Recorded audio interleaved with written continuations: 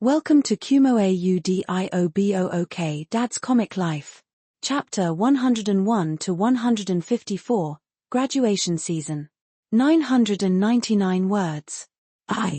Looking at the group of people urging her to go home and study, Claire felt a warm sensation in her heart. I understand, but teacher. Claire looked up at Ren. After the exam, can I continue being your assistant? During her time as an assistant, she had discovered her love for the profession of a manga artist. She enjoyed seeing the little characters come to life on paper through her pen, and she loved how the stories unfolded under her drawing. Her grades were average, not bad but not outstanding. She might not get into a prestigious university, but she could still get into a decent one. However, nowadays, college graduates were everywhere, and she wasn't sure if she could find a job better than her current one as an assistant. After all, Jazz had told her that assistants working for other teachers didn't earn as much as they did working for Ren, and the atmosphere here was much better. Why would she want to leave? Moreover, Jada, Ren's wife, was the boss of Picker Comics. Many manga assistants had a dream of publishing their own comics. If possible, Claire also wanted to draw her own manga, and she could show it directly to Ren and hand it over to Jada. Of course you can. Ren was a bit surprised by Claire's request, but he nodded cheerfully. He had thought it was something serious. Seeing Claire's hesitant expression, Ren had thought she was reluctant to leave because of his heroic actions and good looks. For a moment, he even thought he was a sinful man. Then after your exam, come back, and we'll have a celebration for you, Ren said with a smile. Yes, let's do that. Jazz agreed. And the teacher will prepare lots of snacks for you. I think you just want to eat the snacks yourself, Felix said, giving Jazz a side glance. Jazz stuck out her tongue. No, it's for the occasion. But isn't it too early to celebrate before the exam results are out? Claire blushed. You're my student, you will definitely pass. The kindergarten was filled with a sad atmosphere. Wah, Xiaopang, Yaya, Lily, I'm going to miss you little Yaya's eyes were red. Graduation was coming, and although she didn't fully understand what it meant, she knew it was about moving to primary school. This meant she would be separated from her friends. Wah, I'll miss you too Lily, a little girl with twin pigtails, was already crying, wiping her tears with her little hands. The other kids also fell silent. After a while, Xiaopang spoke up, let's have a farewell party. I saw on TV that classmates always have a party before they part ways. A party? Does that mean we can eat lots and lots of food? Hearing Xiaopang's suggestion, the little kids' eyes lit up with images of cakes, fried chicken, chips, and soda. They quickly forgot their sadness and started discussing the party. But where should we have it? Yaya's house, Lily's house, or Xiaopang's house? Anyway, we can't have it at Yaya's house. This comment made Yaya unhappy. What do they mean her house isn't good? Kids at this age are very concerned about face. Yaya immediately slapped the table. Why can't we have it at my house, Lily? Because your dad is the big bad guy who decapitates people. Yeah. He even decapitated the girl from Madoka Magica. My dad said anyone who can draw magical girls like that must be really scary. Wow, these little kids still remembered the Madoka Magica incident. But Yaya couldn't stand this.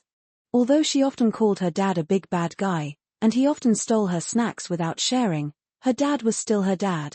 It's like when people online complain about their hometown, but if outsiders do it, they'll defend it. In simple terms, I can criticize, but others can't. Yaya felt the same way. She slapped the table again. No way. We have to have it at my house. My dad is not a big bad guy. Despite being bullied at home by her dad, Yaya clearly had a higher status among the kindergarten kids. Under her aura, the little kids looked at each other and sighed, nodding in agreement. That's more like it. Yaya, seeing this, crossed her arms and nodded in satisfaction. But soon she became worried. She hadn't discussed this with her dad yet. Would he agree? Yaya, here you go At that moment, Xiaopang handed her a small notebook, opened the middle clip, and pulled out a piece of paper. What's this? That evening, while Ren was preparing dinner, Yaya, holding Little White, ran into the kitchen wearing her small slippers. She sweetly called out, "Daddy tilde tilde tilde." Her voice made Ren shiver. Usually, Yaya would yell out loud. She only used this sweet tone when she wanted something. That's right, the truth can only be one. Shinichi Kudo quote. This girl definitely wanted something from him. Spit it out. What do you want? Ren turned down the heat, put the lid on the pot, and looked at Yaya leaning against the door. Daddy, I want to buy a classmate autograph book tilde tilde lots of classmates were writing in them today. Yaya, holding Little White, widened her eyes and looked at Ren expectantly. Little White, sensing her owner's mood, also widened its eyes. Ren felt like these two little ones looked just like the kids in Kren Shinchan, with stars in their eyes. But an autograph book? Do kids still use those nowadays? He suddenly remembered how, during his school days, they also liked to get classmates to write in autograph books, leaving comments, addresses, and so on. It made him nostalgic. Whether in his past life or this one, he had several of those books. Even though what was written in them didn't really matter in the end. For 10 advanced chapters, patreon.com/angelic translating. Chapter 102, Ren's Scheme, 2 inches. 1,747 words. Come on, Dad. Are you going to buy it for me or not? While Ren was reminiscing about autograph books from his youth, little Yaya couldn't help but shout. Of course I'll buy it for you. Ren waved his hand dismissively. An autograph book wasn't expensive, and he could easily afford it. Then he noticed Yaya's big, fluttering eyes and raised an eyebrow. Is there something else? Daddy, we're about to graduate. Can I invite my friends over for a party? Yaya looked up at Ren expectantly, walked up to him, and grabbed his hand, pleading, I told them there would be lots of food. Please, Daddy, my good daddy tilde tilde tilde. You've already told your friends, so what choice do I have? Ren sighed and pinched Yaya's cheek. All right, you can invite your friends over. Yaya frowned as her dad pinched her cheek again. But considering her dad was going to prepare the party, she decided not to protest. Instead, she sweetly smiled and said, Daddy, you're the best tilde tilde. When do you plan to have this party? Ren asked. At the end of June tilde tilde. Ren was taken aback. He remembered that Claire's graduation celebration was around the same time. Maybe they could combine the two parties for a bigger celebration. Praising his own cleverness, Ren looked at Yaya again. But you need to find out how many friends are coming, Ren added with a smile, giving Yaya a task. After all, with a bunch of little kids coming over, he'd need to contact their parents to ensure everything was in order. Mission accepted. Yaya saluted before running off with Little White. Later that evening. Sigh tilde tilde. Ren lay on the bed in a lazy position, sighing deeply. Jada, coming out of the bathroom while drying her hair, heard him and asked, What's wrong? It wasn't the first time today she had heard him sigh. Yaya is growing up so fast. She's starting elementary school soon, Ren said, turning to face Jada. Yeah, time flies. She's another year older, Jada mused. Suddenly, she realized she and Ren had been together for a year already. It felt like just yesterday. She looked at Ren. So, are you feeling old and sad? Ha! What a joke. Ren scoffed, waving his hand. If anything, isn't it you women who worry more about age? Aren't you afraid of turning 30? 12 years away from 30, always 18, right? Jada loosened her grip on Ren's waist, giving him a sharp look. She realized he was becoming more audacious. Didn't he know that a woman's age is a big taboo? He almost mentioned 30. Unforgivable. Then why are you sighing? Jada asked, annoyed. I'm just worried about Yaya growing up too fast, Ren said, looking genuinely distressed. She's starting elementary school soon. Before you know it, she'll be in middle school, and that's the rebellious phase. What if she gets a boyfriend then and starts saying things like I hate Dad the most? Wait, doesn't she already say I hate Dad the most all the time? Jada pointed out, looking puzzled. Ren fell silent for a moment before waving his hand dismissively. That's different. Don't focus on the details. If you want details, look at the wrinkles, You should know better than to mess with me. Jada smirked, sitting down at her vanity. Ren curled up like a shrimp, clutching his stomach. Ooh. After a while, Ren finally relaxed. Looking at Jada sitting at her vanity, her graceful profile reminded him of how she looked in the maid outfit. Jada looked beautiful in white, but the maid outfit with black stockings wasn't bad either. Black or white, both were good. White stockings had an innocent, lively, and pure vibe. This innocence made Ren feel an urge to ruin it. Black stockings, on the other hand, could hide imperfections and give the legs a three-dimensional look, enhancing their shape.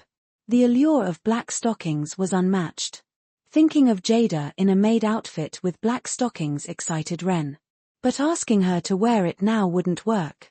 He'd have to be clever. Ren's eyes twinkled with a plan. Sigh. Ren sighed again, a sound so forlorn that Jada noticed it. Could it be that she hurt him too much earlier? She glanced at him through the mirror. He was curled up, hugging his knees, looking pitiful. Or maybe he was faking it. In just a year, Jada had learned that her husband was a cunning man, who loved to play the victim. She remembered how he had pretended to be pitiful when he had a concussion, luring her in.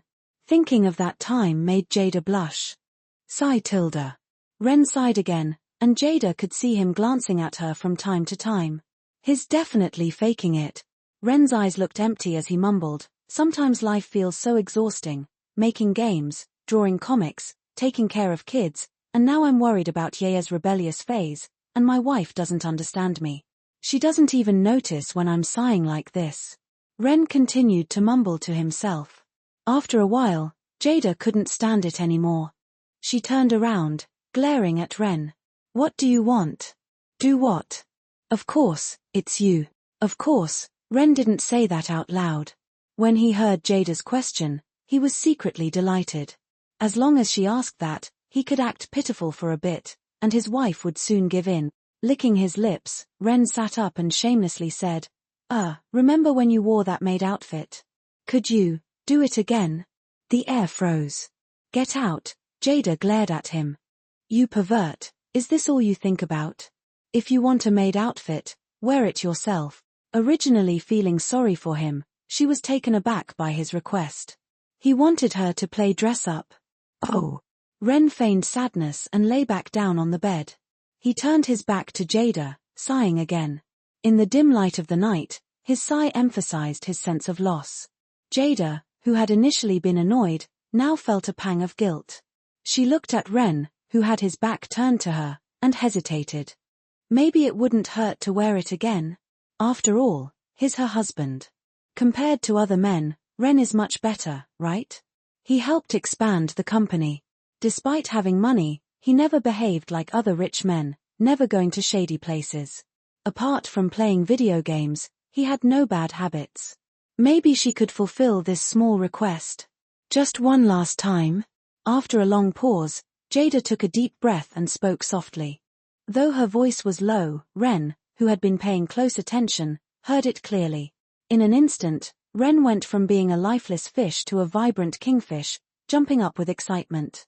Yes, just one last time. It sounded like you said 1 billion. Jada frowned at him. How could that be? I said 1, Ren blinked innocently, meeting her skeptical gaze. But inside, he smirked. Who gets to decide how many times? Jada. Naive. Really? Jada withdrew her suspicious look. Of course. Don't tell me you're trying to distract me from what you just promised. To keep Jada from overthinking and realizing his true intentions, Ren quickly changed the subject. Sure enough, Jada remembered what she had just promised. How could I?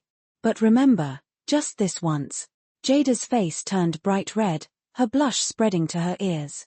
Yes, just this once. Go on, Ren urged, his voice eager. Jada felt both embarrassed and pleased. Embarrassed because Ren wanted her to wear the outfit, but pleased by his eagerness, knowing he never tired of seeing her in it. Suppressing her embarrassment, Jada stood up and said, Wait here, I'll go change. Wait, the outfit isn't in that room anymore. Ren interrupted. He used to keep those outfits in his game room, but after Jada wore the maid outfit, he moved them to their bedroom. He knew Jada would wear them again one day, with the right persuasion. "Look, they're in here," Ren said, opening the wardrobe. "You sneaky devil." Jada's eyes widened. This was all premeditated. He had the outfits ready in their room. If she hadn't promised him, she would have backed out now. "Get out." Jada pinched Ren's waist hard, blushing and furious. "What are you standing here for? Get out while I change." "We're married," Ren protested. "I've seen it all before. Why be shy now? Leave, or I won't change at all." At that, Ren quickly exited. No way he was going to miss this chance. Just as he was about to step out, he paused, thinking of something important. "Oh, by the way, not the white stockings. This time I want black." Smack. A pillow hit Ren, making him quickly shut the door. Standing in the living room, Ren rubbed his hands together, grinning from ear to ear. He couldn't wait. Jada in black stockings would be even sexier. Soon, he heard the door open, which surprised him. So fast. Jada came out, still in her pajamas, looking at him calmly. "There's no maid outfit, so forget it." How could there not be? Suddenly, Ren remembered. Maybe there really wasn't a maid outfit left. Last time, he got so excited he tore it apart. And he hadn't restocked. But, even without the maid outfit, there are others.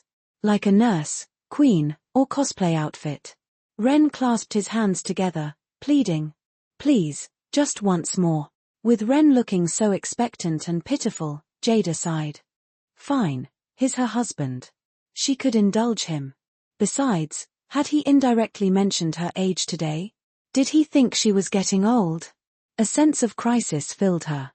She glanced at Ren's eager face and sighed again. "All right, wait here." She shut the door. Ren stood by the door, even more excited. Anticipation for the unknown heightened his curiosity. What would she wear? Office lady? Schoolgirl? Nurse? The more he thought about it, the more excited he got. No matter what she wore, it would look amazing on her. In the future, he would have her try them all. Time ticked by slowly. Ren paced back and forth. It felt like the longest wait ever, worse than waiting for his exam results. He suddenly wished his system wasn't so useless. If only it gave him X-ray vision. For 10 advanced chapters, patreon.com/angelic translating. Chapter 103, I Admit I'm Guilty. 900 words. Experiencing burnout and the amount of people unsubscribing is killing my motivation, therefore 2-in-1 chapters are going to stop for a while. Click. Just as Ren was growing impatient, the door to the room finally opened, and Jada's voice came from behind the door, "Come in, Tilda." If his daughter weren't asleep at home, Ren would have done an excited Native American chant and slapped his own face. Eagerly stepping into the room, Ren was stunned at his first glance. "Oh my Lady Gaga." Ren's eyes widened as he exclaimed, his face showing both shock and excitement. What did he see? Today's limited edition, Queen Jada. If this were in some gacha game, he'd have to spend tens of thousands of dollars to get her, right? She was wearing a tight leather outfit on her upper body, with short leather shorts on her lower body. Her legs were clad in black thigh-high stockings with garters, and the most striking detail was the small whip in her hand. The only thing missing to complete the queen look was high heels, but even without them, she exuded authority. At the same time, Jada herself felt incredibly embarrassed. But seeing Ren's face light up with excitement, almost steaming from his nostrils, she decided to keep going. The main reason she chose this outfit was that it was the least revealing one in Ren's wardrobe. The others either had skirts so short they might as well be non-existent or tops with barely any coverage. Jada bit her lip, took a deep breath, and with a slight tug on the whip, she lightly commanded, "What are you staring at?" With that, she began to walk toward Ren, her black-stockinged legs taking slow, deliberate steps. The tight outfit clung to her body, and the shorts hugged her curves perfectly. Every step she took made Ren feel like his soul was being drawn towards her. Although he had seen queen-like images before, experiencing it in reality was entirely different. He felt overwhelmed, especially thinking about what he might do with the queen in front of him.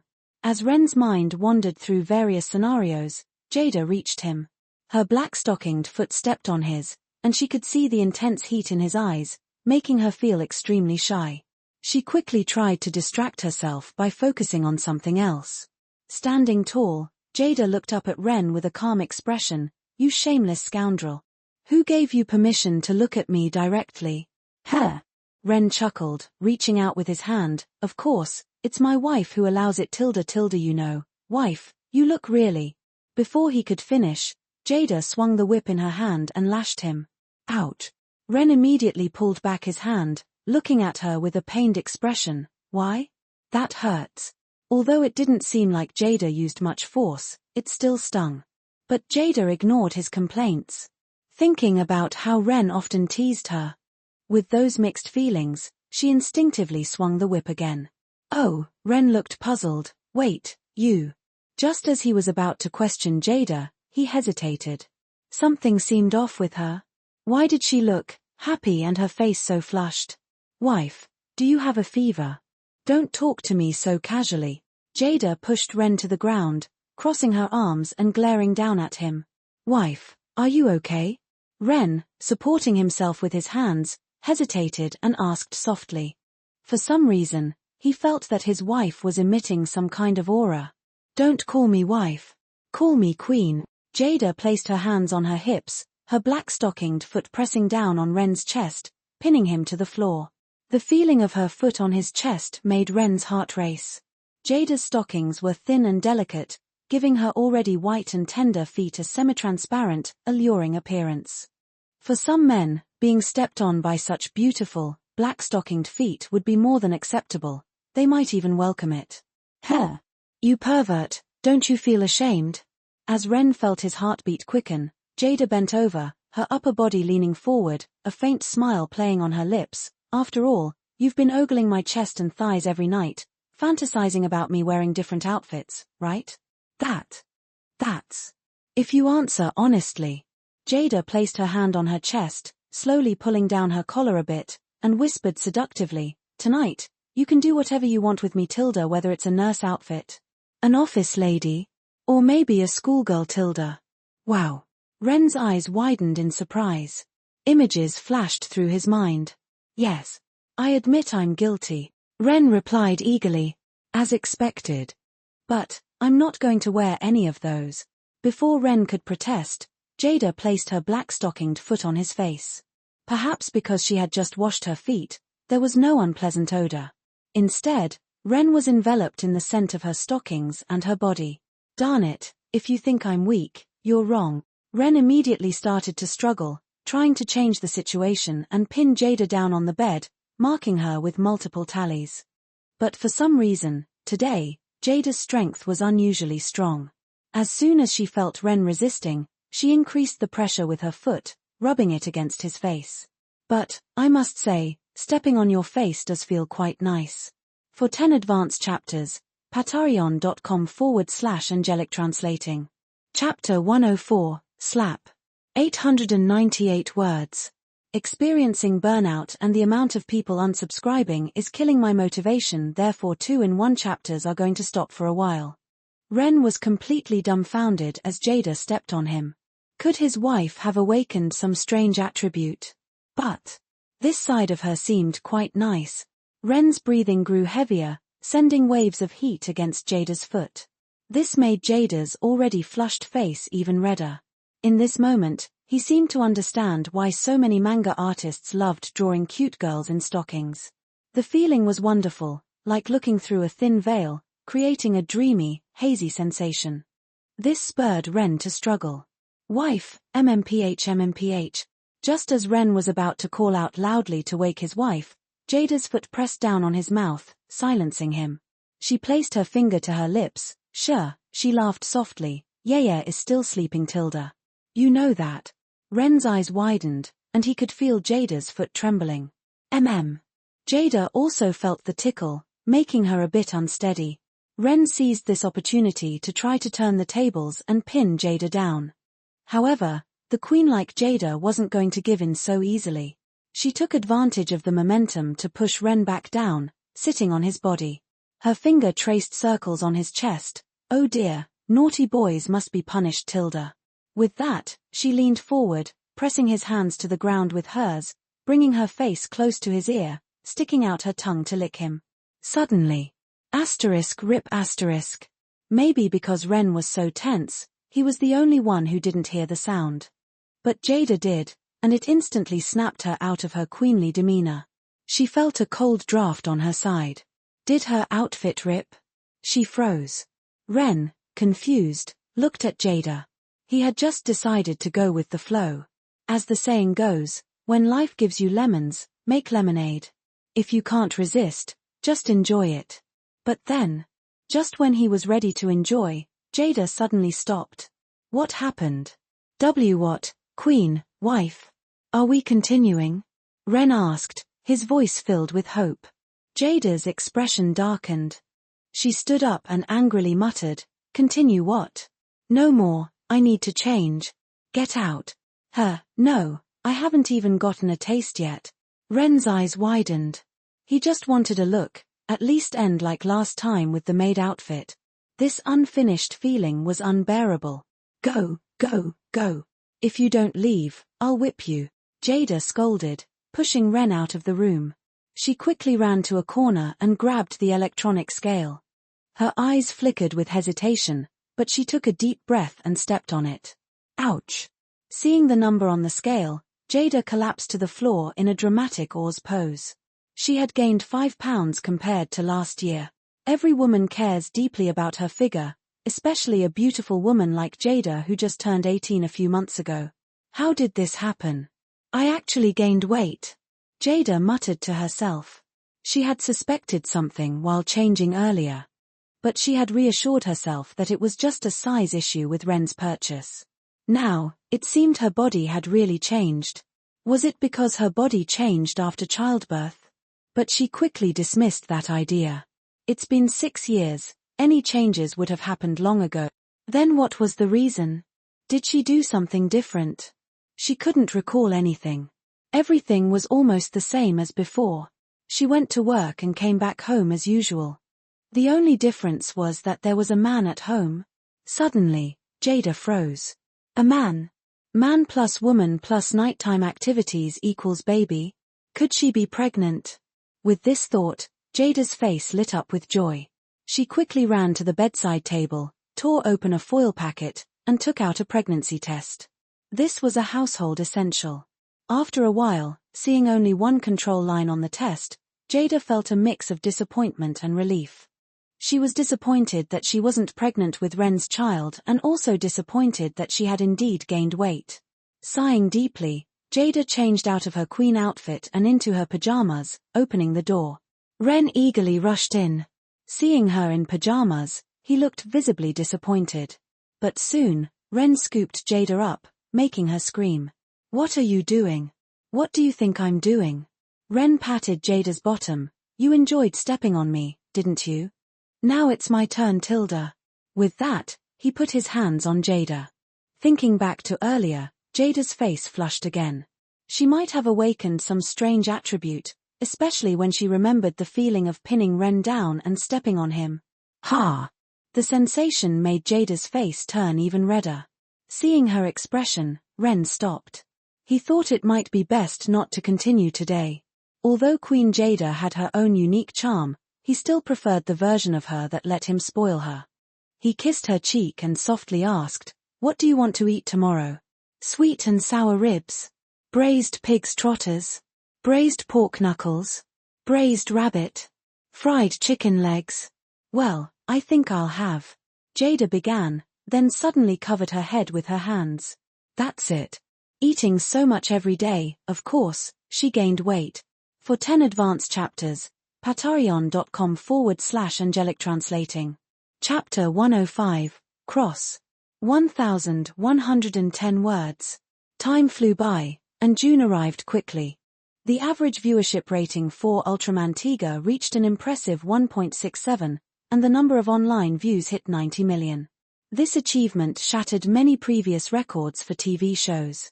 On TomatoNet, Ultramantiga received a score of 9.6, with almost every review being positive. Of course, not everyone's tastes were the same. While many people loved the show, some did not. They thought the whole giant versus monster concept was as childish as kids playing make-believe. However, such mockery would quickly provoke a wave of angry responses from the show's fans. At this moment, Ren was sitting in his studio. "Claire, can you grab the file on the leftmost side of the bookshelf?" Ren suddenly remembered something and spoke up. Teacher, Claire is preparing for the college entrance exam," Felix said as he fetched the file from the bookshelf and handed it to Ren. "Oh, right." Ren realized.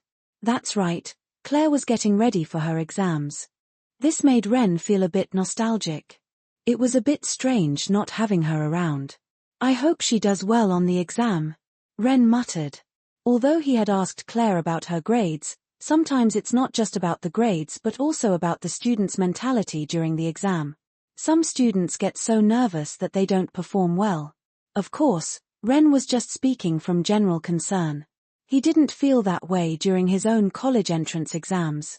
He remembered being extremely nervous while preparing for the exams, even having trouble sleeping at night. But a few days before the exams, he found himself surprisingly calm, almost indifferent. "Don't worry, teacher, Claire will definitely do well," Jazz reassured him. Everyone in the studio missed Claire. "Let's hope so," Ren nodded. At that moment, Felix was looking at Ren with a big smile, making Ren shiver. "What are you up to?" Teacher, I wrote something. Could you take a look at it?" With that, Felix pulled a stack of papers from his bag and handed them to Ren. A novel?" Ren took the papers and saw that they were filled with text, not pictures. He looked at Felix, puzzled. "Are you planning to become a novelist? If so, I can't really help you. I'm a comic artist, not a novelist." "No, teacher, look closely." Ren read the contents and quickly realized it was a script. "This is?" Ren asked, puzzled. Teacher, I got interested in scriptwriting while working on the tokusatsu project. So I've been writing scripts in my spare time. This is a script for an Ultraman story. What do you think? You want to become a screenwriter? That's a viable path," Ren nodded, then looked at the script. He had no objections to Felix wanting to switch careers to become a screenwriter. It might be a good career move for him. After all, a man with a family can't always work as a comic assistant. If there's no future as a comic artist, becoming a screenwriter is a good option. With these thoughts in mind, Ren began to read Felix's script. The story was about increasing reports of monster attacks worldwide. To secretly address this issue, the human governments secretly formed a global defense organization tasked with eliminating monsters. However, when giant monsters appeared, they struggled until Ultraman showed up. Felix watched Ren read his script, feeling nervous. He loved Ultraman, especially after seeing Ultraman Tiga. He felt he wanted to dedicate his life to this IP. Unfortunately, the project turned into a tokusatsu show and wasn't given to him to illustrate. But he wasn't content with that. Every night, he spent hours working on his script, constantly revising it when he came up with better ideas. This meticulous approach meant he wrote slowly, constantly comparing new content with the old to avoid any inconsistencies. However, he felt his storytelling skills were lacking, so he needed guidance. He believed the best storyteller he knew was his idol, the porter. He would study every masterpiece by the porter, dissecting the elements that made them compelling and incorporating those elements into his own stories.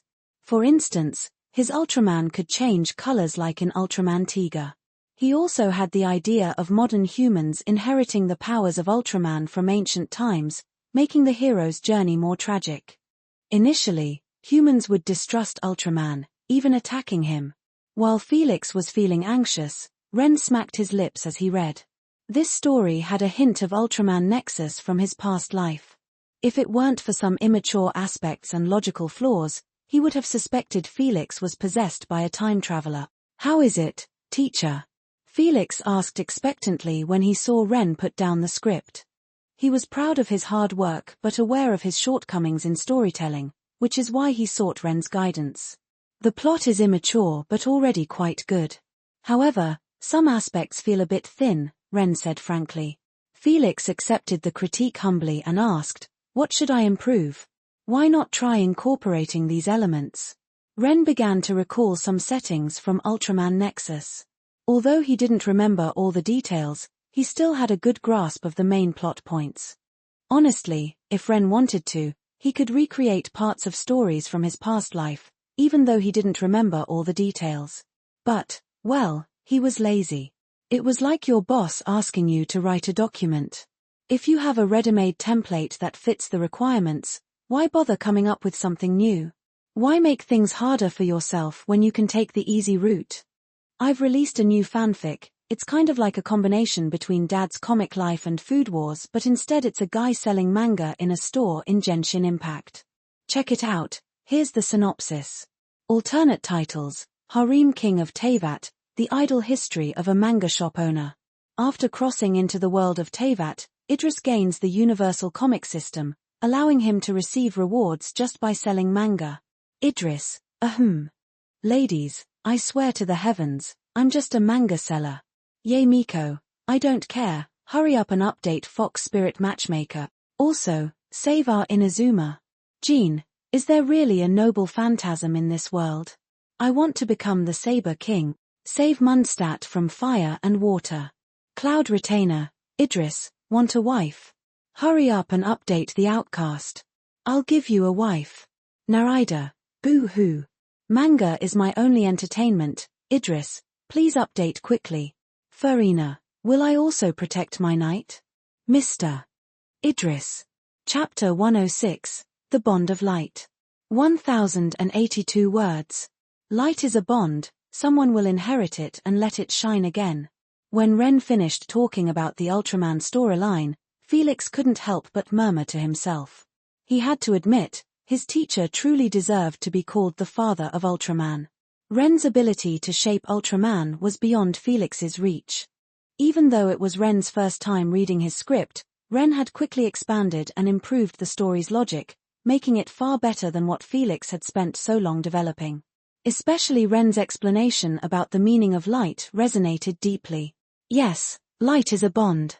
In Ren's narrative, there was no display of heroism or childish fantasy, only reality. The story was about ordinary people, or rather, small characters' struggles and transformations. The Ultraman hosts would feel fear, confusion, and reluctance, avoiding the expectations placed upon them. This was what could truly touch the audience's hearts. Ren had turned a simple hero versus monster story into one with a main theme. Faith, protection, and growth. These keywords matched the characters Ren described. But, teacher, this story is almost fully formed in your mind, right? Are you really giving it to me?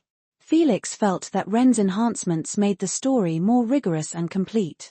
Such a complete setup could easily be used by anyone to create a similar work. Ren waved his hand dismissively.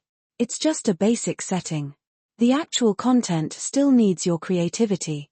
My ideas came from reading your work, so you are the original creator, and I just added some secondary settings. Hearing this, Felix was deeply moved.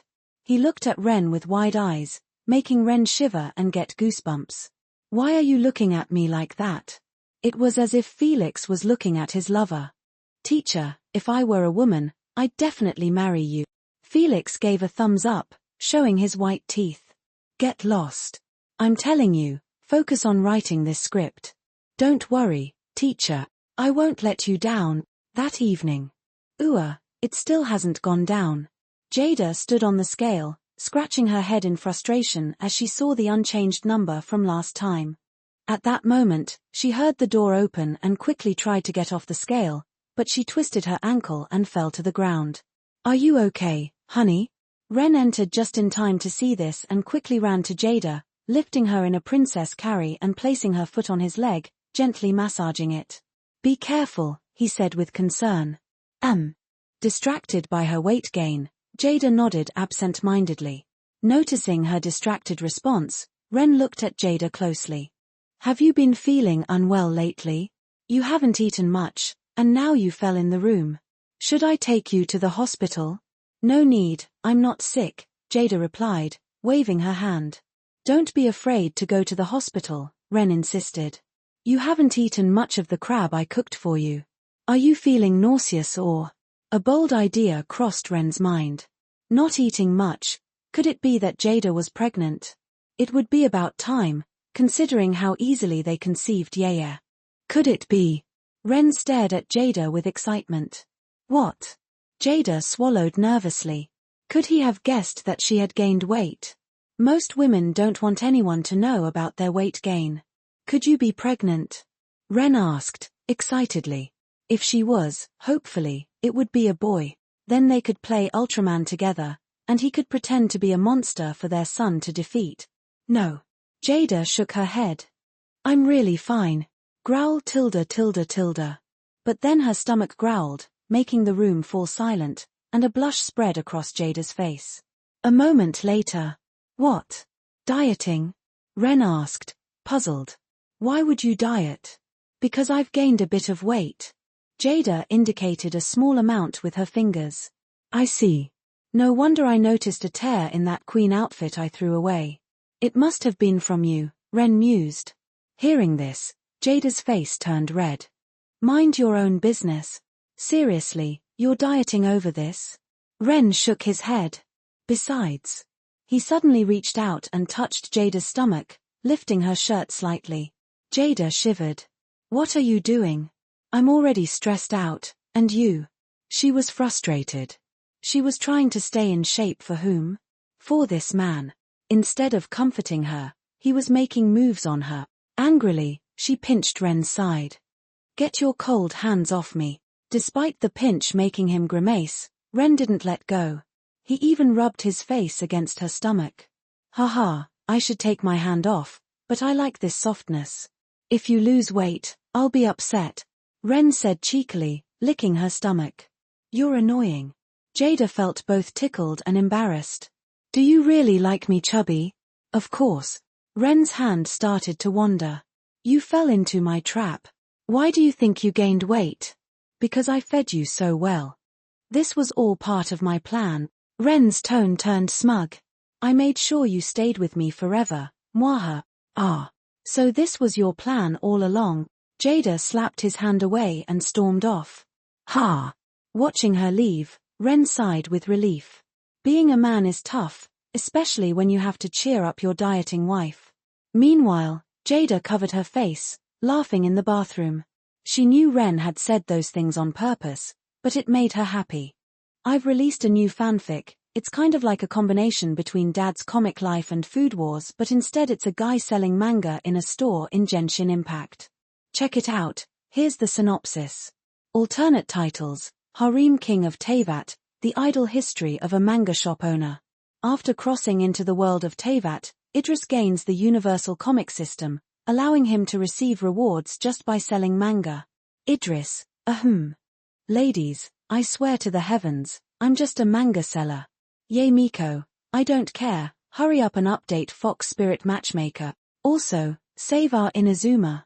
Jean, is there really a noble phantasm in this world? I want to become the Saber King. Save Mundstat from fire and water. Cloud Retainer, Idris, want a wife? Hurry up and update the Outcast. I'll give you a wife. Narida, boo-hoo. Manga is my only entertainment. Idris, please update quickly. Farina, will I also protect my knight? Mr. Idris. Chapter 107, The Best Comic Reviewer for the Porter. 1032 words. Jada's appetite returned to normal. However, the Gowl's appetites remained unchanged. The work Tokyo Ghoul, though it initially captivated many readers with its intriguing premise, experienced a decline in ratings as more people read it. Although it sold well and initially received high ratings, these scores dropped over time. In the Tokyo Ghoul forums, some people criticized the work.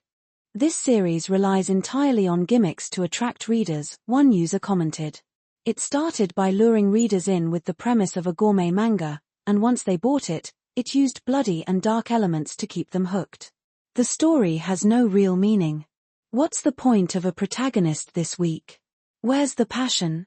The ruthlessness? The plot is mediocre. I don't understand why people like this series. In short, I think the Porter's attempt with Tokyo Ghoul is just sensationalism. Viewers are only interested because they haven't seen anything like it before. It's destined to be a flash in the pan. Only works that stand the test of time with realistic and intricate portrayals are truly valuable. To some, Ren's Tokyo Ghoul achieved its success by taking an unconventional approach. But soon, a segment of readers began to argue back. Not only did they counter the criticisms, but they also provided insights that even Ren found astonishing. Haha, I laughed at your comment. You can't see the deeper meaning of this work and you're ranting? Oh, what deeper meaning could it have? I remember your account. You're the comic reviewer Daniel, right? Are you just saying this for money? Can I get a cut? In a residential area, Daniel read this comment and felt furious. To be honest, at first, he too was tricked by Ren's supposed gourmet manga. He even felt displeased and wanted to criticize the porter for damaging his innocent mind. Now, every time he saw his mom's cooking, he recalled the ghoul eating scenes from the comic. But after a few chapters, Daniel suddenly realized that the porter might not be so superficial. As someone who once scored full marks in the Chinese reading comprehension section of his college entrance exam, he analyzed the comic for the role of certain panels in the story. He dissected the comic to understand the porter's thoughts and emotions, summarized the main themes, and eventually grasped the profound meanings the porter wanted to convey. He was amazed. The porter lived up to his name. Even a gruesome and bloody comic could express deep philosophies, so Daniel eagerly wanted others to recognize the porter's brilliance. Haha, fine. Let me show you the porter's genius. After the protagonist Kaneki is forced to become half human, half ghoul, he falls into a state of confusion. Now, combine that with the modern social background. When Kaneki is pushed by Rise to become less human, what path will he take? We can see Kaneki as ourselves, Rise as reality, and our past human selves as the innocent children we once were. What should we do then? After graduation, we all face the harsh realities of life. Unable to change society, we can only change ourselves, becoming ghouls or battered by reality. When we stand on the streets, do we not feel lost? Kaneki's confusion represents the modern youth's confusion. It's the confusion of young people just entering society. They stand at a crossroads in life, deciding whether to accept reality and become ghouls who prey on others, or maintain their true selves. Finding a way to be a ghoul without losing humanity is akin to finding a way to enter society without forgetting one's youthful spirit. This lengthy post quickly became the most popular comment. Wow, after reading Daniel's comment, I realize it indeed has this meaning. No wonder he's the best comic reviewer for the porter. Agreed, I think the porter meant it this way too.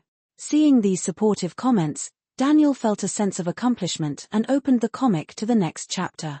In the previous chapter, Kaneki saved Kimi from a ghoul attack and took her home, where he met Kimi's boyfriend, Nishio. But later, Kimi was kidnapped by Tsukiyama, who had been secretly following Kaneki, to threaten him. Although Tuka appeared, Tsukiyama easily defeated both Nishio and Tuka. As Tsukiyama was about to harm Kimi, something astonishing happened. Tuka consumed Kaneki's flesh, which Tsukiyama coveted most. Angered, Tsukiyama attacked Tuka. If this were the earlier storyline, Tuka would have been easily defeated by Tsukiyama. However, at this moment, Tuka, as if injected with adrenaline, effortlessly blocked Tsukiyama's attack and even forced him back. Wow, has Kaneki become a Tang monk? Daniel marveled at the scene of Tuka defeating Tsukiyama. But what impressed him the most wasn't the victory over Tsukiyama, but Tuka's ghoul transformation. The combination of her Kagun and Ren's artwork made her look stunning. The comic continued. The scene shifted. Kaneki was seen calming Shio's anxiety by teaching her to read. Shio, wanting to surprise her father with her newfound literacy, went out with Ryoko to buy books. However, CCG investigators Kusakari and Nakajima were searching for the ghoul mother and daughter. Shio's mother, noticing something was off, tried to escape with her. But Shio detected something, it's daddy's scent. With a look of joy, Shio ran toward the source of the scent. Don't go. Watching the cheerful little girl, Daniel muttered to himself. From the previous storyline, he knew that the girl's father was already dead. Even though this little girl was a ghoul, Daniel knew from the previous chapters that, Setting aside her species, she was just an ordinary, well-behaved little girl.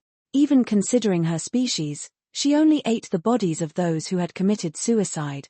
He couldn't bear to see such a cute girl killed by those doves. Unfortunately, his words couldn't reach the comic characters. Not only was the little girl surrounded by doves, but her mother also got trapped while chasing her. Recalling what the little girl said about her dad's scent and the mom's cooking mentioned in the first chapter, Daniel felt that the porter was quite ruthless. This would ruin many readers' memories of their parents' cooking. For 10 advanced chapters, patreon.com/angelic translating. Chapter 108, Our Village is Back.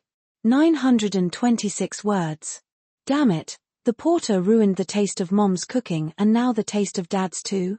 Sigh, I wonder if the porter has some misunderstanding about his parents. Every time I think about the dishes in Cooking Master Boy and how little Master remembers his mom's cooking, I imagine her lifting the pot lid and a human hand appearing inside. Ooh. It's awful that Shio's mother died there. She didn't do anything wrong. If we had to say what she did wrong, it would be simply that she was a ghoul.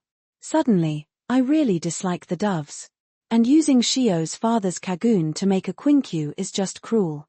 Readers felt upset after seeing Shio's mother being killed by CCG investigator Mado. To them, Shio and her mother did nothing wrong. They just wanted to live. As ghouls, they never actively attacked humans, making them harmless ghouls. However, the doves still went after them. So, do you have any issues with your parents? Jada asked Ren at home. Of course not. Ren replied, eyes wide. Then why do you always portray them negatively in your comics? It's all for the sake of art. Everything is for art. Ren said confidently. He felt quite helpless.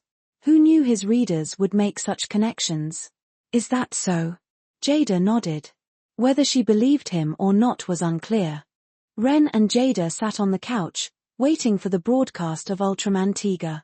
Even though his company produced the show, Ren never missed an episode. Just like in his previous life, where he had watched the show countless times, he still couldn't help watching it whenever it aired.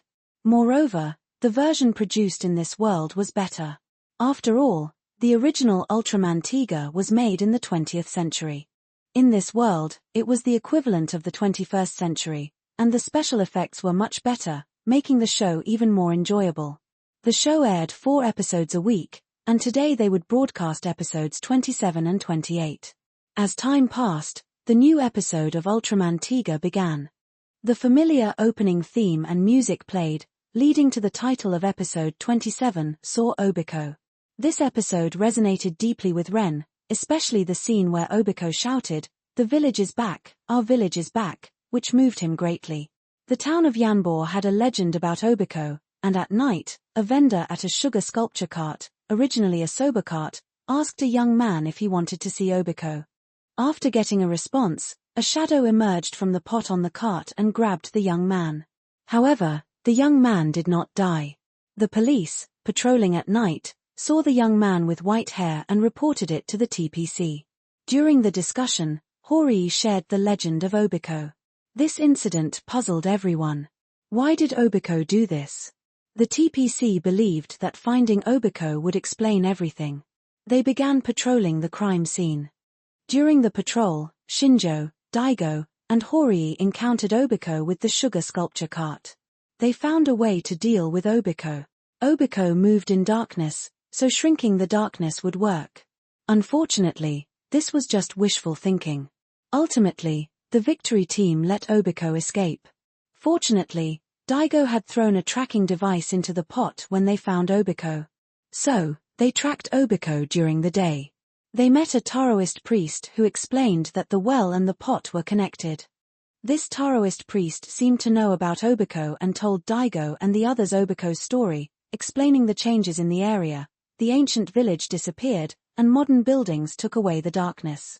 Through a series of investigations, they understood that Obiko was trying to spread fear by capturing and releasing young people. But why did Obiko want to do this? Captain Munakata suggested finding Obiko at night and asking him directly. While the victory team discussed, Obiko sat on a hillside, talking to his pot about the old village. Obiko's words were full of beautiful memories. Is Obiko trying to prevent the excavators from destroying the mountain? The viewers wondered, feeling a strange empathy for the lonely Obiko. At night, the victory team found Obiko by firing fireworks into the well and saw him cheering in the darkness, claiming the village was back. The same darkness. That was the night of the old village. Our village is back. There's a clear river, a lotus pond on the other side. The old village is back. He was as happy as a child, even sharing his joy with his enemies, the victory team. The old village is long gone. Unfortunately, Daigo shattered Obiko's fantasy, telling him that the village and the past were gone forever. How could Obiko accept this? If it's not the old village, I'll destroy this place. Unable to accept reality, Obiko transformed into a monster to destroy everything. During the fight with Tiga, Shinjo told Obiko not to destroy the town because the past could not return. These words seemed to hit Obiko's sore spot, making him stand still, looking at the village behind Tiga.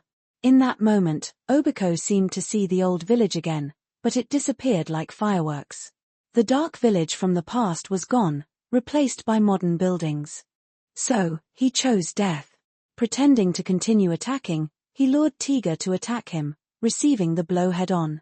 The fleeting golden light in his eyes seemed to be his tears. Holding Obiko's body, Tiga slowly turned into light particles, disappearing into the night sky. Chapter 109. 961 words. I don't know why, but I feel like crying after watching this. I feel a bit sorry for Obiko.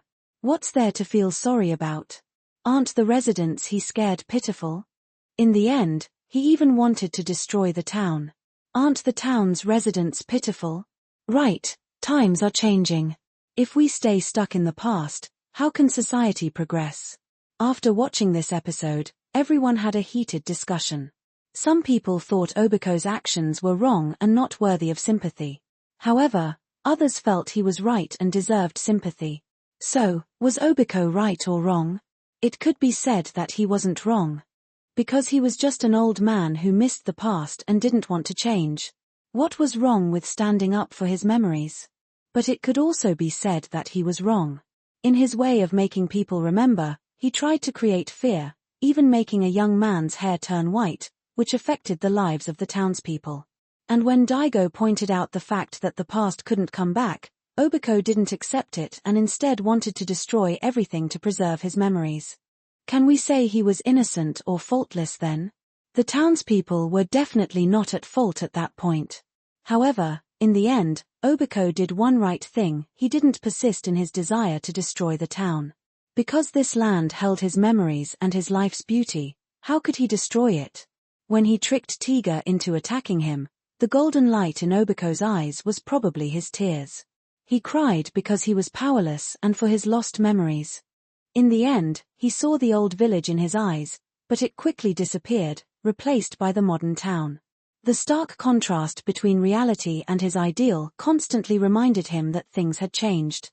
So, in the end, he chose to die, leaving the world with his beautiful memories of the past village. Maybe this was Obiko's final ending. Rather than watching everything around him change and become unfamiliar, he chose to leave with the past. Just as viewers were saddened by Obiko's death in episode 27, the opening of episode 28 began. In this episode, due to the repeated transformation of the lightning men into monsters causing much harm to humans, they were ultimately defeated one by one in battle. However, new monsters continued to appear on the streets, and the continuous fighting left the team members physically and mentally exhausted, prompting a discussion at the TPC. The conclusion was to eliminate them. Yes, to eliminate the lightning men. Although the lightning men became monsters due to the impact of electromagnetic waves from human development, eliminating them was just a temporary solution. But there was no other way. Solve the electromagnetic wave problem at its root? Stop humans from using electromagnetic waves? That's impossible. Modern society can't do without electromagnetic waves. Then reduce the use of electromagnetic waves? That would be extremely difficult.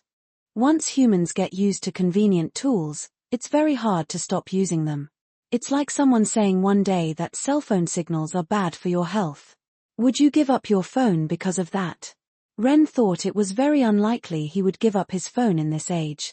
Many things require a phone, such as work, daily life, everything needs a phone. But just as humans were executing the plan to eliminate the Lightning Men, they discovered that the Lightning Men, under attack, were heading to space, leaving Earth's atmosphere. So, the internet exploded with comments. Sigh, these 2 episodes were really depressing. The story was good, but watching it was uncomfortable. Yeah, both Obiko's death and the Lightning Men leaving were hard to watch. Development has impacted many Earth creatures. As Lena said, the Lightning Men have probably lost faith in Earth and humans. That's why they left. Can't the monsters and humans live together peacefully? Why do they have to be driven away or eliminated? They're all creatures of Earth. There's no way. As humans, we have to prioritize our own lives first, then consider other creatures. One day, nature's revenge will come upon humanity. Unsurprisingly, this episode's ratings soared. They reached 2.35.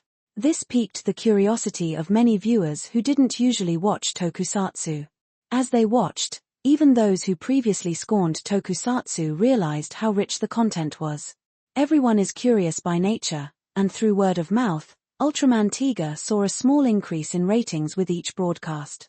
Other TV stations regretted not taking it more seriously. After all, Ultraman Tiga was a huge hit, now almost reaching the top spot in its time slot. A highly popular tokusatsu show was once offered to them, but they didn't cherish it. When they lost it, they regretted it deeply. There's nothing more painful than this. If heaven gave them another chance, they would say 3 words to that tokusatsu show: I want it. If Ren's team refused to sell it, they would say, I'll pay more. Unfortunately, this was just wishful thinking. Now, the top-rated TV station saw its ratings threatened and couldn't sit still. A lower-ranked TV station was trying to take their top spot. So, they started heavily promoting their own shows. Instantly, they widened the gap again. But viewers have eyes and brains. They can tell good from bad, and in the TV production industry, the winner takes all. The one with the best quality wins. Soon, the ratings gap closed again. It wasn't that the TV station was weak, or the top-rated show was bad, it was just that they couldn't compete. Without Ren's Ultraman Tiga, the top-rated show would undoubtedly be the best. For 10 advanced chapters, patreon.com/angelic translating. Chapter 110, the title can take maternity leave. 1010 words. At the same time, the legend of the 7 heroes was reaching a critical moment. Ever since Hong Fei-hung and his team found the master of the Zeun sword, the plot had been full of twists and turns, with a bit of a martial arts spy movie feel. Finally, Hong Fei-hung realized that the true master of the Zeun sword wasn't Madame Ma, but the mute girl. So Hong Fei-hung tracked Madame Ma and found clues in the pagoda, discovering a secret passage underneath that confirmed his suspicions. Hong Fei-hung entered the passage, which was full of traps. Using his wits, he made his way through but was led into a dangerous situation by Madame Ma, ending up being washed under a waterfall.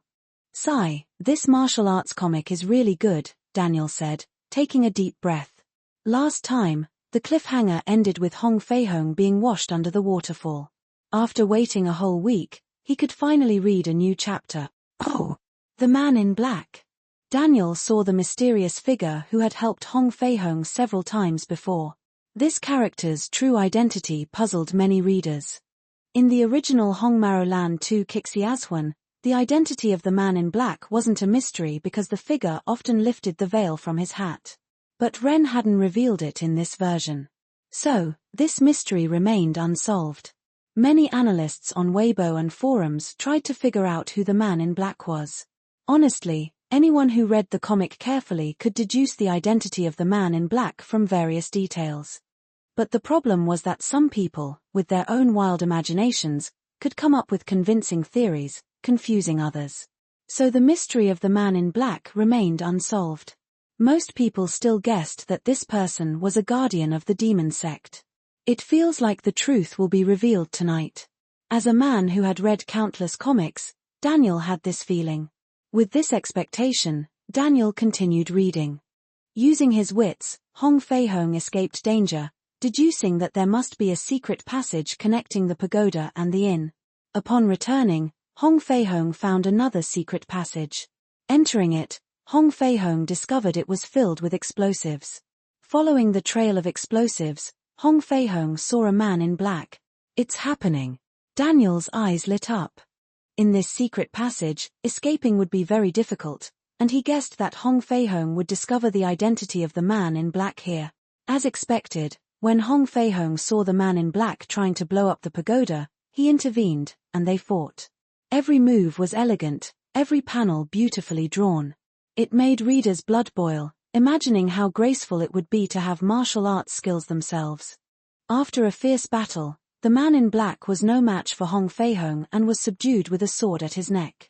However, Hong Fei-hong didn't reveal the man in black's face. Instead, they devised a plan together. They created something out of nothing, a clever ruse, and asked the man in black to help by taking the mute girl to a miracle doctor for treatment. This made Daniel curse. Come on, just reveal the obvious truth already. Are you trying to lay an egg by keeping it a secret, you lousy author? But Daniel didn't curse for long because he had the next chapter to read. The porter's habit of doing mean things was well known, and Daniel was used to it. Cursing was just a habit. He quickly opened the next chapter. To keep Hong Fei-hong from thinking too much, Madame Ma had ordered Blackheart Tiger, Sai Tu Feng, to come out of retirement, pushing the Three Swords Union to attract the Qilin. At this moment, the young master of the demon sect, Sai Tu Ching, made his debut. His handsome appearance immediately caught the eyes of many female readers. After all, this world still valued looks. In the previous life, the novel The Untamed was popular with women, and the anime attracted even more female viewers. High character attractiveness could not be underestimated. Never underestimate a woman's passion for handsome men. After this episode, Sai Tu Ching instantly became the fourth most popular character. Don't be fooled by the fourth place, this was only his first appearance. If he continued to appear in future episodes, his ranking would surely rise rapidly. But that wasn't all. Seeing Sai Tu Ching relentlessly chasing Madame Ma brought cheers from the readers. Good job. Take down that traitor. No wonder, the mute girl was beautiful.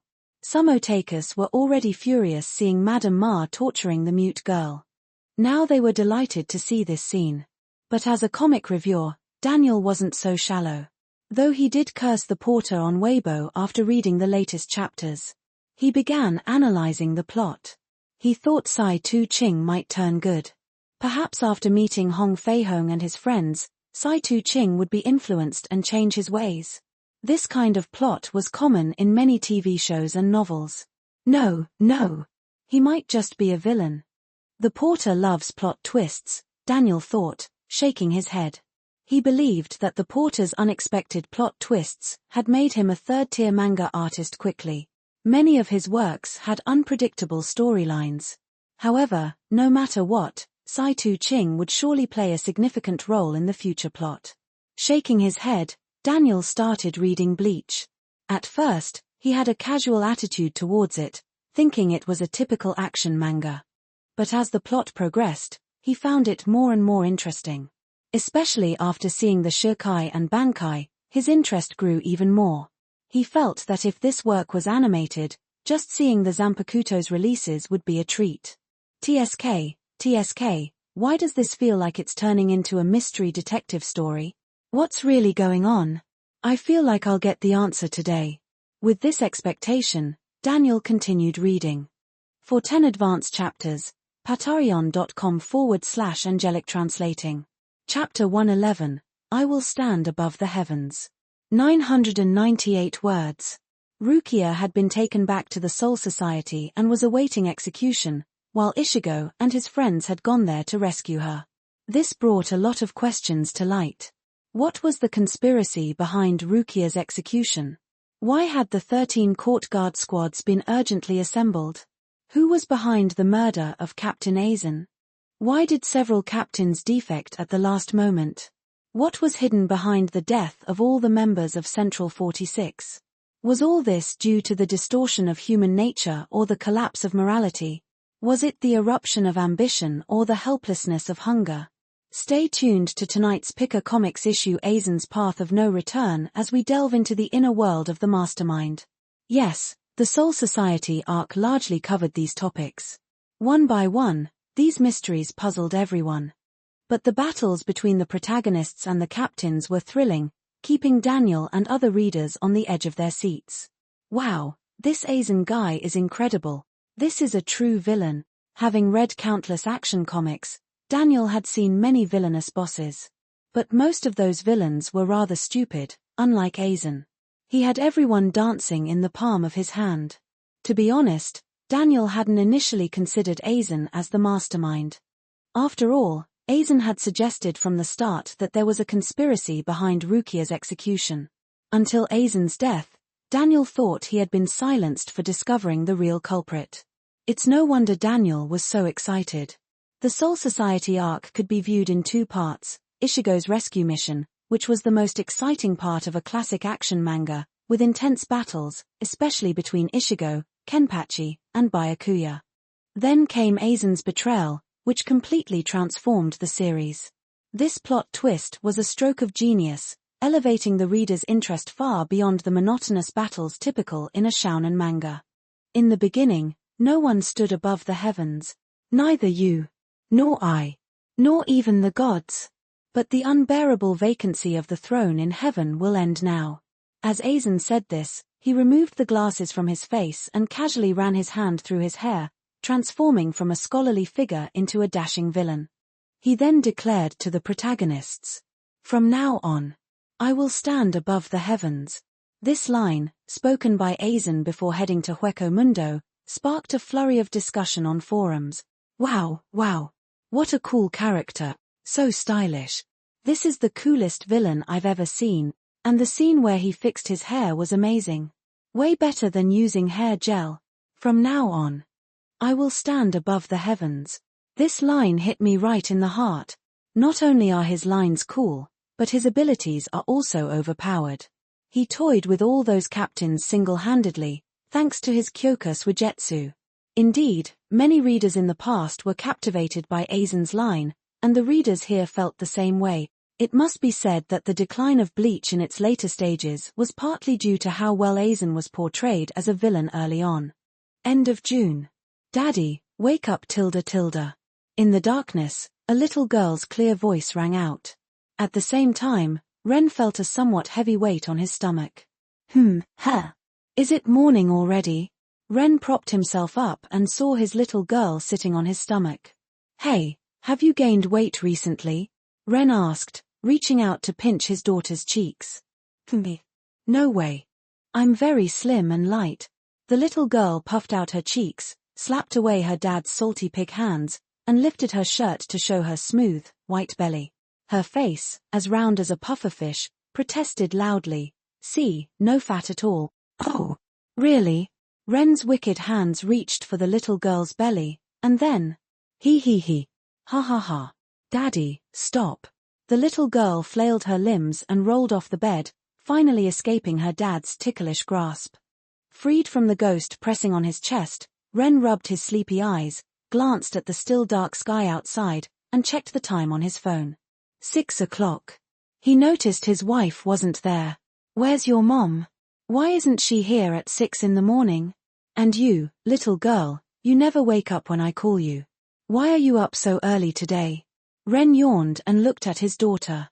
Daddy, did you forget about the party today? Mommy went out to buy things.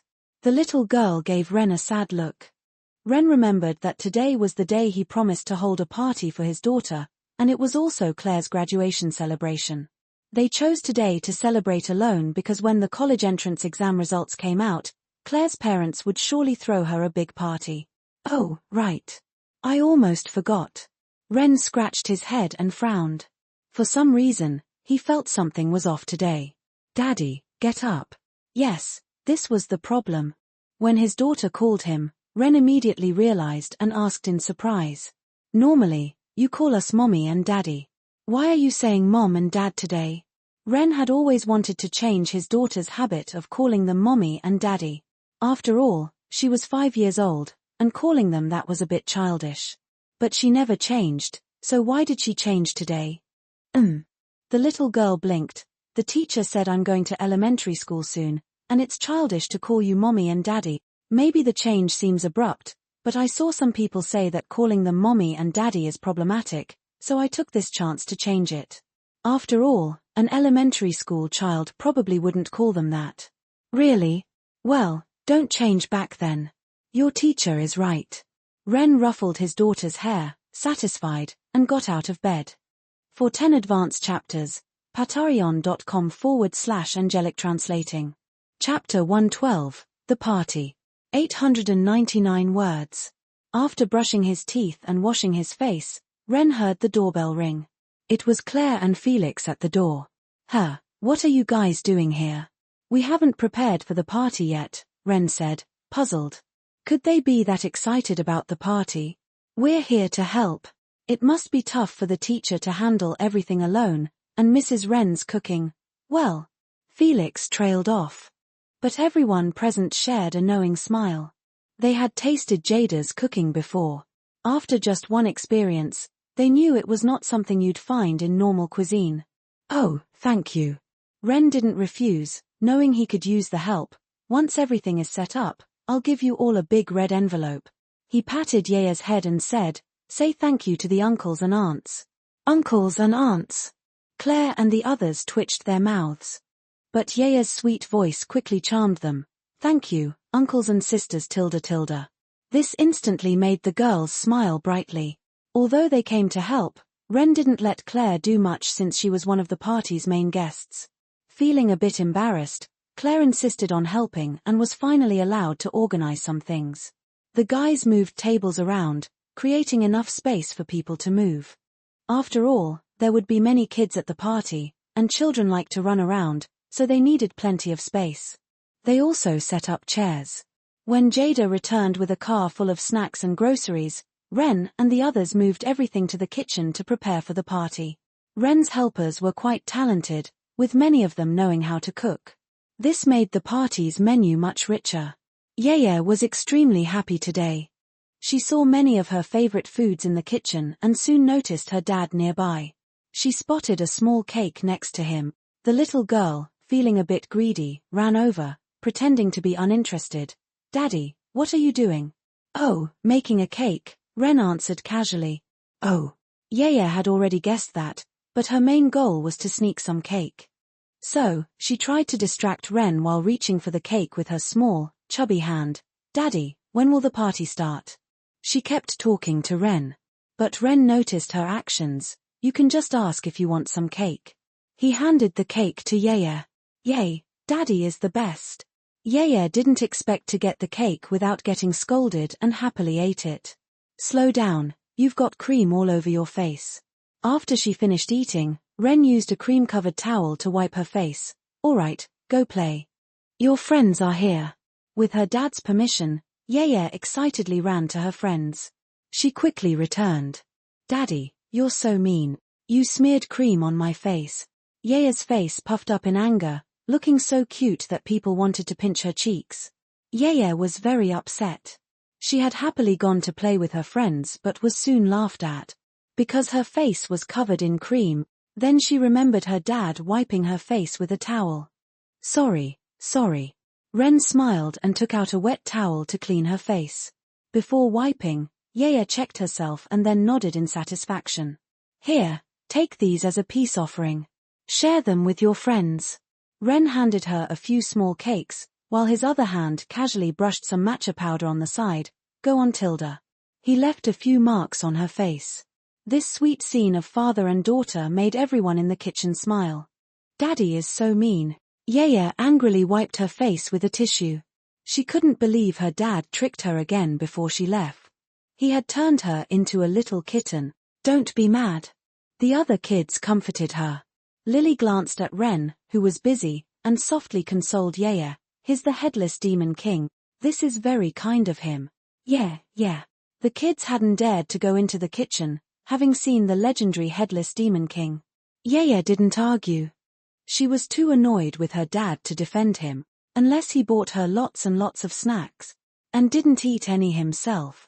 If Ren knew her thoughts, he would laugh. He had never stolen food. He always ate it right in front of her. Let's go see Little White. One kid suggested, seeing the puppy from kindergarten, speaking softly. Yeah, let's see Little White. I want to see Little White too. I heard Yaya brought Bailey back. The other kids quickly agreed. Hee, alright Tilda. So, the kids rushed to where Little White was, shouting and playing as they surrounded the confused puppy. Woof! Bailey, who had come from Ren's dad's house, was more alert. It tilted its head curiously and, seeing the kids rushing over, ran away without a word, leaving Little White behind. They say couples are like birds in the same forest. When disaster strikes, they fly their separate ways. Little White, who didn't escape in time, was surrounded by the kids. The boldest one already started petting its head. The rest of the kids turned their attention to Bailey. It was chaos. Bailey was lifted high by Yaya.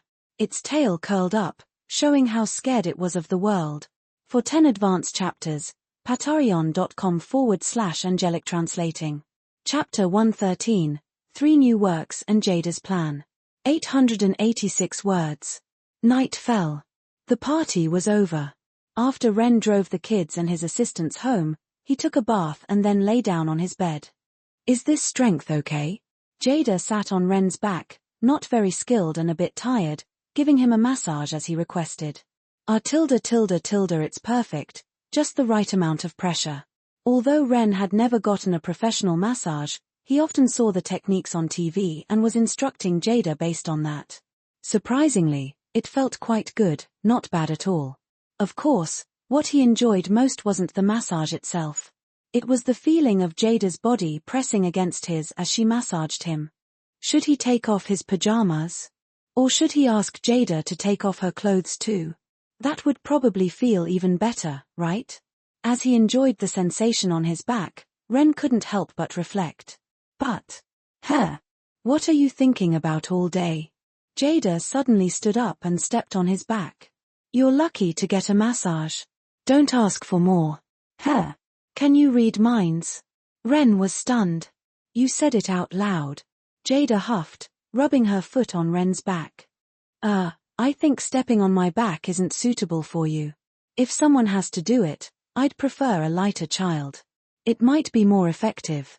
Back massages are not for everyone. The spine is fragile. A minor hit can paralyze a person. An untrained person could cause serious injury by stepping on someone's back. Jada was a bit overweight, and Ren worried she might accidentally injure him. Are you calling me fat? Jada's face turned red, and she sat back down on his back, shaking his shoulders. After a while, Jada lay on Ren, her chest pressed against his back, letting him feel her softness. Hey, Jada suddenly spoke while Ren was enjoying the softness. I plan to start a toy factory. Recently, the company's profits had been quite good. Selling the broadcast rights for Ultraman Tiga had earned a lot, and more revenue was expected from future sales. There's a lot of profit in this industry. If we keep outsourcing, we'll lose money. The Big Five all have their own toy factories. A toy factory?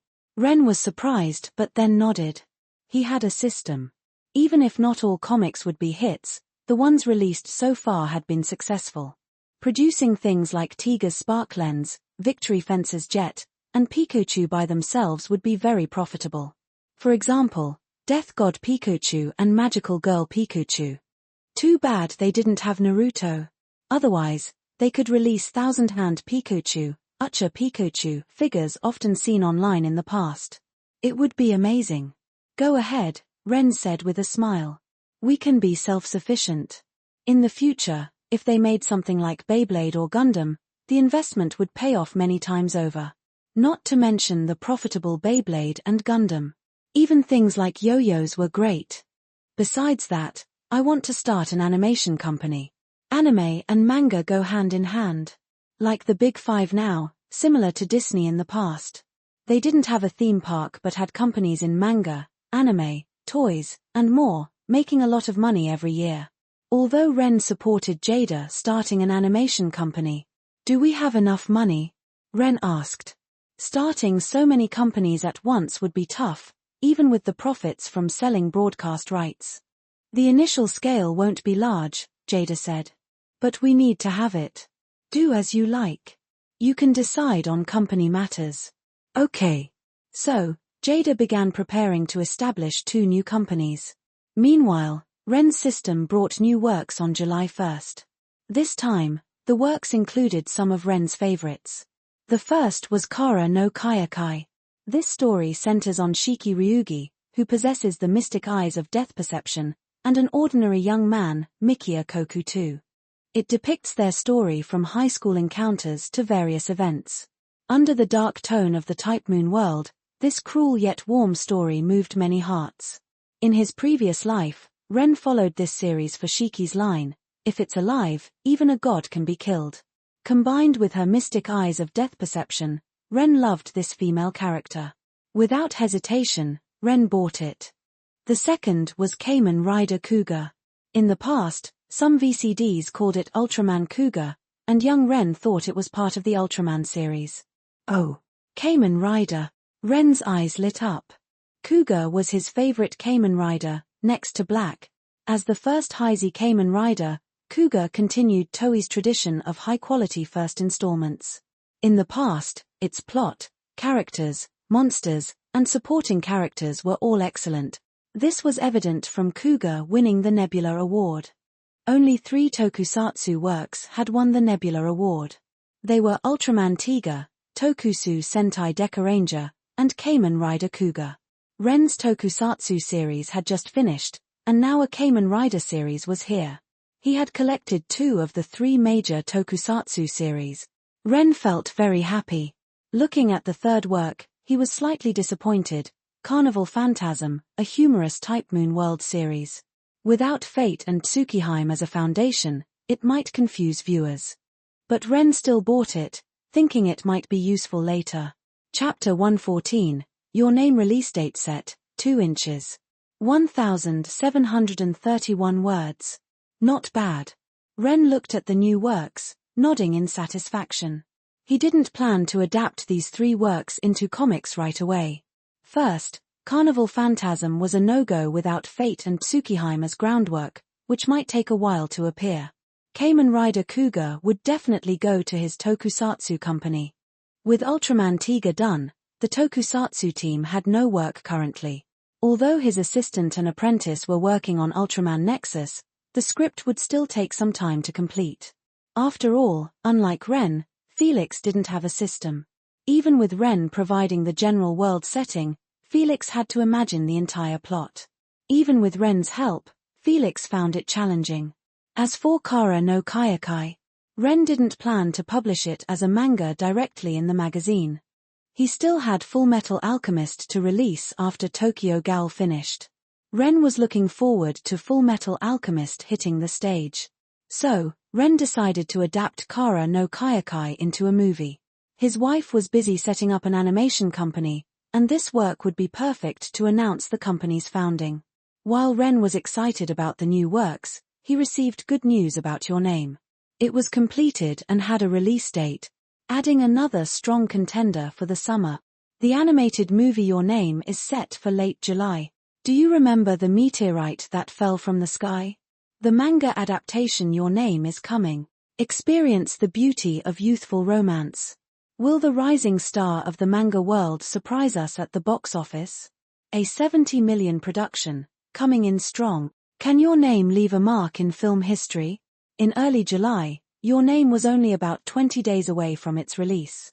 With a production cost of 70 million, the promotion budget was 20 million, boosting its publicity. The internet, billboards, TV, bus stops, cinemas. Posters were everywhere in most cities nationwide. Ren and Pika Comics Weibo pages also featured promotions. With 70 million in production costs and Ren's fame, it was hard for fans to miss it. Finally, Your Name is coming out. And it's in July, so I can watch it. Hope the producers don't ruin this masterpiece. My main concern is the art style. I hope it's even more beautiful than in the manga. So, what's Your Name about? I've only seen Ultraman Tiga from the Porter. It's an amazing youth romance. You'll regret not watching it. The internet went wild. Your name quickly trended. These days, what sells best? A well-known, well-adapted IP and a famous manga artist. As a winner of the Golden Mouse Award, Ren, the rising star in the manga world, was a guaranteed box office draw. The release of Your Name had been planned in advance, and Ren would need to attend the premiere. However, Ren's focus was elsewhere. Recently, he had been at home, working on the script for Kuga, adapting some of the Japanese elements to fit their culture, aiming to bring it to the screen quickly. His wife starting so many companies showed her trust in him, and he wouldn't let her down. Plus, the company needed ample funds. The profits from Ultraman Tiga had amazed Ren, and Kamen Rider, as one of the big three tokusatsu, wouldn't lose to Ultraman. At Guyuen Company. Mr. Ren, what's the next Ultraman story we're shooting? Andrew approached Ren, full of excitement. Is it the Ultraman who fought monsters with Tiga when he traveled to the past? While shooting Ultraman Tiga, Andrew knew it was part of a series. Especially when a different Ultraman, Red and Silver, appeared, Andrew was even more convinced. The Land of Light seemed like the home of the Ultramen. Did Tiga travel back to this place? Would there be more stories on this planet? Was the new story one of them? Andrew was eager to know. No, this story isn't an Ultraman series. My apprentice is working on the Ultraman series. Seeing Andrew's disappointment, Ren quickly added, but I guarantee this new story will amaze you, just as good as Ultraman. Ren's words made Andrew unhappy. Mr. Ren, I disagree. Ultraman is a significant work, being the first giant hero on TV. Not many hero series can compare. Andrew, possibly a parallel universe counterpart of Tsuburaya from Ren's previous world, was a big Ultraman fan.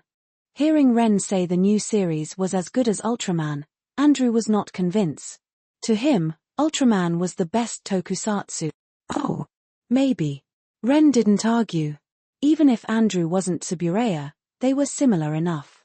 He might not be as enthusiastic about Kamen Rider. But as an artist, Andrew could surely recognize a good work from a bad one. Of course. Andrew puffed out his chest. I am completely dedicated to Ultraman.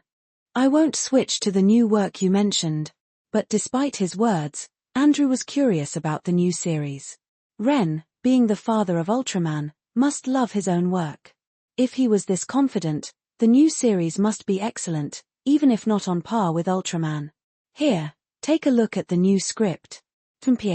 I still don't believe there can be a tokusatsu series as good as Ultraman. Andrew snorted and took the script, reading the title, Kamen Rider Kuga. Just from the title? Andrew felt it was already a step behind. However, he continued reading, and soon, he couldn't take his eyes off the page. The story begins with the discovery of a mysterious ruin. Archaeologists find a coffin in the ruin, and inside lies an ancient corpse wearing a petrified belt. This discovery drives the archaeologists into a frenzy. The ruin's unique style, unlike any other in the world, could make them famous. They couldn't pass up this chance. Despite the oddity of the corpse, their curiosity prevails. And then it all goes wrong. Instead of bizarre creatures like water monkeys, a mysterious monster appears, killing the entire team. Not only that, after this major incident, a spider monster emerges in residential areas, harming people and causing chaos for the authorities. But just then, a man with 1,999 skills steps up. Compelled by the unearthed belt, he puts it on. The belt mysteriously merges into his body, and the new Kamen Rider Kuga is born. Before he put on the belt, he already had glimpses of the truth through sporadic visions. Perhaps, the moment he donned the belt, he ceased to be human. But to protect humanity and make people smile, even if he would be the one crying in the end, he wore it anyway. And so the story of Kamen Rider Kuga begins. On the snowy mountain peak, the black hero weeps while the white devil laughs. After reading the basic script and character settings, Andrew felt his previously firm beliefs waver. This work, as Ren had said, was indeed on par with Ultraman. Unlike Ultraman, this story had the feel of a tragic hero. It was touching, filled with anger. The key moment was on the snowy mountain peak, when the protagonist says, "Watch me transform." Reading this part, Andrew could vividly imagine the scene: snowflakes flying, the black hero weeping, the white devil laughing, and blood splattering. The protagonist's character was very well developed. The protagonist's design was simple, a simple, single-celled organism. His goal never wavered from the beginning: to fight for the smiles of people. As a child, his father, a war photographer, died in Afghanistan, making him experience the horrors and sorrow of violence, casting a lasting shadow over his childhood. Yet, despite this, he grew up resolute, keeping a promise with his mentor to master 2,000 skills by 2021. He faced any hardship with a bright, determined smile, maintaining curiosity and reverence for the world. Even though this protagonist didn't grow to giant size, Andrew found himself unable to resist the story. Stay calm, Andrew. Remember what you said. You love Ultraman, not Kamen Rider. Andrew kept reminding himself, trying to resist this story's allure, but it was futile. Soon, he was smiling, placing the script on the table, and excitedly saying, "Mr. Ren, this project is perfect for me." But then, he saw Ren take out his phone. Ren pressed a button, and a familiar voice played. "I am dedicated to Ultraman. I would never switch to another series." "Gotcha." Ren grinned. Andrew's face turned bright red, and he quickly changed the subject. "By the way, Mr. Ren, are these characters on the script your creation or from another country?" Andrew asked, his eyes full of curiosity. He had never seen these symbols before. The translated meanings below each symbol made him feel a sense of revelation. "Oh, I created them." Ren shamelessly took credit for the symbols from the previous world, acting like it was a tough job. Coming up with these characters was exhausting, but it's fulfilling to see them used. While Ren's Kamen Rider Cougar was preparing for production, he received an invitation to the premiere of Your Name. Although Yaya was usually noisy, she behaved very well when it mattered. Holding her parents' hands, she hummed a song from Madoka Magica. As the creator and original author of Your Name, Ren faced numerous interviews. He had prepared a set of standard answers during the Golden Mouse Awards, adding a few jokes to breeze through the questions. Waiting in his seat, Ren felt a mix of anticipation. With a much higher budget than the original, how would this movie turn out? The storyline was naturally well crafted since Ren handled it all. But he was most concerned about the music. The songs from the original Your Name were excellent, and without similar quality, the movie's level might drop. Thankfully, the music in this world was quite good. The soundtrack featured traditional instruments like the chin, ser, and zhu, and golden instruments like bells, filled with rich cultural elements. Music centered around the erhu, emphasizing orchestral arrangements, and vocal songs by bands that could serve as background music. The ancient melodies brought a unique feel to the movie, different from the original. "I feel like I've seen you before." "Me too. Your Name is." With the traditional music playing, the male and female protagonists gazed at each other. The movie ended. Reflecting on the film, Ren gave it a full score without hesitation. Chapter 115, Has Tiger Lost His Job? 921 words. The plot of Your Name was naturally well executed, with Ren personally overseeing it, ensuring it stayed on track. Ren even handled much of the original artwork himself. While animated films and still manga each have their own merits, Ren's Your Name clearly shone more as an animated film. Xena's brother, who valued this project greatly, not only brought in Ren as the original author but also hired many renowned professionals. For example, the soundtrack was created by popular lyricists and composers. The voice acting featured well-known domestic voice actors. Yes, you heard right, voice actors. In the previous world, there weren't many professional voice actors, but in this world, there are plenty. The term voice actors persisted because, initially, the authorities didn't pay much attention to this profession. But with the expansion of the cultural industry, it became clear that many companies preferred hiring voice actors from Sakura Nation. Seeing this, the relevant departments established specialized voice acting schools and training programs. Not bad. Beautiful art style. Industry professionals in the audience whispered among themselves as they watched Your Name. The quality was high, the art style beautiful. Some critics even planned to use scenes from the film as wallpapers on their phones once it was released. People from various animation companies focused on the names of the original artists and scriptwriters. Seeing Ren's name flash by on the screen, they shook their heads. They couldn't poach him. They knew Ren's wife owned Picker Comics, making it very unlikely they could lure him away. Daddy, that was great. Yaya, still getting used to her new way of addressing her parents, quickly corrected herself. After all, she was a big kid now and couldn't call her parents Mama and Papa anymore. She waved her little hands in the air, excitedly talking about the movie she had just seen. Since the movie was made by her dad, Yaya was even prouder. What did you like about it? Ren asked with a smile, playfully tapping her nose. After thinking for a moment, Yaya nodded and said, the drawings were pretty. She didn't quite grasp the plot, being only 6 years old. The themes of love were a bit too advanced for her. But children enjoy visuals, and she loved the art style and the music. I think the movie will do very well at the box office. It felt even more touching as an animated film, Jada said with a smile, patting Yaya's head and speaking to Ren. But she felt a bit regretful. Her husband's first work wasn't produced by their company but was animated by another company. Hopefully, but regardless, we're not the ones making the most profit. After all, they didn't produce the movie. After the film ended, many industry professionals gathered to chat with Ren. As the premiere concluded, it didn't mark the end for Your Name. A premiere is an event held before the first public showing of a movie or TV show, celebrating and promoting it, showing trailers and sometimes the entire movie to entice people to buy tickets. The true test of a work's quality is its box office performance on the actual release day. While Your Name was being promoted, Ultraman Tiga continued its broadcast. Many episodes had moments that were moving and thought-provoking. Episode 44, Inheritor of Darkness, as Captain Kikuma said, was a war sparked by human hearts.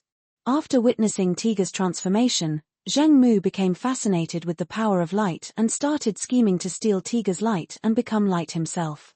First, he created a giant shark-like mechanical monster to search for the Giant of Light statue hidden underground and to lure out Tiga, but Tiga's power type defeated it. After the mechanical shark was defeated, Zheng Mu ambushed Daiko and stole the spark lens. Zheng Mu believed Daiko was unfit, thinking Ultraman should not only protect humanity but also guide human evolution.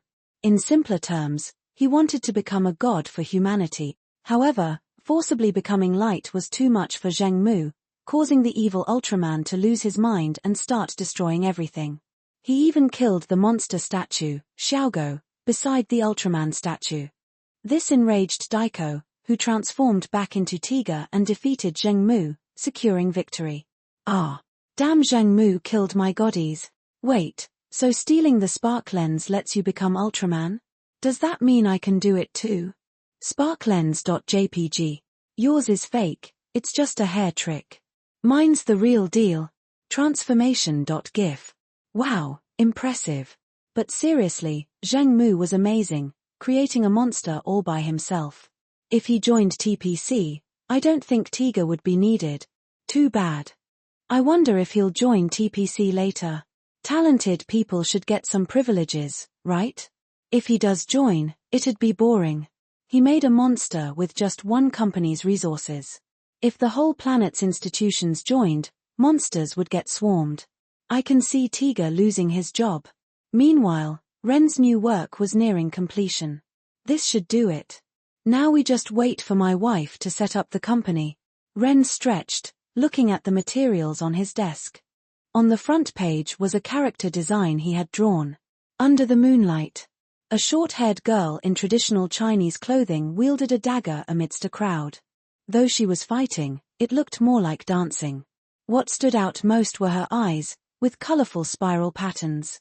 This was the heroine of Ren's animated film, Shiki Ryugi. For 10 advanced chapters, patreon.com/angelic translating.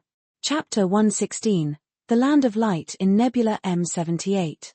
961 words. Wow, This episode really has something special. This ziggurat setup feels familiar. Does anyone else recognize Chulhu? This setup seems inspired by one of the old ones, Arthuum, whose pollen brings joy but ultimately leads to destruction. This was the episode following Inheritor of Shadows, Eternal Life. In this episode, the truth behind the extinction of the ultra-ancient human civilization 30 million years ago is finally revealed. 30 million years ago, the ultra-ancient humans chose to accept ziggurat. Though it was a civilization of light, with many giants, the giants did not interfere when humans chose ziggurat. As a result, the ultra-ancient civilization was destroyed by their choice. 30 million years later, ziggurat bloomed on Earth again, but this time, the outcome was completely different. In this era, the giants are both light and human. From the first episode, this concept was hinted at, and now, it fully comes to light.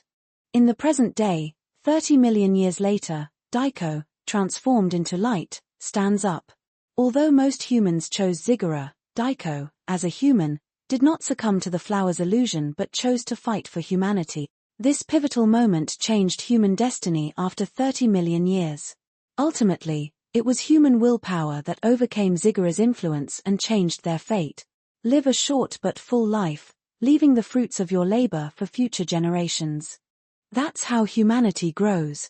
These words, left by the remnants of the ultra-ancient humans, resonated deeply with many viewers. Indeed, many people work hard, not just for their partners, but for their children. Living a short life, the legacy they leave behind is for their descendants. Wow, hearing that felt like it was talking about us. Why not be child-free?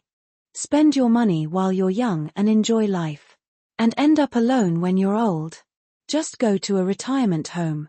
Retirement home? If you get a heartless caretaker, you'll be stuck alone, calling for help that never comes. The conversation quickly shifted to whether to have children or not.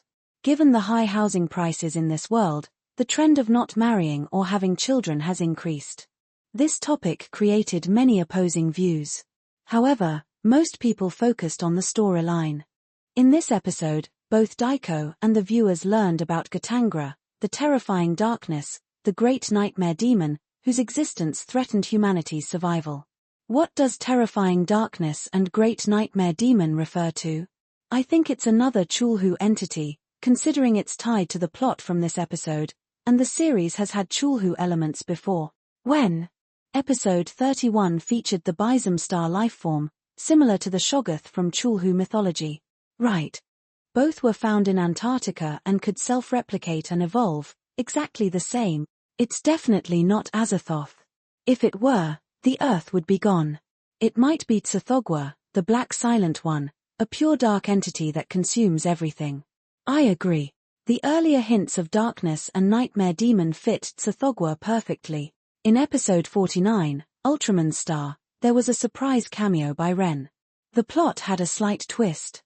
Originally, it was the director Tsuburaya who encountered Ultraman, but Ren changed it to him witnessing Ultraman sealing a monster in a lake when he was young. Inspired by this, he grew up to create comics about cosmic heroes battling monsters. The plot goes like this. Daiko discovers a strange man wanting to buy monsters from Ren. Unfortunately, it's already the 22nd century in the world of Ultraman, and Ren has long passed away. The man is then advised to go back to the 21st century to find Ren at Picker Comics. He disappears into the light, and Daiko follows him to the 21st century, where Ren is being interviewed about his new successful comic.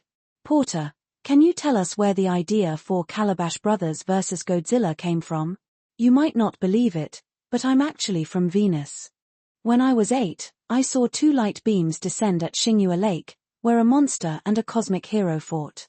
The reporters laughed it off, thinking it was a childhood dream that inspired Ren's work.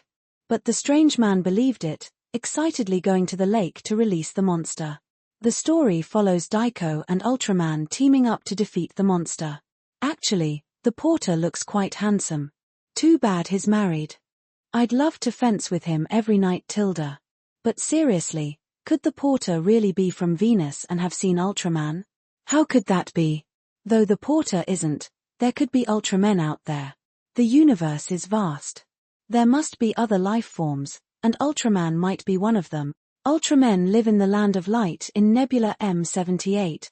Here's something Ultraman gave me when I was a kid. Ultrastarruby.jpg.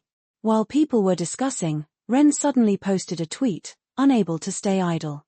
This tweet caused a stir among his fans. LOL.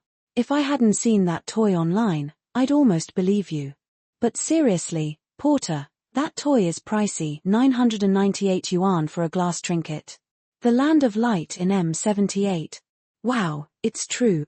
Is the Porter filming a new Ultraman series? The Planet of the Ancient Light Giants. I bet the next series will feature the Ultraman from the Tiga series. Can't wait. Let's dissect the Porter. He admitted he's from Venus. As the internet buzzed with his tweet, Ren looked down at his daughter. Daddy, are you really an alien? Have you really seen Ultraman? Where is he? Yaya hugged Ren's leg, looking up at him with big eyes. Although Yaya preferred magical girls, she still supported her dad's work. Seeing him on screen and reading his tweet, her eyes widened in excitement. For 10 advanced chapters, patreon.com/angelic translating. Chapter 117, The Approaching Finale. 922 words. It was the last Sunday in July. Although there was no official announcement, viewers knew the show was nearing its end based on the previous episode's plot. In the last episode, Lena, who was piloting the Snow White, finally let out her suppressed emotions. I can't turn back now, so you transform. Lena's eyes were filled with tears as she clenched her teeth and said these words to Daiko, her co-pilot. After Daiko transformed into Tiga and teamed up with Lena to defeat Zoga, they stood facing each other on a green meadow. I'm back. Welcome back. Although these were just simple words, when Lena and Daiko hugged tightly, these 8 words felt like the most steadfast and touching love confession in the entire series. When Daiko's true identity was revealed, the audience had already guessed that the series was coming to an end. And indeed, as everyone had expected. This sweet moment did not last long, as the Dark Ruler would not stop his advance just because of touching love. After Daiko and Lena defeated a Zoga, more Zoga appeared all over the world. Additionally, a strange black mist began to cover the sky and the land, forcing people to stay in underground shelters. Even the TPC's sea base was not spared and was invaded by the black mist. Faced with a decision, Commander Misato chose to board the 8-dis. At the same time, the Dark Ruler, Gatangra, appeared on the sea surface. 30 million years ago, he used Ziggurat to destroy the ultra-ancient human civilization, led the Zoga to rule the world, and then slept in an ancient ruin at the bottom of the Pacific Ocean, a fierce evil god. His giant spiral shell, covered with countless black holes, his inverted head, numerous tentacles, and huge pincers instilled fear in the children watching TV. Facing such a monster, Daiko chose to stay behind. As he did, Captain Misato left him with these words, "When I first saw Ultraman, I thought I met a god, thinking he could guide humanity in the right direction. But later, I realized that Ultraman is both light and human. You don't have the obligation to face an unwinnable enemy." Unwinnable? I don't understand. Daiko responded to the captain's words. After watching his girlfriend and the captain leave, Daiko resolutely transformed into Ultraman and flew towards Gatangra. But Gatangra was indeed the final boss. His shell provided extremely strong defense, rendering strong Tiga's attacks ineffective. Not only was his defense strong, but his offense was overwhelming as well, using his numerous tentacles to suppress Ultraman Tiga completely. When Tiga's energy was almost exhausted, Gatangra used his pincers and tentacles to immobilize him and then hit Tiga with a purple piercing beam, turning Tiga back into a stone statue. There's no hope. Everything is over. Seeing this, the adults watching TV fell into despair. Even the audience at home couldn't help but feel their hearts tighten. Dad, is Ultraman really dead? Little Fatty, with tears in his eyes, couldn't believe his idol, Ultraman Tiga, was gone. His expression was like the hopeless look of someone whose girlfriend just told him, "There's no Ultraman in this world." Yes, breaking a boy's heart can be that simple. How is that possible? He'll definitely revive in the end. Little Fatty's dad waved it off. Although Ultraman Tiga had a deeper theme compared to other hero shows, the formula was similar. Ultraman would revive and defeat the monster in the end. But, little Fatty sobbed, rubbing his eyes as he said something that made his dad's heart skip a beat. This is the porter's work. This made little Fatty's dad's eyes widen. He almost forgot. The porter is someone who could make a magical girl series so tragic. It's not impossible for him to let Tiga die in the end. Haha, don't worry. He won't. I guess. By the end of his sentence, even little Fatty's dad was unsure. It wasn't just little Fatty and his dad thinking this way. During the commercial break, the internet was abuzz with discussions on whether Ultraman Tiga would revive. No way the porter would let Tiga die, right? Who else would defeat the monster in the end? Yeah, exactly. Some viewers said this, but were quickly countered by others. Don't be so sure. Remember Madoka Magica? That series shows how malicious the porter can be. Maybe Tiga will die, and another Ultraman from the Star of Ultra will come to save Earth. We did see other Ultramen appear before. Or maybe humans will defeat the monster in the end. This show has emphasized human technology, like the 8-dis. Even alien civilizations were wary of this technology. Or Tiga might revive but end up sacrificing himself with Gatangra. After reading these comments, the viewers who were sure Ren wouldn't pull any tricks began to waver. This did seem like something the porter would do. Fortunately, the plot did not disappoint them. Later, the TPC decided to use Zhengmu's light gene converter to revive Ultraman Tiga. But as they thought everything was going smoothly, Gatangra detected their plan. He stirred the sea to stop Tiga's revival, making the plan fail and plunging the world into despair once again. Viewers collectively exclaimed, "What the?" Their hearts clenched. No way, no way. The porter wouldn't really kill Ultraman Tiga, would he? If he does, I'll definitely send him a death threat. This was the thought of every viewer in front of their screens. Chapter 118, The Year We Became Light. 1033 words. At this time, the core theme of Ultraman Tiga came into play again. Ultraman is both light and human. From the beginning, this tokusatsu series emphasized the importance of humanity's own effort. Ultraman's power comes from the light in people's hearts. It is humans who give Ultraman his strength. Tiga. While many adults were in despair, the children continued to believe in their hero Ultraman Tiga. Children of all skin colors and nationalities stood up, shouting Tiga's name, their bodies glowing with golden light. On the dark-covered earth, the light emitted by the children flew into the sky, gathered in the depths of the Pacific Ocean, and infused into Tiga's statue. Accompanied by the high-energy theme song, Daiko, inside Tiga, opened his eyes wide. He was surrounded by light.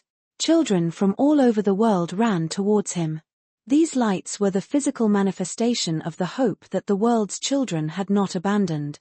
These lights revived Ultraman Tiga and transformed him into Glitter Tiga. At this moment, Tiga was not fighting alone. Thousands of children had become Ultraman Tiga.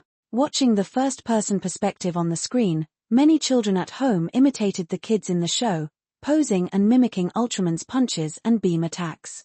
Finally, Gatangra's shell was shattered by Glitter's Apellian ray, and he was completely destroyed by a special timer flash from Ultraman Tiga and all the children worldwide.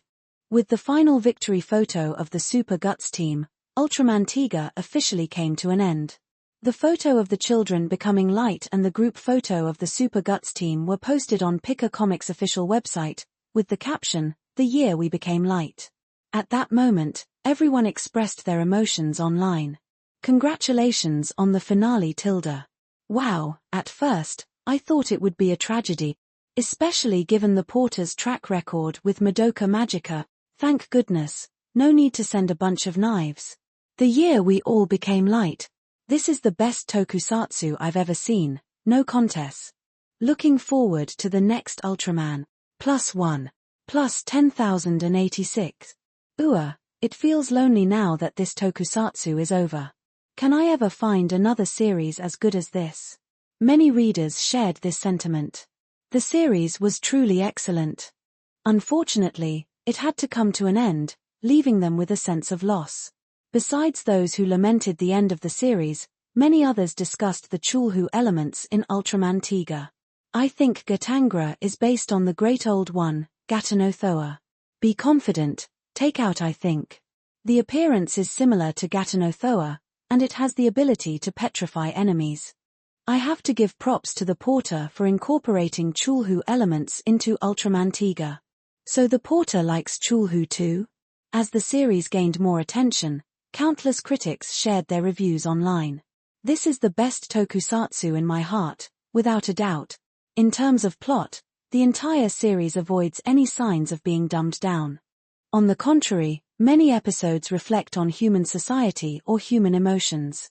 For example, the episode about biological mutations caused by car exhaust warns about environmental and air pollution issues. There's also an episode about sea monsters mutated by nuclear radiation. Many episodes depict alien invasions, but almost every invasion reflects some human social activity or historical process. For instance, the red and blue battle represents mercenary wars, No More Slaves reflects on slavery, and the exiled target symbolizes inhumane hunting games. In addition, the porter introduces many super-realistic but scientifically plausible technologies and ideas. For example, the max power system uses positron-electron collisions to generate photons, which then use light energy as the propulsion and weapon system's energy source. In terms of emotion, this series is superior to other tokusatsu shows. For instance, the love story between Lena and Daiko is a main plotline, and the romance between the tech genius Norui and his girlfriend from a different dimension, as well as the conflicts between the captain and vice-captain, and new town members' experiences, all feel genuine and likable. Unlike modern dramas filled with needless angst, the emotional lines in this series are smooth and endearing. Professional critics' reviews, though filled with grand theories, also helped Ultraman Tiga gain even more viewers. The show's average viewership reached an impressive 3.82, with a Dubbin score of 9.7. Online platforms recorded over 10 billion views. This is not an exaggeration, even the drama Fights Break Sphere hit a similar mark, although I haven't watched it. For a time, the trending topics online were phrases like "the year we became light" and "Tiga finale." It can be said that this series became the hottest show of the year, sparking a wave of Ultraman Tiga fever across the country. At various comic conventions, people could be seen wearing Ultraman Tiga costumes. And whenever they appeared, many people would flock to take pictures with them. Shortly after the first broadcast of Ultraman Tiga ended, a TV station immediately bought the rights for a second run, planning to air it during a secondary prime time slot to keep milking its popularity. Even if it wasn't the first broadcast, Ultraman Tiga was still riding high, guaranteed to pull in viewership. Moreover, something unexpected yet predictable happened. A representative from a Sakura Country TV station called Kanto Union named Chihara Rin contacted Pika Comics to purchase the overseas broadcasting rights for Ultraman Tiga. Though surprising, it was also expected. After all, this series was originally a Japanese work in a past life. Although Ren had modified many Japanese elements into Chinese ones, at its core, Sakura Country's culture largely stemmed from China. Hence, their aesthetics were similar, making it natural for them to be interested. Of course, Pika Comics didn't sell all the overseas rights. They only sold the rights for Sakura Country, retaining the rights for other regions. Although Chihara Rin seemed unwilling and wanted to negotiate, Jada still did not agree. Soon, Pika Comics officially announced that Kanto Union TV had acquired the rights to Ultraman Tiga and was in the process of redubbing it, with plans to air it next year. This news also drew congratulations from many fans. Chapter 119, The Box Office. 960 words. On July 30th, the animated movie Your Name was officially released. During this period, leveraging the popularity of Ultraman Tiga, Leo promoted it further using the porter's name. At Xinhua Cinema. It was already 9:30 in the evening. The waiting hall outside Theatre No. 3 was still crowded with people. Most of them were there to see Your Name. Of course, some had never read the manga but came because they knew the movie was by the same author as Ultraman Tiga. As the hall filled with the melodious, ancient-sounding music, over 300 spectators exited the theatre. Some couples embraced. Others had blank faces, while some showed traces of tears. Life's myriad expressions were all present. So, how was it, buddy? Was the movie good? How does it compare to the manga? Though they were strangers, some couldn't help but ask the previous audience members. It's known that manga adaptations, while based on the original manga, can vary greatly in quality. Sometimes, a great manga can be ruined by an unreliable production company. Blow It Up, it's the best manga adaptation movie of the year. The animated film surpasses the manga, in my opinion. The scene with the comet streaking across the sky was absolutely beautiful. Every frame could be a wallpaper. It's a shame not to watch it. True to the Porter's style, I feel it even outshines the manga. The music added such an emotional depth, I cried. Hearing these comments, the crowd waiting for the next showing felt relieved. Daniel felt the same way. He could have attended the premiere, but something came up, so he had to see it today. With a budget of 70 million, regardless of his love for the manga, Daniel, as a fan of the Porter, had to show his support. Entering the theater, he waited about 5 minutes. As a meteor streaked across the sky accompanied by beautiful music, the movie began. To be honest, the plot didn't differ much from the manga. But this time, it captured Daniel's attention more. Many elements that the manga couldn't fully convey were beautifully displayed on the big screen. Especially the comet in the sky. In the manga, it was a still image, but seeing it move made it even more beautiful. Paired with the music, it gave a unique feeling. Daniel intended to take notes on his thoughts to post later. Until the movie ended. Daniel looked at his notepad. Not a single word was written. He had been completely immersed in the beautiful visuals. Well, I'll just have to watch it again. Daniel scratched his head, deciding to record his thoughts properly next time. Time passed, and soon a day had gone by. At midnight, cinemas nationwide sent their preliminary box office figures to the Film Industry Association. Shortly after, all association members received the first day's box office data. Your Name grossed 95.3 million yuan on its opening day. This number shook the entire industry. The summer release period is one of the most competitive in the film industry. As the longest holiday period of the year, it's when many high-quality films are released. And 95.3 million. This achievement made Your Name the summer box office champion so far, indicating its high quality. 95.3 million. In the quiet night, Leo couldn't hide his astonishment. But upon learning the results, his expression turned to one of sheer delight. 95.3 million. Repeating the figure, Leo suppressed his excitement and covered his face. Ha ha ha ha ha ha. Though professionally trained to remain composed, he couldn't help but laugh.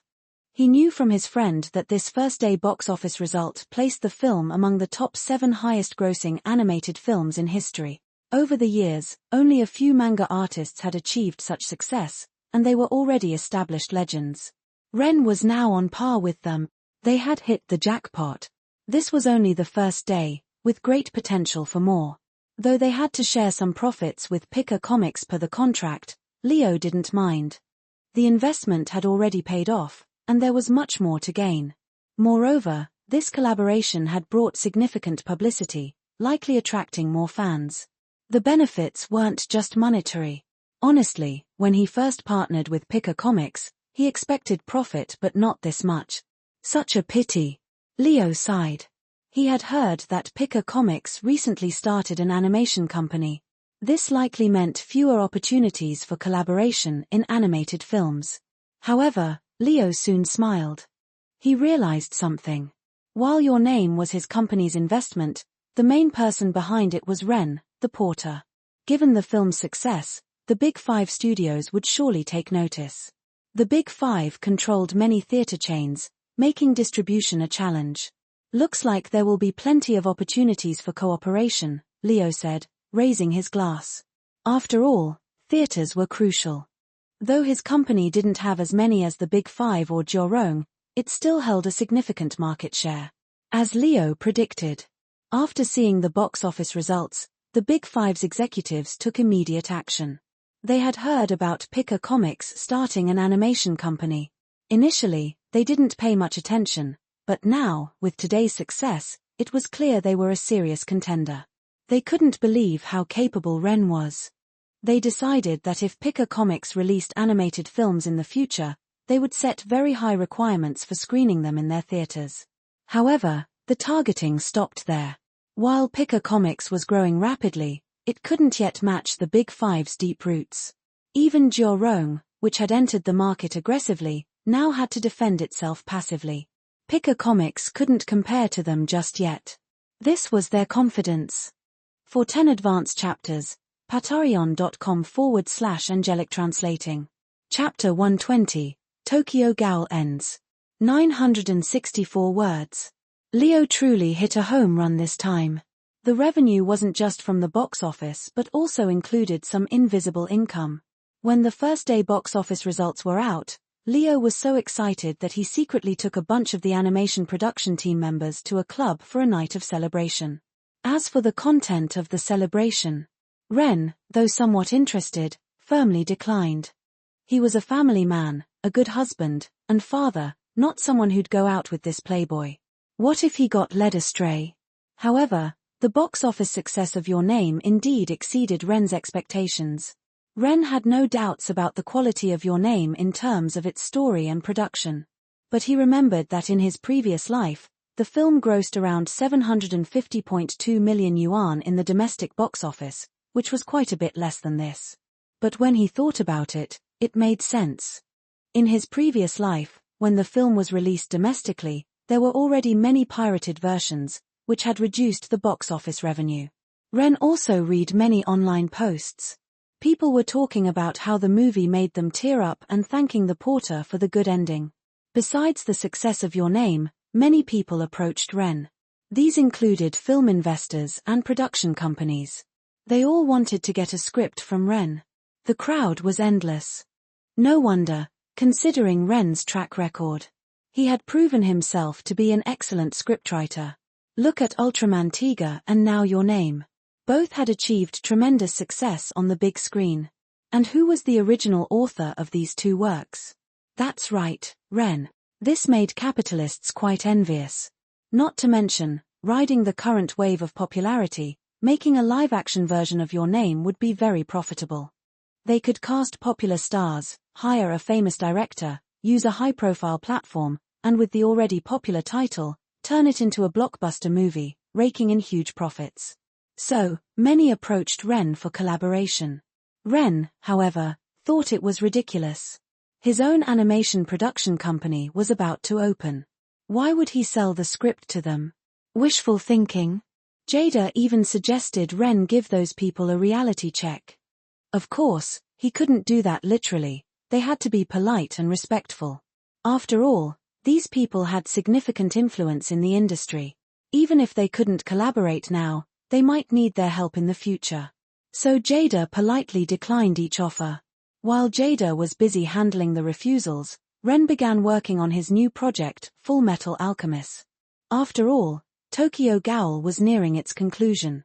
Initially, Tokyo Ghoul was only partly provided by the system, equivalent to the first season of the TV version. Now, Tokyo Ghoul had reached its 12th chapter, which was like the finale. The three-way battle between Aogiri Tree, the CCG, and Anteiku intensified, and Kaneki, captured by Aogiri Tree's executive, Yamori, underwent unimaginable torture. Because Yamori was a sadist. He was captured early on and held in the CCG's Ghoul containment facility under the number Enode H504736, where he was tortured by the sadistic investigator Matakurio. After escaping, he adopted the same torturous methods and derived pleasure from tormenting others. While torturing Kaneki, he constantly made Kaneki count backwards from 1000 by sevens to keep him conscious. In his hazy consciousness, Kaneki, guided by Rise, finally accepted his identity as a Ghoul. He decided to abandon his human side and his gentleness. Just as Yamori was about to devour Kaneki, Kaneki snapped. His once black hair turned white. The previously gentle and timid boy's expression hardened and became cold. He easily defeated the S-rated Ghoul, Yamori. What's 1000 minus 7? Kaneki asked calmly, cracking his finger as he looked at the fallen Yamori. The final chapter made the series trend once again.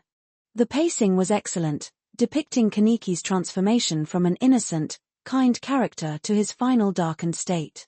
Wow, he endured 11 chapters of torture and only got to show off for 5 minutes. That's it. This final chapter was more exciting than the previous 11 combined. I was reading Tokyo Ghoul just because Bleach and Seven Swordsmen were in the same magazine, but this chapter really grabbed my attention. My favorite part was when Kaneki pinned Rise down and said his line. +1, it was so cool. The one who is wrong isn't me, it's the world. I love it, but it's over now, looking forward to the next part. In August, Tokyo Ghoul concluded. Kaneki's line in the final chapter trended online. Returning to Full Metal Alchemist. This story follows the journey of the Elric brothers as they seek to restore their bodies and fight against the dark conspiracy within the military. The overarching theme is quite dark, with the villain's conspiracy deeply embedded in the background, including the very foundation of the protagonist's country being built on deceit. Despite this, the protagonist's fight brings hope, positivity, and a message of perseverance. The principle of equivalent exchange represents the core of alchemy in the story. This manga became a classic in Ren's previous life because it delved deeply into themes of life, nature, human desires, greed, frailty, cunning, stubbornness, and conflict, with no exaggeration or superficiality, making it profoundly impactful. Additionally, character development was key to its success. Whether main characters, hated villains, or minor side characters, all were vividly portrayed in limited scenes, each shining in their own way. The character design avoided the typical good versus evil trope, presenting each character with their own values and motivations. Every character acted according to their principles and reasoning. The biggest highlight was the internal conflicts and contradictions within each character, shown from different perspectives. For 10 advanced chapters, patreon.com/angelic translating.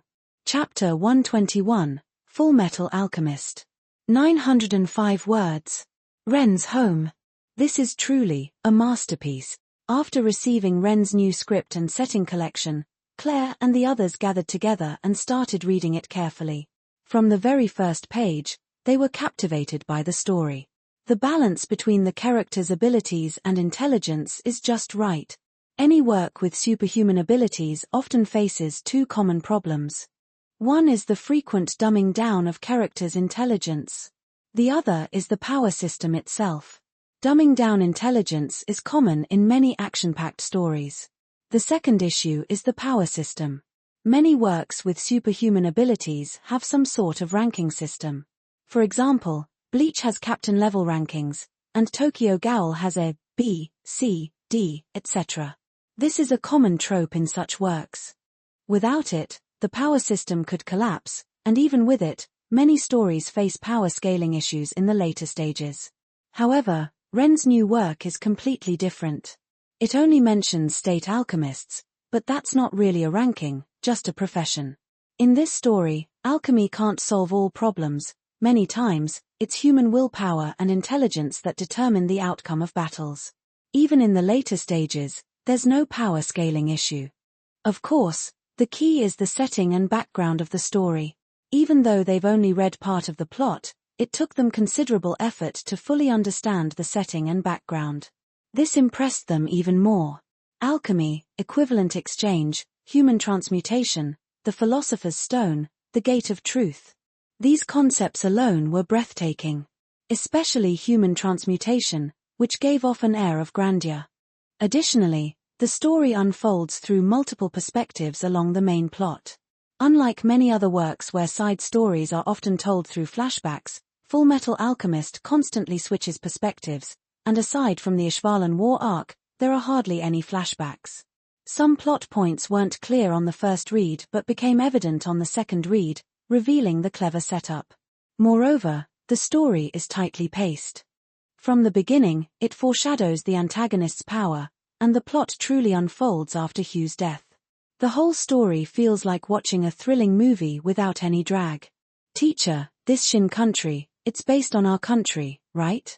Yeah, I noticed that too. Everyone couldn't help but ask. The setting of Xin country is heavily influenced by China, with characters named Ling Yao, Mai Chang, Lan Fan, and so on. Yes, that's correct. Indeed, Xin country in the story is clearly inspired by China. The original author, Orokawa-sensei, has mentioned that China is her second favorite country. This made Chinese fans of Fullmetal Alchemist even more fond of the work. In short, this work is very important. I know everyone has a lot on their plate, with scripts and upcoming animation projects, but we need to give our all for this one, Ren told everyone.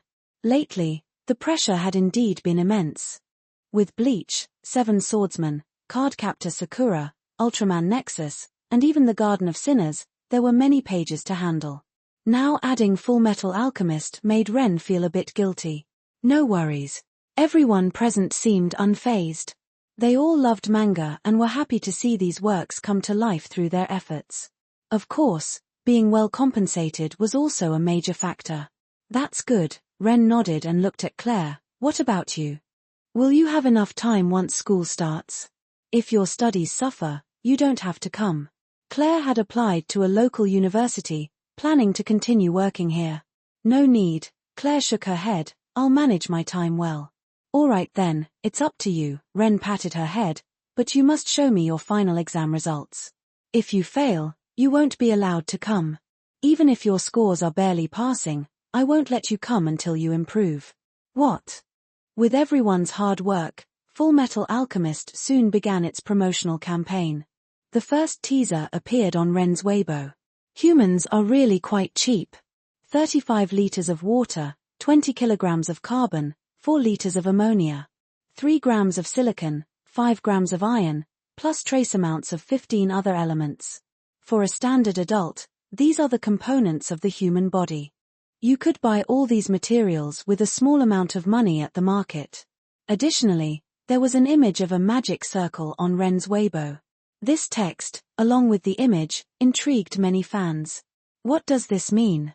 What's with all this talk about water and carbon? Idiot. It says these are the components of the human body. No duh, I know that. But what's the point? Not sure, but combined with the magic circle below, I think it's a new work from the teacher. Speaking of magic circles, I think of Madoka Magica. Hopefully, it's not another tearjerker. Cardcaptor Sakura was nice, though it did cost me a lot. My daughter buys those cards at a school stall every day. Claire looked at her phone, thinking about Madoka Magica. She shook her head. It was indeed a great work, but it had many scenes like the one with Kyuko losing her head. Like in the Chimera arc, she couldn't forget the empty, soulless eyes of the creature that kept repeating, Edward, Edward, brother. Especially knowing that the creature was once a cute little girl named Nina and a lively dog named Alexander made it even worse. For 10 advanced chapters, patreon.com/angelic translating. Chapter 122, Fullmetal Alchemist Release. 971 words. While people were discussing the list of human components and the magic circle, Picker Comics' new issue was finally released. Fullmetal Alchemist. This was the new work readers had been eagerly anticipating. Alchemy, huh? Daniel held the new issue of the manga, staring at the cover in surprise. To be honest, when he saw Ren's earlier image, he thought the new work would be about magic. But an alchemist. He had some understanding of alchemy. It was the precursor to modern chemistry, often appearing in many fantasy adventure stories. Of course, alchemists usually appeared as minor characters or villains. For example, poisoning the main characters. In this world, alchemists often carried bottles and jars. They'd say strange things like, "Would you like a drink?" or "Shake, shake, shake," or "To shake or not to shake?" That is the question, creating an image that didn't match that of a hero. However, he looked at the cover again. A blonde boy and a large armored man stood back to back, with a huge magic circle behind them. They looked like wizards, completely different from the creepy alchemists he had in mind.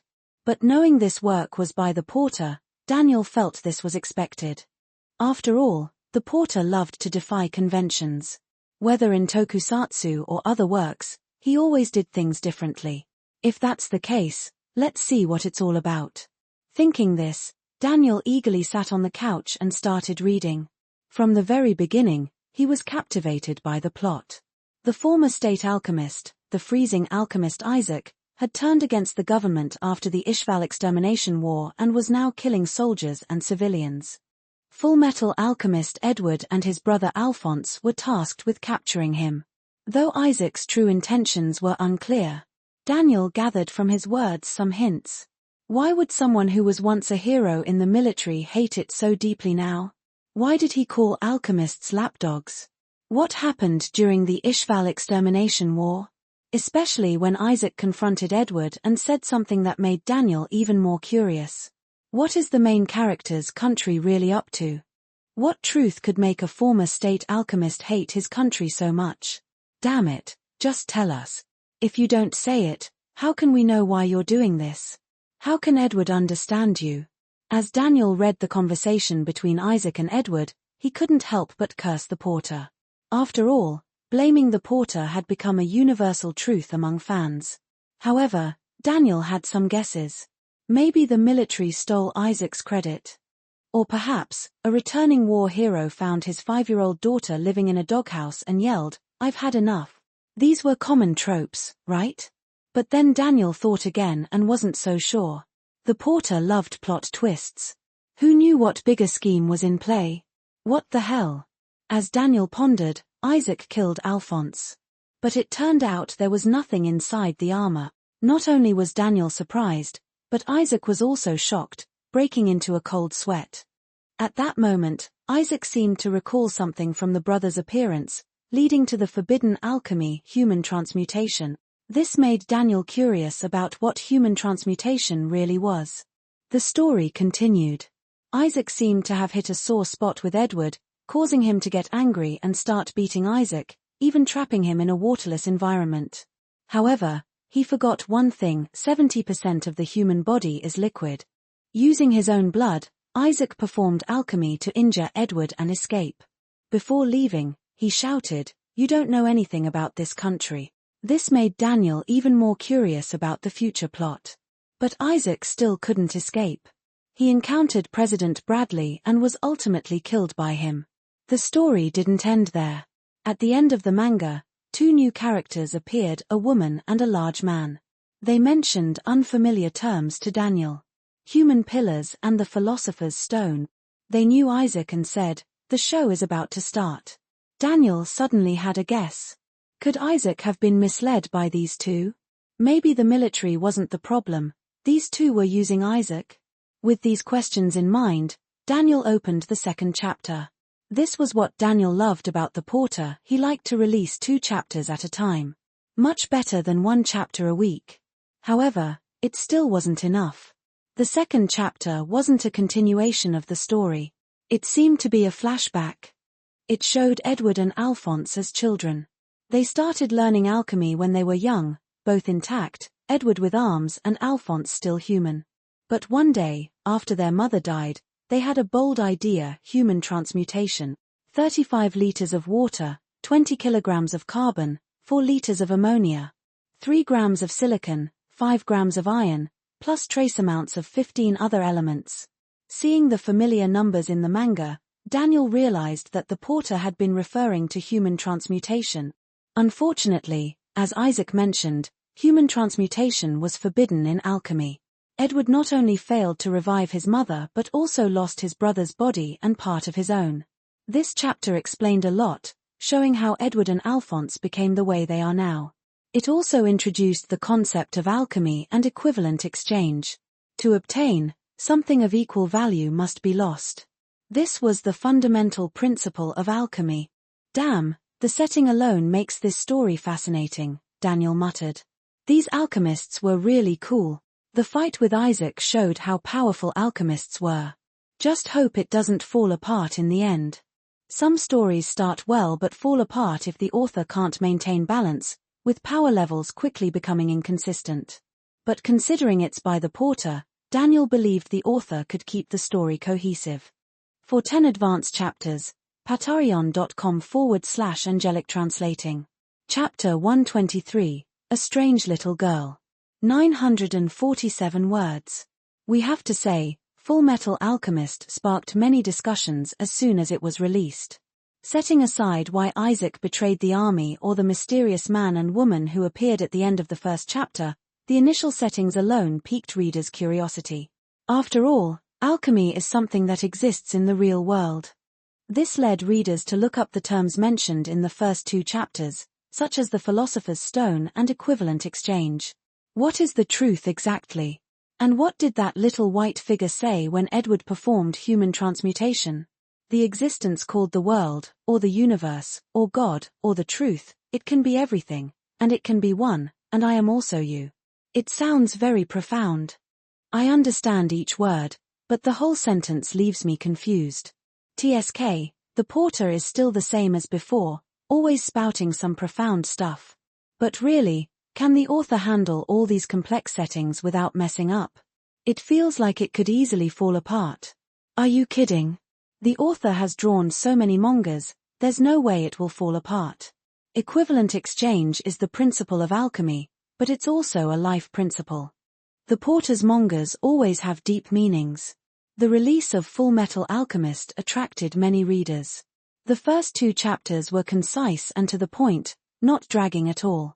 The depiction of alchemists' battles was different from other works, with various unique settings.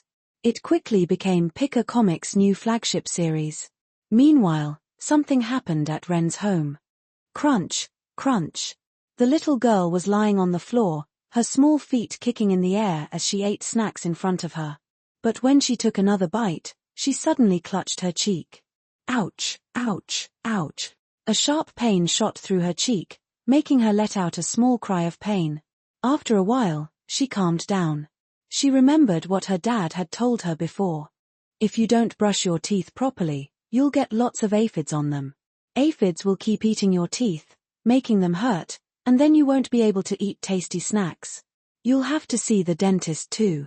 The dentist will use a little drill on your teeth, ZZZ, ZZZ, it'll be very uncomfortable and scary. Could I really have aphids? The little girl's face showed a hint of fear. Did this mean she couldn't eat snacks anymore? And worse, she'd have to see the dentist. She was most afraid of doctors. Every visit meant injections that hurt a lot, and Dad said the dentist would drill her teeth. Just then, a commercial for a drill came on TV. This made the little girl's eyes widen in panic. She hurriedly muttered to herself, "No, no, I can't let Dad find out." She decided not to tell. Maybe it will stop hurting after a while, she comforted herself. Unfortunately, she didn't realize that toothaches, like a tornado, often don't just go away. The pain continued and even got worse. So, even though she tried to act normal, Ren still noticed something was off. "Hey, did you notice that something's off with our daughter this morning?" Ren asked Jada, who was doing her workout. "Yes, she does seem a bit off," Jada replied, stopping her workout. As parents, they were always concerned about their children's health. "Let's both say what we think is off about her," Ren suggested. "Okay." Then they both spoke at the same time. She didn't eat snacks. She didn't eat much of her favorite fried chicken at lunch. Though their words were different, they pointed to the same issue. The little girl didn't seem to be eating much. "Is she on a diet?" After a moment of silence, Jada asked. "No way," Ren shook his head. "She's too young to care about that." "Then what's wrong? Is she feeling unwell?" Jada stood up, ready to check on their daughter. "It's no use," Ren said, shaking his head as he watched Jada head to their daughter's room. "She's obviously hiding something. We won't get it out of her with regular questions." But, Jada tilted her head, looking puzzled. "I have a plan," Ren said with a sly smile. In their daughter's room, the little girl was lying on the bed, clutching her cheek and rolling around in pain. After a while, she sat up. "Maybe I should tell Dad," she thought. She hadn't had any snacks all morning, and it was driving her crazy. Especially thinking about her favorite fried chicken being eaten by Dad made her feel worse. Just then, there was a knock on the door, making the little girl sit up quickly and try to act normal. "Come in." Then she saw her parents walk in, making her heart race. Did they notice something? She didn't want to go to the hospital. Sure enough, Jada's words soon reached her ears. Yeah, why aren't you eating today? Are you feeling unwell? The little girl trembled, then nervously said, No. You can check my temperature if you don't believe me. I'm not sick. But her actions confirmed to Ren and Jada that she was hiding something. They also knew that since she was so sure, she probably didn't have a fever or cold. But it couldn't be something serious either, or she'd be rolling around in bed. So, they had to use their secret weapon. Jada nodded to Ren, signaling it was time. Ren slowly took something out from behind him. When the little girl saw what was in Ren's hand, her eyes widened in shock. That's... For 10 advanced chapters, patreon.com/angelic translating. Chapter 124, Tears flowed from the corner of her mouth. 954 words. The little girl froze for a moment, pinched her cheek, and murmured, could this be the summer limited edition Cardcaptor Sakura ice cream? The one limited to 9,998 nationwide. That's right. Ren held the ice cream, which looked like Sakura's magic wand, and smiled. Do you want to eat it? Just tell me what's wrong, and this ice cream is yours. Can I really have such a sacred thing? The little girl was stunned, her appetite growing. But then she remembered her teeth. Eating ice cream used to hurt even when her teeth were fine. Wouldn't it hurt even more now? No, I don't want to eat it right now. I want to save it for later. Just put it in the fridge for me. Take it back. The little girl put on a righteous expression. Oh, so you'd rather not eat it than tell me what's wrong? Ren slowly opened the bag in front of the little girl. In that case, I'll help you eat it. It smells so good, it must taste amazing. The little girl was beside herself. Tears, inexplicably, flowed from the corner of her mouth. Ah, the limited edition ice cream. The cute ice cream. The little girl tried hard to hold back her drool, her eyes fixed on the ice cream. Her dad actually started eating it right in front of her. She could see every lick and chew clearly. Why was he eating ice cream in front of her on purpose? She wanted to eat it so badly. Her mind was filled with ice cream, but she could only watch. Maybe she should just tell him. But doctors are so scary. Soon, the first ice cream was gone, eaten by her mean dad. Then she saw her dad pull out another ice cream. This one had a windy card design and was strawberry flavored. Though not limited edition, she had always saved it for later. Stop it. Bad dad. That's mine. The little girl's eyes were wide, and she lunged at Ren. But Ren held her head back, and she couldn't reach him no matter how much she flailed. Do you want it? Then tell me what's wrong. The little girl hesitated but finally confessed. Toothache. Ren and Jada were surprised. Open your mouth. Tilda. Just as I thought. Looks like we need to see the dentist, Ren said, looking at Jada. I'll take her. Okay. Pulling a child's tooth is quite simple since baby teeth are not as permanent as adult teeth. Baby teeth will grow back, but adult teeth won't. Still, the little girl suffered a bit after the extraction. For 2 days, she had to avoid chewing on the side of the extraction site and stick to soft foods. So, her favorite fried chicken and other foods were off the menu. She had to eat porridge while watching Ren enjoy delicious food, which made her very envious. While the little girl was troubled by not being able to eat, the new chapter of Full Metal Alchemist came out. Edward and his brother arrived in a small town. They heard from the townspeople about a priest who could perform miracles, like granting immortality or even resurrecting the dead. Edward immediately suspected something was wrong. Not to mention resurrecting the dead, seeing the priest's alchemy made him even more suspicious. Everyone knows that to gain something, you must give something of equal value. This is the principle of equivalent exchange. However, the priest of the Leto Church, Cornello, performed alchemy that defied this principle. To uncover the truth, Edward and Alphonse, guided by a local girl named Rosé, finally met Cornello and revealed the reason he could use such alchemy, the Philosopher's Stone. But when Edward tried to confront Cornello, the priest forced Rosé to pick up a gun and shoot Edward and Alphonse. Though Rosé hesitated, Cornello's words made her determined. What promise did I make to you back then? You promised to bring him back to life. Yes, the priest had deceived Rosé, promising to resurrect her lover. Rosé aimed the gun at Edward, thinking he was the Full Metal Alchemist, but when Cornello realized Edward was the real Full Metal Alchemist, he was shocked. Ha ha ha. This is hilarious. Daniel laughed at the mix-up. However, the story didn't turn into a comedy. The humor was just a brief respite. Rosé's attack didn't hurt Cornello much. Cornello, enraged, released his chimeras, created with the Philosopher's Stone, to fight Edward. But Edward soon defeated them. He tore off his clothes, revealing his automail arm and leg. This is the form of a sinner who dared to defy God, Edward said to Rosé, clenching his fist. Rosé, do you have that resolve? At that moment, Rosé remembered Edward's words in the church, a hero who flew too close to the sun with wax wings fell when they melted. He was talking about himself. Wow, this story is amazing. Daniel watched as Edward defeated Cornello, realizing the Philosopher's Stone was a fake. But Rosé was devastated.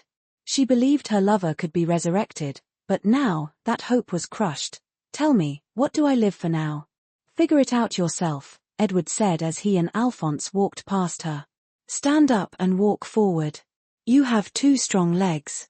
You don't need anything else. The story didn't end there. In the final scene of the chapter, the man and woman from the first chapter reappeared and killed Cornello. Gluttony, the fat man, then ate the dead priest. This made Daniel recall the first chapter, where Gluttony seemed to be eating something too. Could it have been a human corpse? For 10 advanced chapters, patreon.com/angelic translating. Chapter 125, The Chimera Arc. 838 words. Chapter 3 ends with Gluttony devouring the priest, leaving many questions unanswered. What exactly is the Philosopher's Stone? Why are there fakes? Who are these mysterious man and woman? And who is the father that lust refers to? These mysteries compelled Daniel to eagerly flip to the next chapter. This is one of the most memorable and heartbreaking arcs in Full Metal Alchemist. It's an episode that many readers find deeply sad and full of despair. Roy introduces a sewing life alchemist named Sho Tucker to the Elric brothers. 2 years prior, Tucker successfully created a talking chimera, making him an authority on biological transmutation. As the Elric brothers visit Tucker's home to find information, they become quite close to his daughter Nina. Meanwhile, Tucker feels intense pressure as the annual State Alchemist Certification Day approaches. Seeing Tucker hug his daughter, with shadows cast by Ren's drawing, Daniel suddenly has a suspicion. Could Tucker be planning to cheat this time because he didn't pass the State Alchemist certification before? Daniel thought of some common tropes. Maybe Tucker gets caught cheating and is killed. Or perhaps his daughter gets implicated, leading to a deeper conspiracy. No matter how Daniel guessed, he couldn't imagine that the truth would be far more brutal than he thought.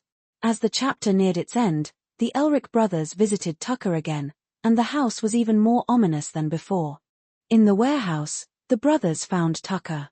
Hearing them, Tucker slowly turned his head, his glasses reflecting the light, making him look even more sinister. Hello, the chimera is complete. It was a dog-like creature with hair that looked like fur. Listen, its name is Edward. Tucker squatted down, speaking to the chimera. Ed, Ward. The chimera's words shocked the brothers. They had never seen a talking chimera before. As Edward crouched to observe, the chimera kept repeating, Edward, Edward, big brother. Edward's face changed dramatically, his pupils shrinking. Fart. Daniel, who was drinking tea, spat it out, incredulous. No, no way. He had a bold idea. A dark room, a dog-like chimera calling Edward big brother, and the missing Nina and her dog Alexander. Could this chimera be made from Nina and Alexander? No way. Could the porter be this heartless? With this suspicion, Daniel turned the page, and the truth was even more horrifying. Tucker, when did you become a state alchemist? 2 years ago. And when did your wife leave? 2 years ago. Yes. Not just his daughter. 2 years ago, Tucker had used his wife to create the talking chimera to earn his state alchemist certification. Seeing Edward hit Tucker, and the chimera still gently asking, Daddy, does it hurt? Daniel's anger surged. What a beast. Truly a beast. As the saying goes, even a tiger won't eat its cubs. How could this man do such a thing to his sweet, innocent daughter? Not just Daniel, but the entire forum exploded after reading this chapter. WTF, is he even human? How could he do this to his own daughter? Exactly, this isn't just hurting her, he turned his daughter into a chimera. The worst part is, from the manga, you can tell the chimera still has some of Nina's consciousness, recognizing Edward and knowing Tucker is her father. The ending was somewhat merciful for Nina, as death was her release. But letting Tucker die with her isn't acceptable. This scumbag deserves worse. He should be turned into a chimera himself. +1. The Sewing Life Alchemist, how ironic. These were the angry readers, but there were also those like Daniel who analyzed the manga more rationally. To be honest, I was furious when I saw Nina turned into a chimera, but this also confirmed that Fullmetal Alchemist is a great work with deep themes. Concepts like human transmutation and chimeras mirror real-world science. We should reflect on these issues. Exactly. Isn't this like human experimentation? Even today, despite international bans on certain experiments, some scientists still proceed. A few years ago, someone tried gene-editing babies, despite the country's strict ban on reproductive human embryo editing. People like Tucker, driven by fame and fortune, commit such despicable acts. I don't care. Tucker deserves death. Some readers even vented their anger at Ren. After all, Ren is the mastermind behind this story. Dog author. From Madoka Magica, we saw your evil nature. Give me a break. Seeing these comments, Ren quietly put down his phone. He felt they should be grateful. He chose the Fullmetal Alchemist, Brotherhood version. There's also the 2003 version. The Chimera arc in Brotherhood is less harsh than the 2003 version. In the 2003 version, the anime stretched this one-chapter arc into 4 episodes, building the emotional investment. In the 2003 version, seeing the little girl Nina, who previously played with the Elric brothers and cheered for Edward at his state alchemist exam, turned into a chimera by her father, was a nightmare for many reader. The deeper the emotional investment, the more devastating the despair. For 10 advanced chapters, patreon.com/angelic translating. Chapter 126, Iconic Scenes. 977 words. Fullmetal Alchemist continued to update smoothly. Although the 4th chapter made many readers feel that the treacherous porter who once killed the student council president was re-emerging, they couldn't help it. The plot was too good, making people want to keep reading. Even though they knew the story would have many dark moments, they still couldn't stop following it. The first 4 chapters of Fullmetal Alchemist mainly introduced the world setting and the story background. By the 5th chapter, Scar appeared, bringing back memories of the Ishvalan War and gradually introducing the villains. In chapters 9 and 10, Hugh's death marked the official start of the main plot. As readers eagerly anticipated the future plot, time quietly passed. In September, Yaya started elementary school, becoming a young student. At first, Yaya was a bit uncomfortable with the new routine. Since elementary school didn't have a school bus, Ren had to take her to and from school every day. However, she made some good friends. By November, in chapter 19, Roy's counterattack reached the first climax of the story. After this, as the main characters delved deeper, the conspiracy within the upper echelons of the military was gradually revealed, and the main plot fully unfolded, connecting various supporting characters. This series of plots made readers extremely excited. For instance, the scene where Roy switched places, acted out a play, and lured out the military's insider was exhilarating. From freeing Second Lieutenant Ross, pretending to be an outcast, to secret communications and finally catching the person who wanted to silence them, the whole sequence was seamless. This intellectual battle elevated the story once again. Following this, the Ishvalan extermination campaign appeared, raising the narrative to new heights. Endless battles, unquestionable orders, inhumane massacres, ruthless soldiers, bloody hands, and faces filled with trembling regret. This brought readers deep reflections on the lessons of war and the hard-won peace. This reflection on human history greatly expanded the philosophical scope of the story. As a result, the forum saw fewer complaints about Ren following Nina's death.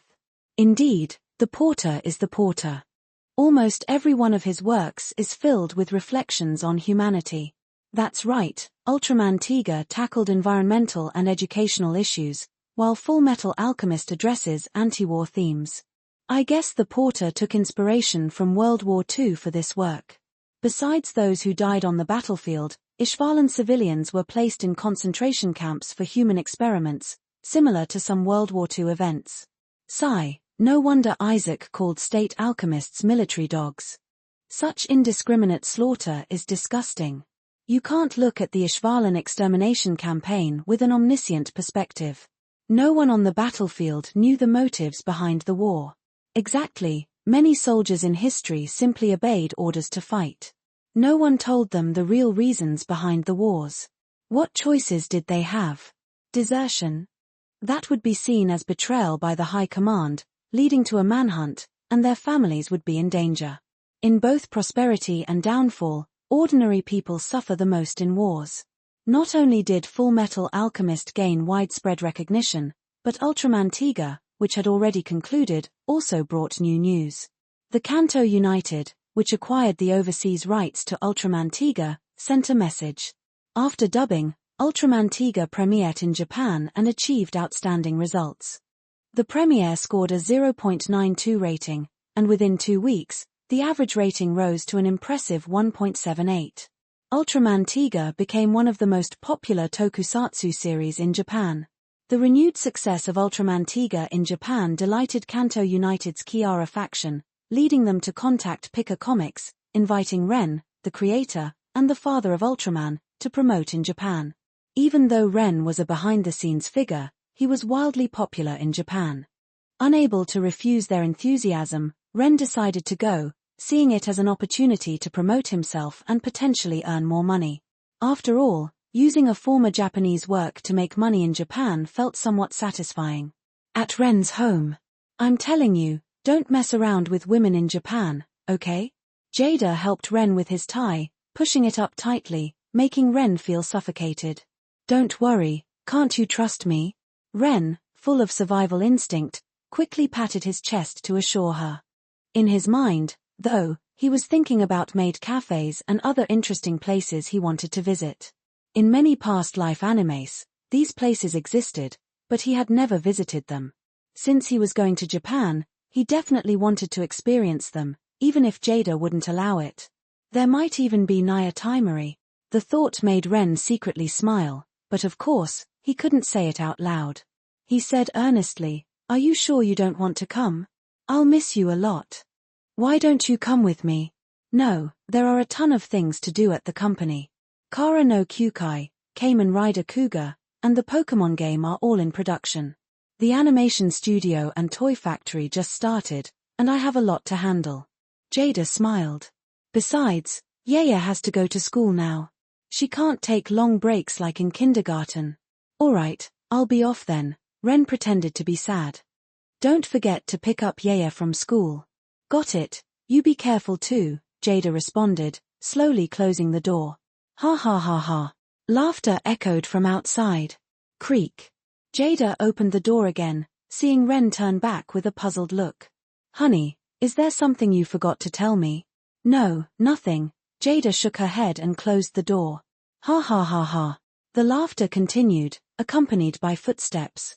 Whoosh. The door opened quickly. Ren was at the courtyard gate, seeming to hear the door opening. "Are you coming out too?" "No." Jada rubbed her head, wondering if she was hallucinating. For 10 advanced chapters, patreon.com/angelic translating. Chapter 127, Chapter 151. 902 words.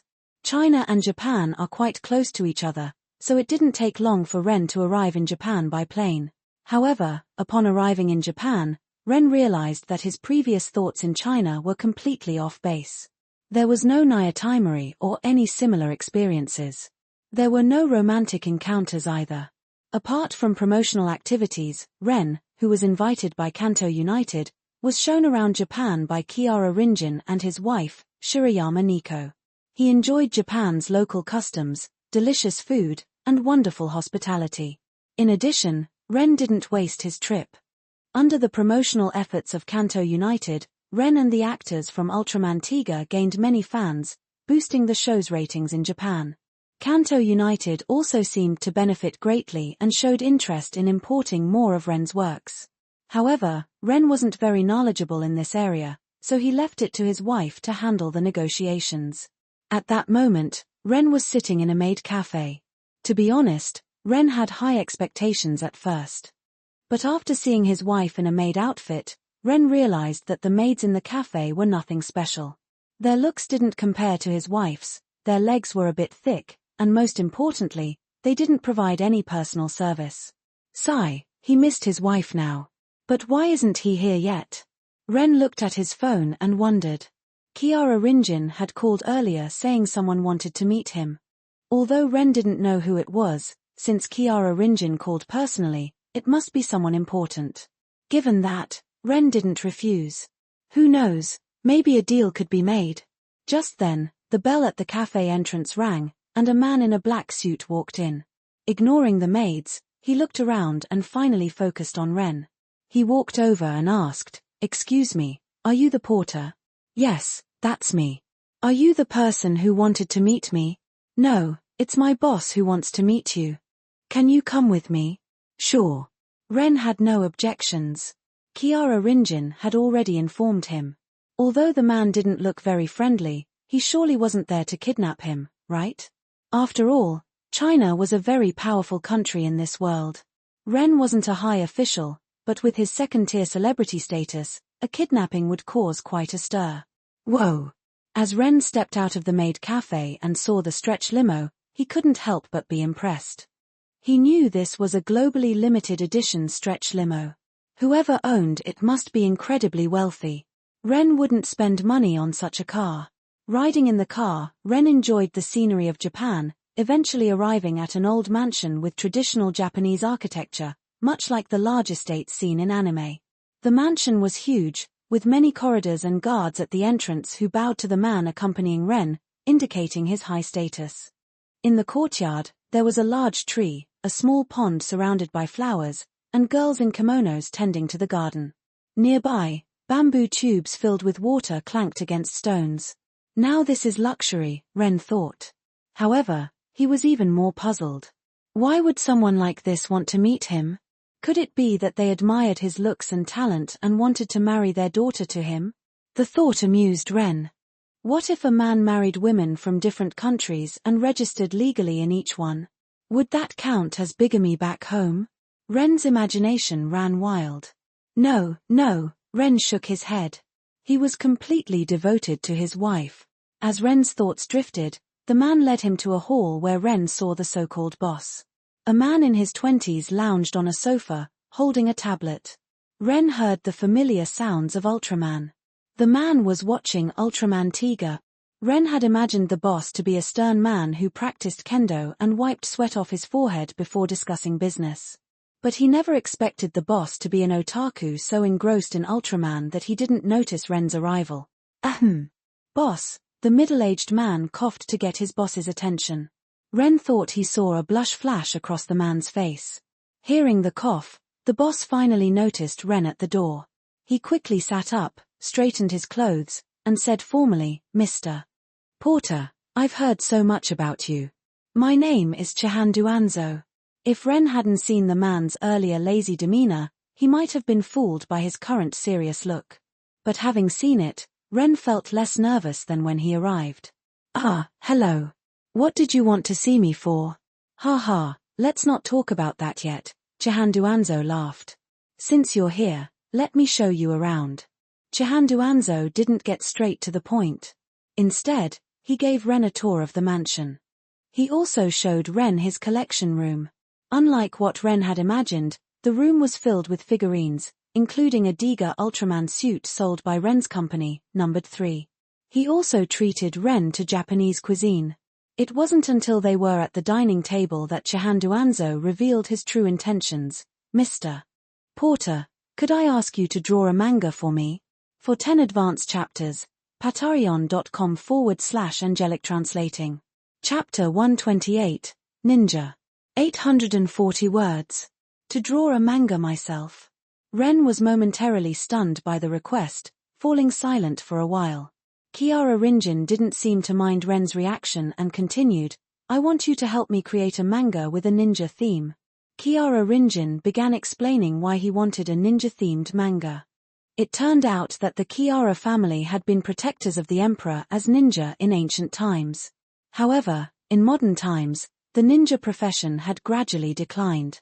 Even the Kiara family, once protectors of the emperor, had abandoned ninja training in favor of careers in politics and business. After all, ninjas needed to earn a living too. But in the current generation, Kiara Rinjin was a big fan of ninjas. He loved the concept, but couldn't endure the rigorous training himself. So, he wanted to combine the ninja profession with his favorite medium, manga. That's why he sought out Ren. It sounded a bit unbelievable, but it was the truth. Rich people indeed have peculiar interests. So, Mr. Porter, please help me. Kiara Rinjin looked at Ren with sincere eyes. I can, but...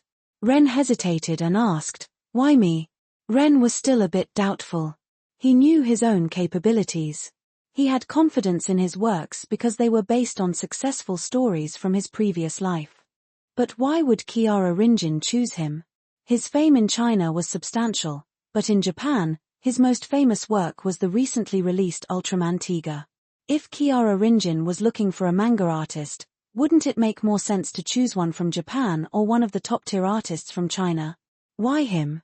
Because I've read your works, Mr. Porter, Kiara Rinjin smiled and explained. From Your Name to Cooking Master Boy, Bleach, Madoka Magica, Fullmetal Alchemist, and Ultraman Tiga, I've read them all. While there are many more famous manga artists, you are incredibly innovative. You break the conventional thinking around existing genres with your manga. Kiara Rinjin signaled a maid to refill his drink. After taking a sip, he continued, you turned a magical girl series into something dark, made alchemists cool in Fullmetal Alchemist, redefined the image of Grim Reapers in Bleach, and introduced giant heroes with Ultraman. I hope you can make ninjas exciting again. Yes, this was why he valued Ren. Ren's ability to create compelling characters and innovative storylines far surpassed other manga artists. Current ninjas? Ren was puzzled. He hadn't seen many ninja-themed works since arriving in this world. They're like this, using smoke bombs and such for assassination, Kiara Rinjin said, showing Ren his tablet. The ninjas depicted were similar to the shadow warriors in Jackie Chan adventures from Ren's previous life. Of course, Kiara Rinjin explained, I didn't just invite you. I've also invited other manga artists. 3 months from now, submit your preliminary character designs and story outline. The money is negotiable, and I only want to see the manga published. As for the profits, I don't care. They belong to you. Hearing this, Ren finally relaxed. This made more sense. Such a good opportunity wouldn't be offered to just one person. So, Mr. Porter, what do you think? Here's the deposit. If you succeed, there will be more to come. Kiara Rinjin handed Ren a check and waited for his response. Ren glanced at the amount on the check and fell into deep thought. A ninja manga. He had one in mind. Over the past few months, the system had provided many manga options. One of the big 3 from his previous life, Naruto, was among them, and Ren had redeemed it. He had been modifying it to create Immortal Ninja, changing elements like ninja pills to elixirs and explosive tags to thunderstones. He even researched ancient weapons to replace some of the original items. Honestly, Ren was reluctant to revert it to the original Naruto storyline. But the offered amount was substantial. Looking at the check, Ren felt tempted. Moreover, the post-publication profits would still belong to him. This deal was too good to pass up. I agree. After 2 seconds of thought, Ren finally nodded. It wasn't about the money, no, definitely not. He was just moved by Kiara Rinjin's sincerity. However, he would have to discard his previous work and start anew. The timeline would need significant adjustments. There were quite a few plot holes created by the original author. Ren also wanted to make several changes to the storyline. For example, Neji's death. It's not that Neji couldn't die, but his death should be more emotional. He was one of the 12 main characters, after all. Instead, his death was somewhat comical, killed by wooden stakes. Considering how much time they had to save Naruto, why didn't anyone think to move him? Neji could have just been severely injured instead. It wasn't just about avoiding death. Characters like Gari and Kakashi had flashbacks when they faced death.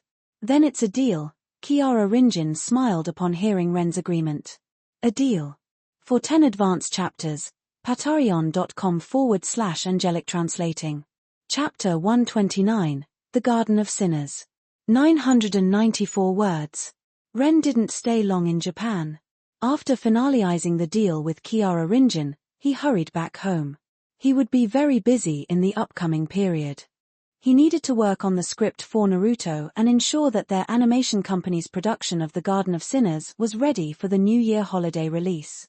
There were numerous tasks to complete, including finishing the production, passing the review for approval, and handling various other details. Of course, another major task was wrapping up 7 Heroes, which was nearing its grand finale. For the next few weeks, Ren would be working overtime, increasing the release frequency from twice a week to 3 times a week. In the previous episodes, the storyline had reached a climax. Believing he had controlled the 6 swords disguised as Hong Fei-hong, Sichu Ching notified Black-Hearted Tiger, Sichu Feng. Sichu Feng was ecstatic and rushed over, eager to drink the Kirin blood. However, he was unaware that Lan Yun had cleverly swapped out the long rainbow sword of Hong Fei-hong and secured the antidote to bring back Hong Fei-hong. Moreover, Hong Fei-hong's skills had improved significantly, reaching the 10th level of the Fire Dance Whirlwind Sword's no-self state. He defeated Sichu Ching, causing Sichu Kong's plan to fail. Heroes are indeed vulnerable to love, Daniel muttered to himself, holding the latest issue of the manga. To be honest, Daniel quite liked Sichu Ching's character. He was brave, intelligent, and deeply in love with Lan Yun, but unfortunately, he was a villain. Ultimately, he lost his mind over Lan Yun, who only had eyes for Hong Fei-hong. Opening the new issue of 7 Heroes, Daniel saw the story unfold further. Feeling betrayed by Lan Yun, Sichu Ching went mad and set off explosives, intending to die with the 7 Heroes. However, he accidentally triggered the mine himself. Sichu Feng was devastated and tried to heal the Black Tiger, but it was too late. Black-Hearted Tiger Sichu Feng, heartbroken, decided to abandon his quest for the Kirin and instead seek revenge on the 7 swords. Seeing this, Daniel's perception of Sichu Feng changed. While the leader of the demon sect was indeed a villain with great ambition, the manga also depicted him as a good father willing to give up his dreams for his son. The latest chapter added depth to the antagonists, making the final battle more tragic. To avenge his son, Sichu Feng trapped Hong Fei-hong and the others on a high peak.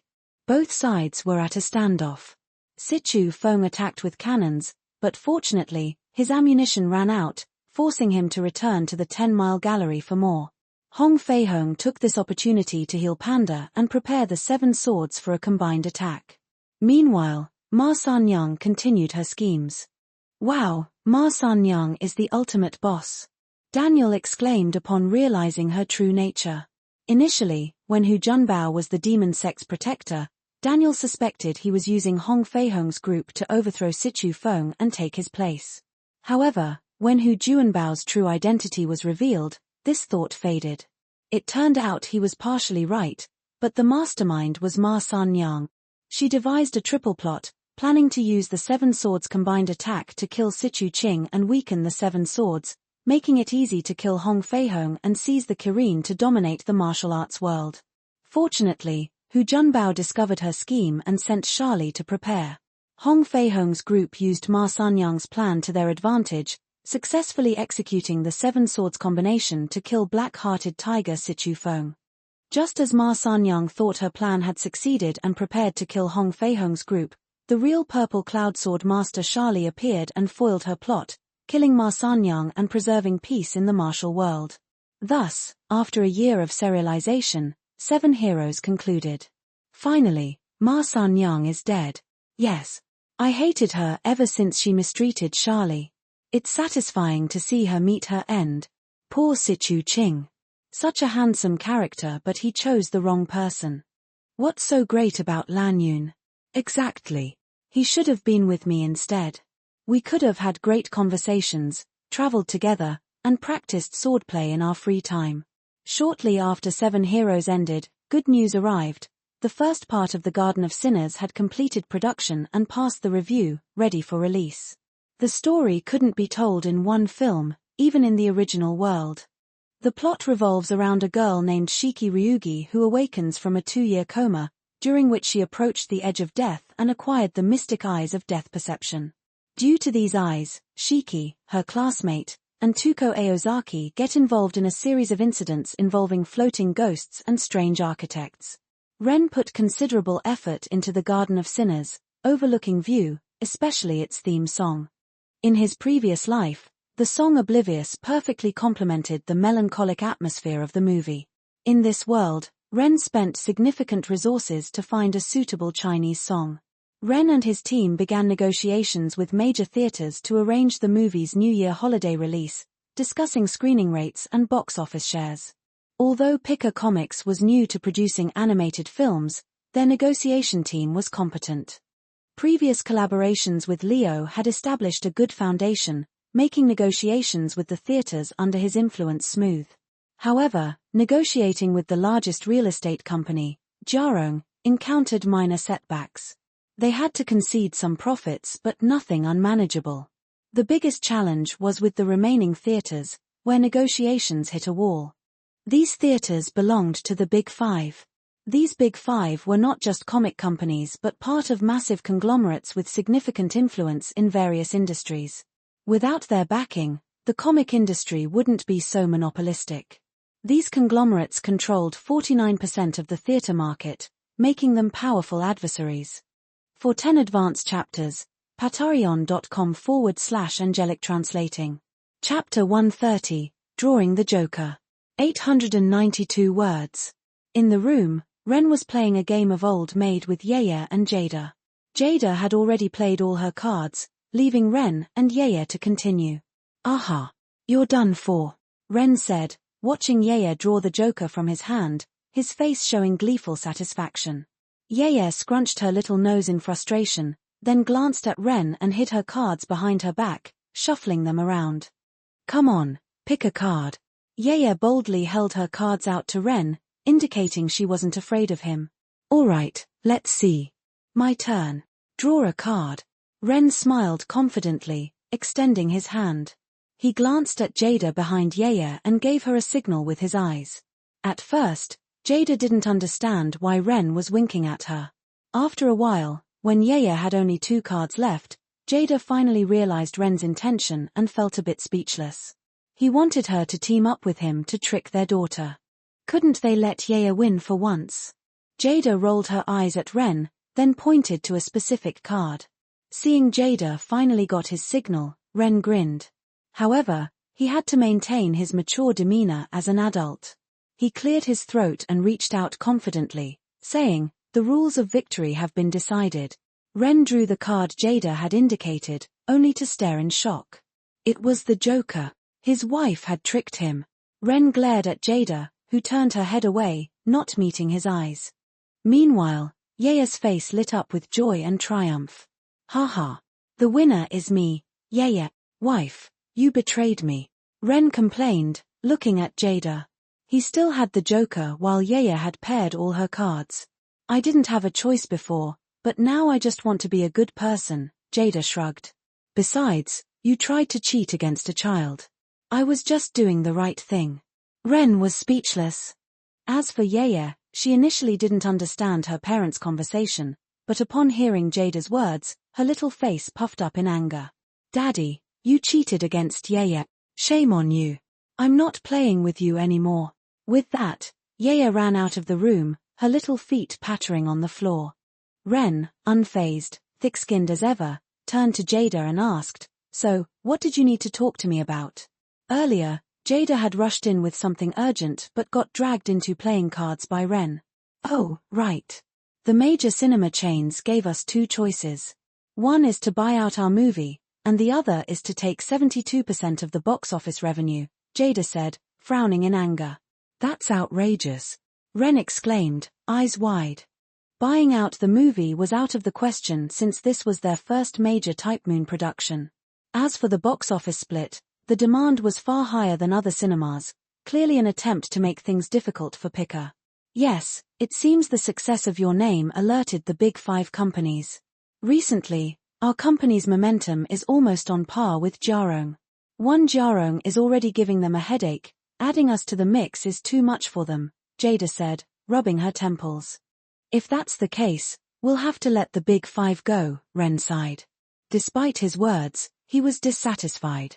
The 5 major companies controlled about 50% of the cinemas nationwide. Not screening there would significantly impact their box office revenue. However, agreeing to the demands would set a bad precedent, potentially leading other cinemas to raise their demands too. They couldn't give in. Jada decided to stop negotiating with the big 5 cinemas. It was pointless since they were clearly hostile. Even if they agreed verbally, they could later impose stricter demands. They would have to rely on other cinemas' screening rates and high attendance to achieve good profits. Thus, Pika Comics began heavily promoting the Garden of Sinners. They advertised everywhere within their budget high-speed trains, subways, and large plaza screens. They also added ads in their magazine issues. Additionally, moviegoers could exchange their tickets for a copy of the Porter's character sketches, with 5,000 limited hand-drawn sketches up for grabs, featuring characters from Fullmetal Alchemist, Your Name, and Madoka Magica. Ren even posted some of these sketches online, which quickly garnered many comments.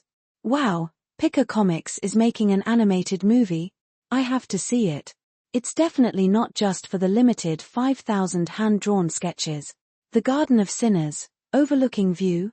Sounds like a series. I hope it's good. Why only 5,000 hand-drawn sketches? Can't they all be originals? Do you want the porter to die from exhaustion? I checked the ticket website. Why aren't cinemas like Blue Ling and Dragon Saw showing it? Those are major cinemas. Remember, the big 5 companies also have comic subsidiaries. With Pika doing so well, they must be trying to suppress them. December arrived, marking the last month of the year. The movie market entered its busiest season, the New Year's holiday. On December 11th, Dragon Saw's I'm Really Not a Hero kicked off the holiday battle. Jarong Real Estates because of bad luck, All I Get Is Good Fortune followed.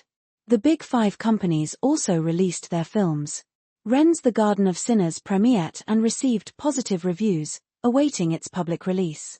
For 10 advanced chapters, patreon.com/angelic translating. Chapter 131, Release of the Garden of Sinners. 821 words.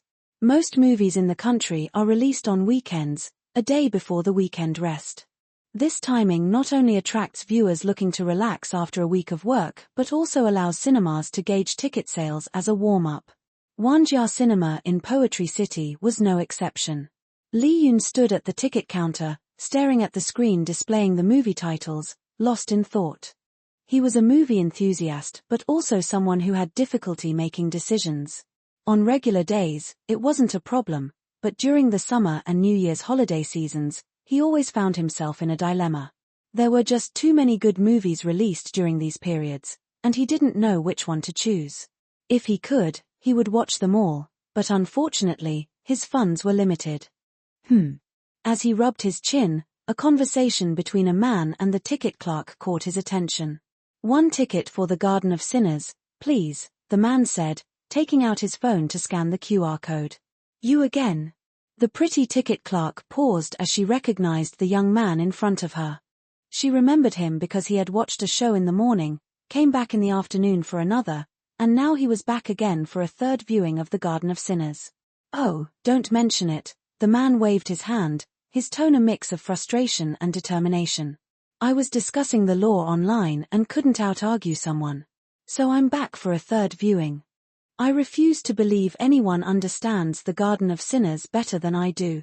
He waved his notebook, clearly intending to take notes while watching. The ticket clerk was at a loss for words.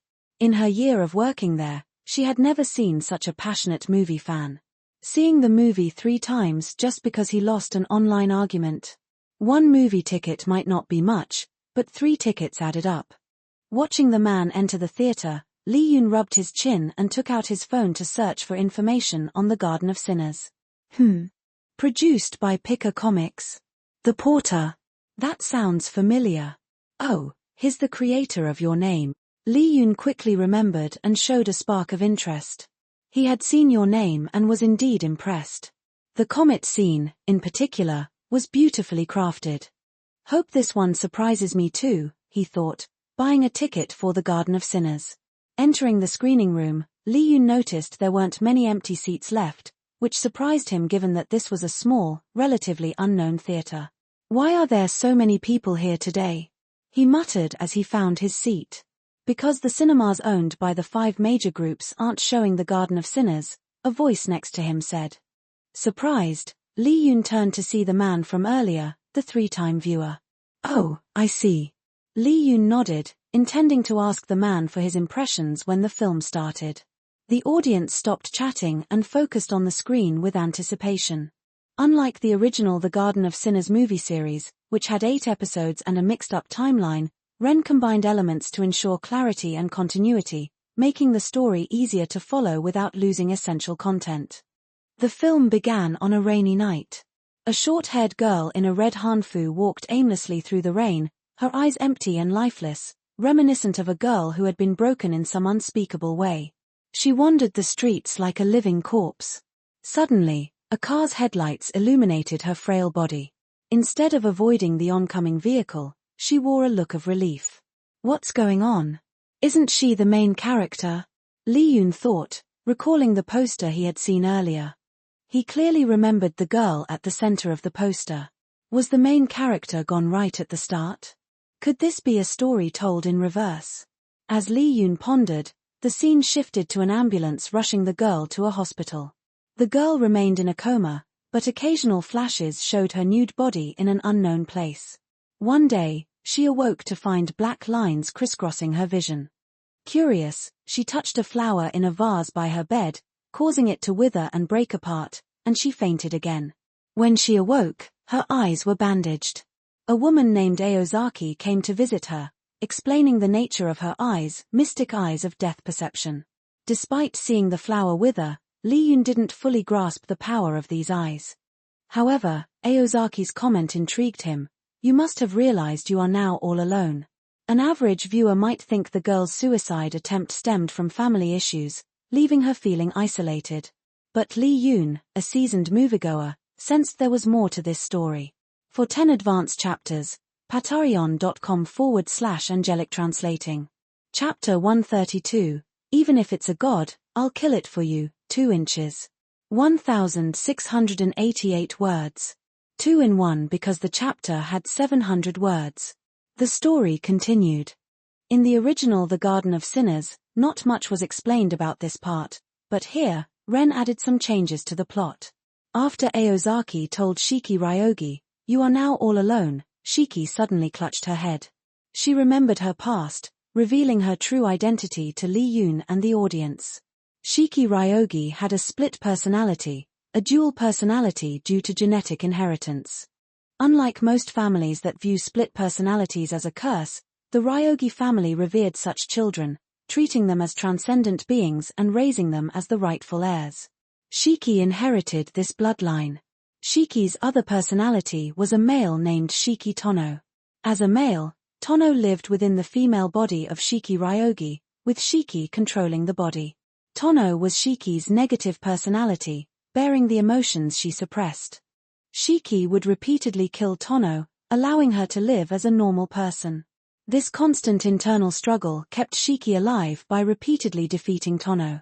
Tono seemed indifferent to this, mostly remaining dormant, only emerging when bored. But now, Shiki Tono had vanished. So, the car accident might have caused Shiki Tono to die, while Shiki Ryogi survived. Lee Yoon speculated, recalling similar scenarios in online novels where one soul replaces another in a body. Could it be that Shiki Tono and Shiki Ryogi were 2 souls sharing one body, rather than 2 personalities? Otherwise, Wouldn't people with dissociative identity disorder have many lives? As Lee Yoon pondered, the plot progressed. At night, Shiki Ryogi, troubled by her conversation with Aozaki Orange, pondered deeply. Why did the other me die instead of me? Shiki Ryogi kept questioning herself, but the one who could answer, Tono, was no longer there. What did Tono die for? As Shiki Ryogi fell into despair over this unanswered question, the sound of the ward door opening interrupted her thoughts. Slow footsteps approached, and cold hands gripped Shiki's neck, with enough force to break it. It was a corpse. Just as the corpse was about to kill her, Shiki thought of one thing. Was Tono happy when he died? Shiki believed the answer was no. During her 2-year coma, she had felt death's isolation, its lack of worth, its darkness, and its horror. Death was more terrifying than anything else. Yet Tono died. For what? Probably for her. Fueled by this realization, Shiki Ryogi fought back against the corpse, leading the struggle to the courtyard. At that moment, Aozaki Orange reappeared before Shiki, using flashy magic. However, even she couldn't kill the corpse. Since it was already dead, normal methods couldn't kill it. To truly destroy it would require crematorium-level firepower. Aozaki suggested retreating immediately, but Shiki Ryogi stood firm. She smiled slightly, touching the marks on her neck left by the corpse's grip, with blood still flowing. As long as it's alive. She removed the bandages covering her eyes. Even if it's a god, I'll kill it for you. In the darkness, her mystic eyes of death perception glowed a brilliant blue, captivating everyone. Shiki leapt at the corpse with graceful, praiseworthy legs. The corpse extended its hands toward her, but she dodged and used her eyes to trace the lines she saw, dismembering the corpse with one hand. The corpse's shoulder to waist bore the marks of her slash, though her finger bones shattered. The damage to the corpse was far worse. The strings controlling the corpse snapped, and it fell lifeless. Even then, a hand with lingering lines clutched Shiki's leg. Without hesitation, Shiki crushed the hand. Dead meat shouldn't block my way, she said, laughing quietly. Wow. That's badass. Even if it's a god, I'll kill it for you. Damn, how does the porter come up with such lines? Remember that line from Bleach, I will stand above the heavens. Not surprising from the king of cool lines. I declare, Shiki Ryogi is my new waifu. Despite knowing it's inappropriate to make noise in a theater, some couldn't help themselves. Shiki Ryogi's moment was just that impressive. Hearing the murmurs around him, Lee Yoon sneered. A bunch of dreamers. Shiki Ryogi was his waifu. Though he'd seen many movies with all sorts of powers, this was the first time he thought Shiki Ryogi's power was the most terrifying. With the dagger given by Aozaki Orange, Shiki continued her rampage. Her dazzling combat moves captivated Lee Yoon. Wait. What's happening? Lee Yoon's eyes widened. On the screen, as Shiki defeated the last corpse, a white mist emerged and entered Shiki's body. Seeing this, Lee Yoon recalled many horror stories. Could it be? Is she possessed by a ghost now? What's going to happen now? Lee Yoon wondered as he watched Shiki Ryogi, who had been possessed by a ghost. This was his new waifu, and she was possessed by a ghost. But the next scene made Lee Yoon's eyes widen in shock. Shiki held the dagger with both hands, pointing it at her own chest. Her previously vacant eyes suddenly filled with determination, and her stiff lips pressed firmly together. Was she going to commit suicide because she was possessed? I need to kill the weak version of myself. Shiki Ryogi, I won't let you take over. The blade smoothly plunged into her chest. When she pulled out the dagger, there was no blood. For her, it was just the pain of the stab. Shiki Ryogi waved the dagger as if to cleanse it of the ghostly residue. She didn't die from stabbing herself. Lee Yoon was stunned. He couldn't understand what was happening. At this moment, the 3-time viewer beside him spoke up. Thanks to the mystic eyes of death perception, there's no such thing as a perfect object in the world. Everything has flaws, and her eyes can see those flaws. What she saw was the ghost's flaw, the man explained, holding a notebook.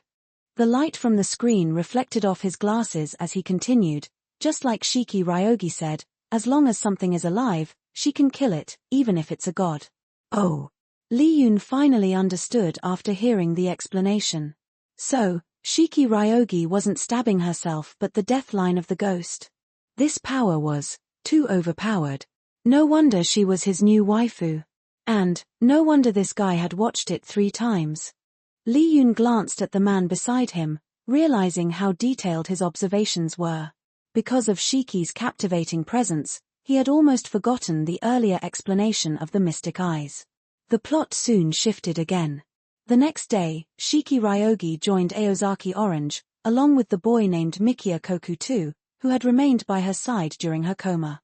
Although Lee Yoon felt somewhat jealous of Mikia's persistent efforts to win over his waifu, he had to admit that Mikia's dedication was impressive. Despite the fast-paced world, Mikia's unwavering care for Shiki was admirable. He truly loved her. Too bad it's unrequited, Lee Yoon sighed. After Shiki was discharged from the hospital, Mikia continued to visit her daily, bringing treats. Even though she found it bothersome, she let him in. One day, Mikia told her about an urban legend. A series of schoolgirls had been jumping off buildings to their deaths. These girls, who came from different schools and backgrounds, had no apparent connection, and there was no clear reason for their suicides. Moreover, the crime scenes were all abandoned buildings. Additionally, there was a high-rise building in the commercial district called Fuju Building, where people claimed to see shadows flying in the sky at night. At first, Shiki didn't pay much attention to it, thinking it was just a series of suicides. However, Mikia continued to investigate and encountered a lonely girl named Fuju Kirie. In the end, Mikia fell into a coma because of Kirie. Shiki, frustrated by Mikia's absence, was annoyed. When she arrived at the building and met Kirie, she was surrounded by ghostly girls while trying to cut Kirie's death lines. Watching Shiki fight, Lee Yoon couldn't help but clench his fists, his palms sweating. The intense fight scenes, combined with the gripping soundtrack, kept him on edge. But I can't let you take him away. He was with me first, so give him back, Shiki said, tightening her empty left hand as if controlling the ghost girls, pulling them towards her. Is this her falling for Mikia? Lee Yoon mused, shaking his head. No wonder. Anyone would be moved by such devotion. If someone loved him so deeply, even if it was a guy, well, he'd have to consider it. Shiki's dagger stabbed into Kirie's chest as effortlessly as cutting fruit. Kirie didn't bleed but convulsed slightly before going still. Her body silently fell, her hair and clothing disappearing into the darkness. Meanwhile, Aozaki Orange confronted the real Fuju Kirie. Lee Yoon learned Kirie's true story. She had been bedridden since childhood, with her only view being from her hospital bed. She longed to see the outside world. She encountered Mikia, who visited the hospital to see Shiki, and fell in love at first sight. That's why she captured Mikia's soul, wanting him to fly with her. A sad but unsympathetic character, Lee Yoon thought, shaking his head. However, he was surprised that Mikia was so popular with girls. Even Kirie, a beauty, was attracted to him. Was he the real protagonist here? The final scene showed Shiki blushing, hiding her face in her arm. Shiki, who had been cool and collected throughout the movie, now showed a shy side that made Lee Yoon's heart race. The contrast made her even more endearing. As the credits rolled and the soundtrack played, Lee Yoon got up to leave. But he noticed the 3-time viewer beside him remained seated, still watching the screen. Hey, the movie's over. You can go now, Lee Yoon reminded him, thinking he might be lost in thought. The man looked up and said, I heard there's an important post-credits scene. Really? Lee Yoon paused and sat back down. For 10 advanced chapters, patreon.com/angelic translating. Chapter 133, The Double Body Floating with Death. 1013 words. Daniel stared intently at the cinema screen, his legs shaking uncontrollably. As someone who prided himself on being the ultimate expert on the Porter's works, losing a debate about them was intolerable. He was determined to reclaim his reputation as the ultimate manga reviewer, Daniel. That's right, this man was Daniel. After watching Kara no Kyukai this morning, he couldn't resist discussing the film on a forum. Unexpectedly, someone matched his knowledge and even outdid him in some areas, detailing various elements from the film to support their points. As someone who considered himself the ultimate expert on the Porter's works, Daniel couldn't let it go. He debated fiercely, even watching the film again in the afternoon to bolster his arguments. But then, his opponent mentioned a hidden mastermind behind everything. What? Where? Daniel hadn't seen any mastermind. The opponent said there was an important scene after the credits. So, here he was, watching the film for the third time that day. On the screen, Kyrie Fuju, who had been lying in a hospital bed, left the hospital in a wheelchair, struggled to stand up on top of a building, and jumped off. At that moment, a smile appeared on her face. After lying in bed for so long, this time, I can finally fly. But as the scenery around her changed rapidly, she remembered an event from not long ago. A man with a grim expression, tall and robust, without even a sound of footsteps, and barely any presence, had come to her and asked a question that moved her. I can fulfill your wish for a free body. Do you want it? Since that day, her long-cherished dream and constant nightmare had become a reality. So, who are you? She murmured as she fell heavily to the ground, ending her miserable life. Lee Yoon's eyes widened. He hadn't expected Kyrie's final outcome to be like this. But the movie still wasn't over. The scene of onlookers around Kyrie's body zoomed out and transitioned to a TV screen showing a news report of her death. The man from Kyrie's memory was sitting on a sofa, watching the news. In front of him were 3 chess pieces. A double body floating with death, someone who feels joy from touching death, and someone who avoids death to awaken self-origin. He muttered, pushing over one of the chess pieces. One piece has served its purpose. 2 more to go. The movie ended there. The first day's box office numbers quickly came in, 51 million yuan. Though not as high as Your Name, it was important to note that Your Name had a manga boost and didn't face the obstruction from the big 5 cinema chains. Despite nearly half the theaters not showing Kara no Kyukai, it still achieved 51 million, with audience reviews mostly rating it as good or higher. This indicated that the film had great potential for success. Online discussions about Kara no Kyukai increased. Shiki is so cool. Totally badass. I have to say, the mystic eyes of death perception ability is really overpowered. How does the Porter come up with these ideas? Exactly, even a ghost attached to her can be killed. I wonder if she could kill viruses inside her too. Aside from discussing the mystic eyes and Shiki Ryogi, the end credits scene was the most talked about topic. End credits scenes weren't new, often appearing in series movies to keep the audience engaged till the end credits rolled and to hint at the next installment. Hey, who stayed for the end credits scene? If it weren't for the 3-time viewer next to me, I would have missed it. What? There's an end credits scene? Yes, there is. I saw some people sitting and waiting, and the end credits music was nice, so I stayed and got a surprise. I've always stayed till the end since many series movies have end credits scenes. This one was clearly a series, given the title. But isn't the key point the man at the end? And what he said about the chess pieces, a double body floating with death, must refer to Kyrie, right? And from her memory, it's clear this man gave her that ability. Man, I suddenly can't wait for the next movie. Ren's carefully crafted end credits scene indeed captured the audience's attention. Everyone guessed that the double body floating with death referred to Kyrie. But who are someone who feels joy from touching death and someone who avoids death to awaken self-origin? Even though the last 2 pieces were unknown, viewers deduced that Kara no Kyukai would have 3 to 4 parts. The first 3 movies would probably involve defeating the 3 chess pieces, with the final one tackling the mastermind or the last chess piece and the mastermind together. With limited information, online speculations and analyses increased, further boosting the movie's popularity. On the 7th day of release, because of luck, All Misfortunes Turn to Fortunes by Jarong had grossed 1.32 billion yuan, leading the New Year box office rankings. Second place went to I'm Really Not a Hero by Longxiang, with a cumulative box office of 1.07 billion yuan. Most movies start winding down after 7 days due to declining box office numbers. But Kara no Kyukai was different. Despite a cumulative box office of only 680 million yuan, ranking 11th, Its daily box office hadn't significantly declined and was steadily increasing. While most other movies had average occupancy rates below 50%, Kara no Kyukai maintained above 90%. Theaters weren't foolish. They knew that increasing screenings for this film would make them more money. Consequently, Kara no Kyukai would see an increase in screening rates. Higher screening rates would compensate for the box office losses caused by the big five cinema chains.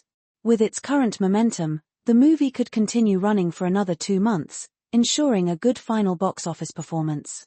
Although reaching the top 5 would be challenging, it wasn't impossible. Kara no Kyukai equals Garden of Sinners.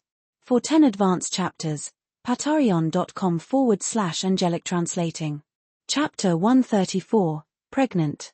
927 words. The sound of keys opening the door caught Jada's attention as she watched TV. Before she could get up, she saw Ren holding their daughter Yaya in one hand and carrying a bag in the other. Mommy Yaya kicked off her little shoes and ran towards Jada with a joyful expression. Daddy bought lots and lots of snacks today Yaya's words made Jada glance at the bag in Ren's hand. Well, I know you like sweets, and a new chain store just opened, so I bought some on the way. After tidying up Yaya's scattered shoes, Ren showed Jada the bag he was carrying. But don't complain about needing to lose weight later, Ren joked as he placed the bag on the coffee table and started taking out the contents. There were small cakes with white cream and red strawberries, black forest cake, donuts, and meat floss cakes.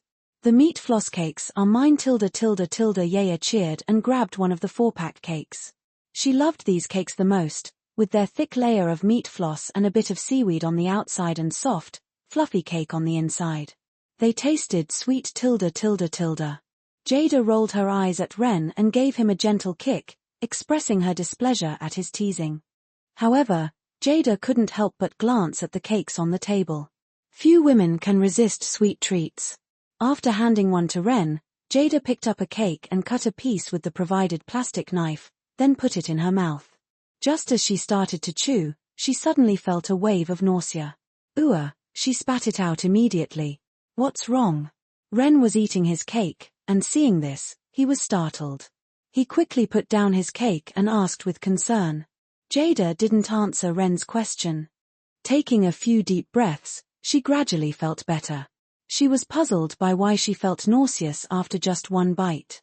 Then she froze, recalling a memory from long ago. It was 6 years ago, around this time of year, she had a similar reaction. She had no appetite and felt nauseous no matter what she ate. Could it be? Jada thought about her recent biological reactions and realized she hadn't had her period recently. The more she thought about it, the more possible it seemed. With Ren's puzzled gaze following her, she ran to the bedroom, leaving Ren and Yaya looking at each other in confusion. Daddy, is Mommy okay?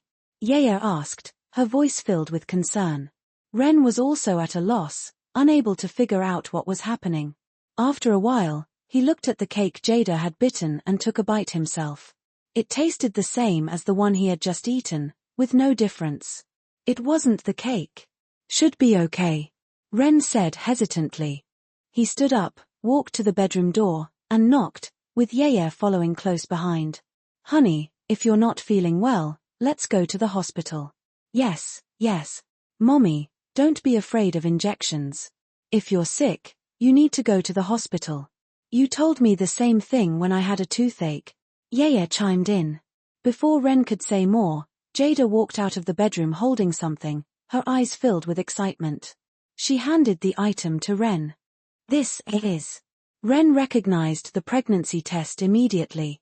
He didn't know how to read it, but if Jada handed it to him, it could only mean one thing. She was pregnant.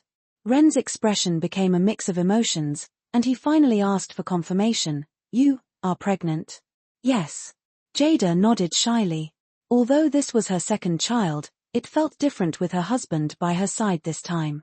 Let's go to the hospital. Even though the pregnancy test was positive, Ren trusted a doctor's judgment more. Without another word, he grabbed Jada's hand and headed out the door. Yaya, stay home. Don't open the door for strangers. Okay. Based on your description. the doctor said calmly after listening to Ren and Jada. These symptoms do indicate pregnancy, but you can also do an HCG test to confirm. After speaking, the doctor typed on the keyboard and printed a form. Ren took the form, paid the fee, and then accompanied Jada to do the test. The wait for the urine test didn't take long. After about 10 minutes, Ren got the results. As expected, Jada was indeed pregnant. Ren was still in a state of disbelief when they returned home. Until Yaya's words snapped him out of it. "Daddy, how's Mommy?" Yaya asked, her eyes full of concern. Children are sensitive to adults' emotional changes. She noticed her parents were acting differently since they returned. Her question made Ren pause, then he grinned widely and started laughing. He ruffled Yaya's hair with excitement. "Yaya, do you know? You're going to be a big sister soon." "A big sister?" Yaya tilted her head. But Ren didn't care about her thoughts at that moment. Excited, he stood on the sofa, jumping up and down. "Yes, a big sister. You're going to have a little brother or sister soon. Maybe even both." Ren was like a child who got a new toy. Although he already had Yaya, he hadn't experienced Jada's pregnancy the first time, so there was a tiny bit of regret. But now, there was a new baby, which made him very excited. Seeing Ren's reaction, Jada subconsciously touched her belly, a smile spreading across her face. For 10 advanced chapters, patreon.com/angelic translating. Chapter 135, Taking Care. 857 words. Don't move. Seeing Jada trying to get out of bed, Ren gently pushed her back down and adjusted her pillow. "You're a pregnant woman now. You need to rest well. As long as I'm home, just tell me whatever you need to do, and I'll do it for you." Seeing Ren so concerned about her, Jada felt her heart warm up. Back in the day, no one took care of her like this. "What if I want to drink water? I'll get it for you. What if I want to eat something? I'll make it for you. What if I need to use the bathroom? I'll help you." Ren stopped mid-sentence, scratching his head awkwardly. That you'll have to do yourself."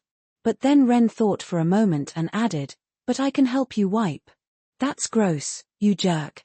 Jada pouted angrily and playfully punched Ren in the chest. "Ha ha ha." Ren grabbed Jada's wrist, stopping her playful punches. He looked at her tenderly, then moved his gaze to her belly. He gently placed his hand on her stomach, then pressed his ear against it, filled with anticipation. "I wonder if it's a boy or a girl." Hearing Ren's words, Jada's eyes shone with maternal love. She placed her hand on Ren's head, which was resting on her belly, and asked softly, "Do you want a boy or a girl?" "I don't mind. A daughter is my little sweetheart, but a boy would be nice too. When he grows up, I can play Ultraman and fight monsters with him." Ren's face lit up with happiness as he imagined playing with his future child. "Really?" Jada nodded. "I hope it's a boy. After all, they already had a daughter, Yaya. Maybe it's twins," Ren joked, then remembered something. "By the way, what were you getting up to do earlier?" "Nothing much." Jada shook her head lightly. "I just felt uncomfortable lying in bed and wanted to stretch a bit." Click. As Jada and Ren were having their heartfelt conversation, the door suddenly creaked open. Yaya poked her head in, looking concerned. "Daddy, is Mommy feeling better?" Yaya still remembered the scene of her mother vomiting earlier. "Much better." "Yaya, come here, I have something to tell you." Ren waved her over. "Huh? What is it?" Yaya walked closer, looking puzzled. "From now on, don't run and jump onto Mommy, okay?" Ren remembered Yaya's habit of running and hugging their legs or bellies whenever she saw them. It was fine before, but now that Jada was pregnant, any hard bump could be dangerous. "Why not?" "Because Mommy has a baby in her tummy. Until the baby is born, it's very fragile. If it gets bumped, the baby could die." Ren tried to explain in simple terms that Yaya could understand. "Die?" "Just like how the character in Madoka Magica died." Yaya shivered as she recalled the scene where the character lost her head. "So, the baby was that fragile? Just one bump and its head would fall off?" Yaya nodded vigorously. "Oh, okay." From that moment on, Yaya moved cautiously, standing by the bed with a worried expression, afraid that she might accidentally hurt her mother and the baby. Seeing Yeye's behavior, Jada smiled warmly and reassured her, "Don't worry about what your dad said. Just be as careful as you normally are." "Okay, tilde. Hearing this, Yeye relaxed a bit. She still moved carefully but felt less nervous. She lay on the edge of the bed, looking at her mother's belly. "Yeye, aren't you worried about having a little brother or sister soon?" Jada asked suddenly. "Worried about what?" Yeye looked up in confusion. "Well, right now, Mommy and Daddy only love you. But soon, we'll also love your little brother or sister. Then, Mommy and Daddy won't just belong to you." Jada had seen news stories and TV dramas about kids who got jealous and even hurt their pregnant mothers. She didn't want Yeye to feel neglected or resentful. Yeye pondered, her little brows furrowing as she placed her finger on her lips. After a while, she looked at Ren and asked, "Will my snacks be less?" "No, you'll get even more." Ren wouldn't shortchange Yeye, especially since he loved snacks too. "And will I still get toys?" "Of course." "Will Mommy and Daddy still love me?" "You won't ignore me, right? You'll always be Daddy's little sweetheart." Ren hugged Yeye and rubbed his cheek against hers. "That's good tilde." Yeye sighed in relief and patted her chest.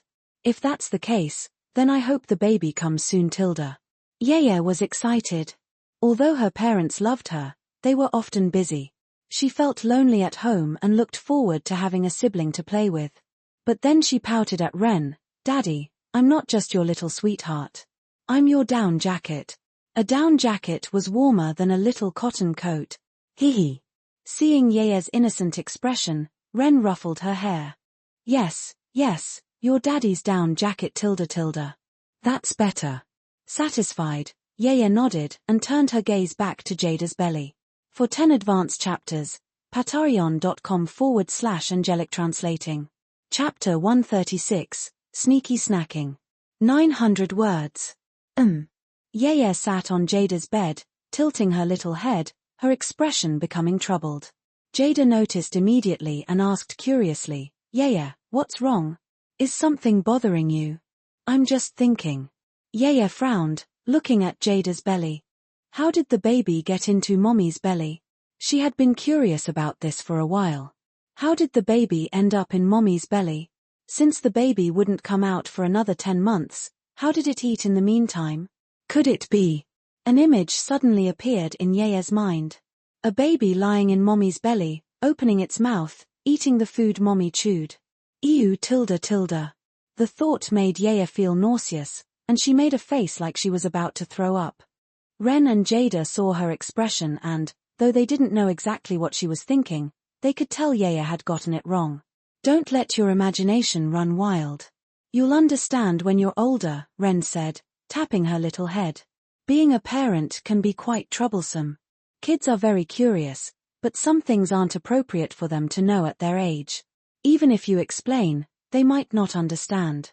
But Yeye was unhappy with Ren's response. "I'm already grown up," she pouted, flexing her arms to show off her muscles. "I'm in elementary school now.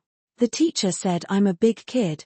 "Sure, but you still need to get a bit older," Ren said, patting her head to calm her down. "How much older?" "As old as Mommy." "Isn't that too? Ouch. Before she could finish, Jada gently pinched Yeye's cheek, smiling but with a hint of menace. "What were you about to say about Mommy?" "Nothing." Yeye's survival instinct kicked in.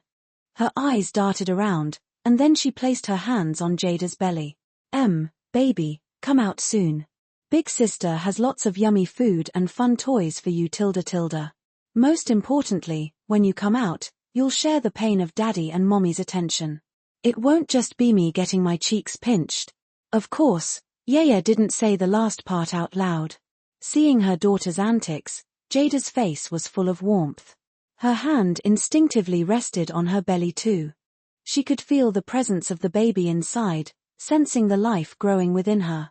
She had felt this before, years ago. But now, it felt different because Jada glanced at Ren beside her and then at Yeye by the bed. Her smile widened, and she felt a deeper sense of security. This time, she wasn't alone. But just then, Yaya suddenly jumped up and looked at Ren.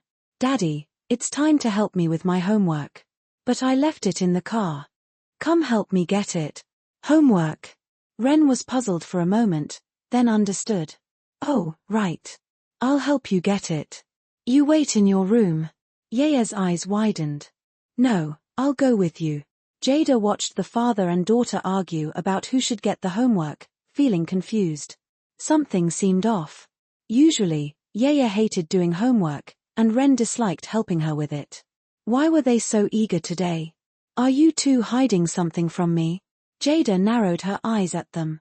Her words made them stop arguing and look at her in unison, replying, "No, nothing at all tilde. "Yaya, you usually hate doing homework," Jada pointed out, then turned to Ren. "And you hate helping her." "That's because..." Ren's eyes darted around. "If I don't help, you'll have to. But now that you're pregnant, I should take over. We can't have you getting too stressed. Stress can be bad for the baby."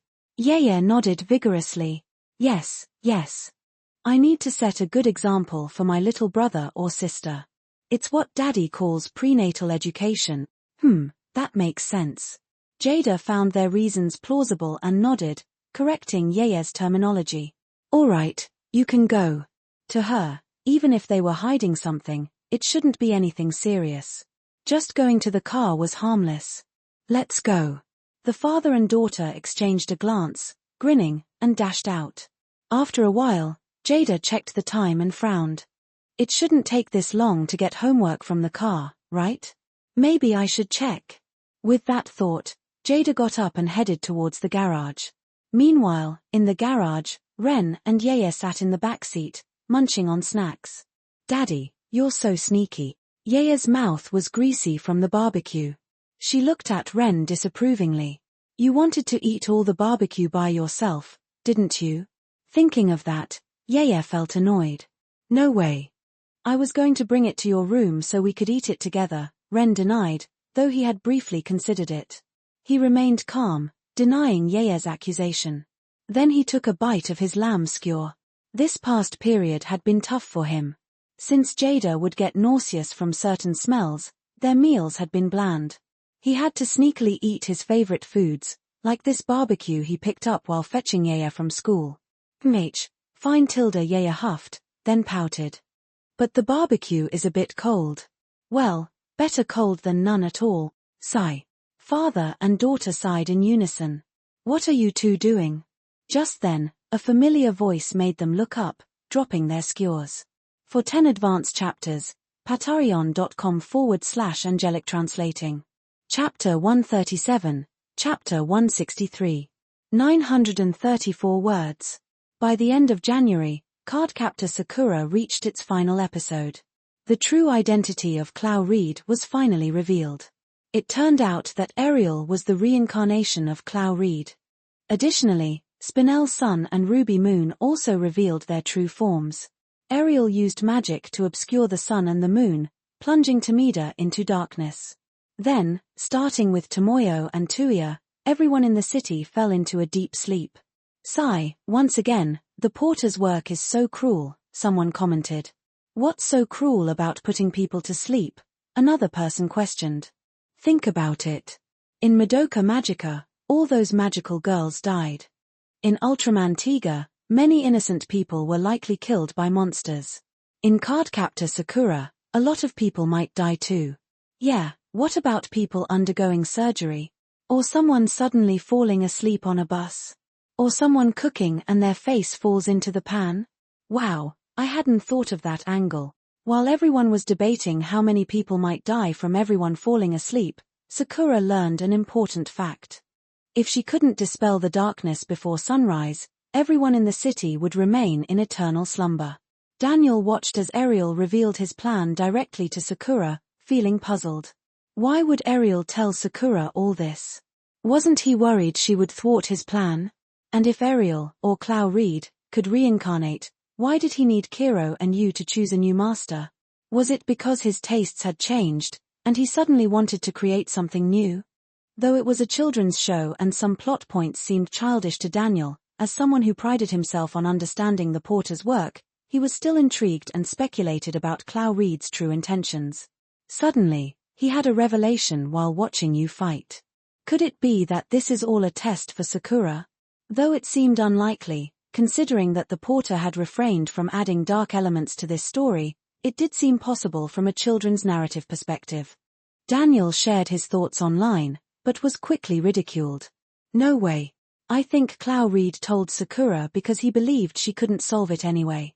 Yeah, it's the classic low-threat, high-taunt strategy. Watching Sakura struggle and ultimately fail would be Clow Reed's biggest pleasure. The porter might pull a twist and turn this kid's show into something dark at the last minute. That shouldn't be the case. Didn't the porter say this was for children? That guy once called Tokyo Ghoul a gourmet show. Remember how that turned out? This sparked even more agreement among the fans. As the plot continued, Sakura tried to dispel the darkness using all her cards, but to no avail. How could she defeat such an enemy? The readers were on the edge of their seats.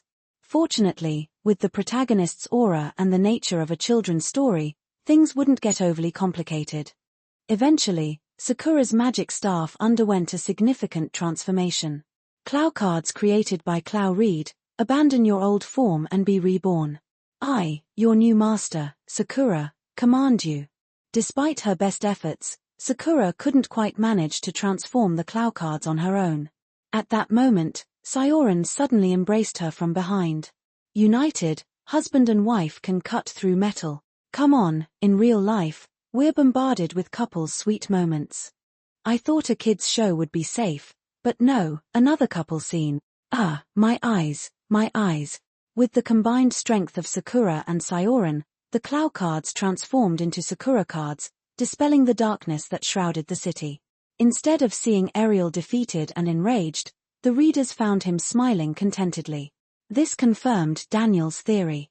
Especially when Sioran confessed his feelings to Sakura with a simple "I like you" at the end, Daniel felt even more validated. But why did Clow Reed do all this?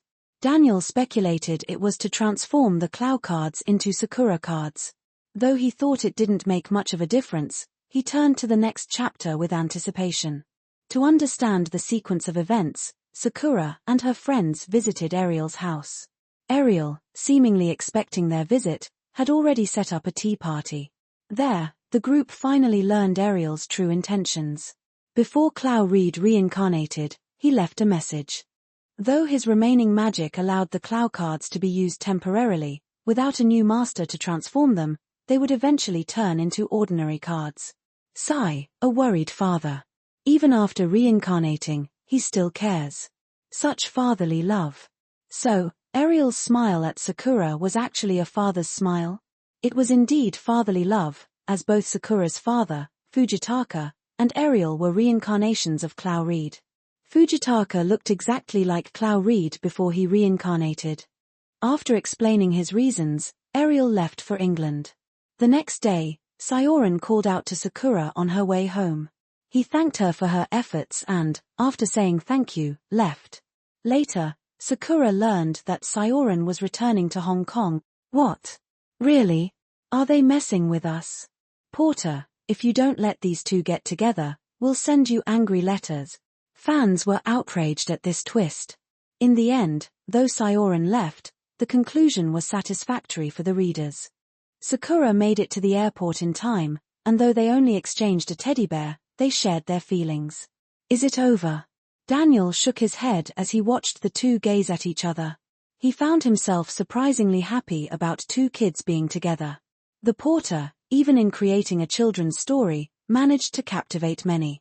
For 10 advanced chapters, patreon.com/angelic translating. Chapter 138, Chapter 164. 900 words. Naruto was published alongside the final chapter of Cardcaptor Sakura. The new manga had an exceptionally high release rate, with 5 chapters per week. This was due to the story's length and Ren's desire not to be bogged down by a single manga. Additionally, Senju Danso was very supportive, wanting to see more content each week rather than just 2 chapters. Senju Danso provided Ren with several manga assistants from Japan to help produce the manga, leading to this high release rate. This week's story revealed how the villagers treated Naruto as the embodiment of the Nine-Tails Fox, showing him nothing but coldness. To gain their recognition, Naruto constantly played pranks around the village to get attention. As time passed, the ninja school graduation exam approached. Naruto, who was always at the bottom of his class, failed the exam. However, after stealing the scroll of seals and his subsequent actions, he finally earned Iruka-sensei's recognition and graduated. He was then assigned to a team with Sasuke and Sakura. Their mentor, Kakashi, put them through various tests during their survival training to foster teamwork, ultimately deeming them qualified. Naruto and his teammates learned the importance of working together. Naruto, mused Ren, whose reputation as a rising star in the manga world had fans eagerly anticipating his new work.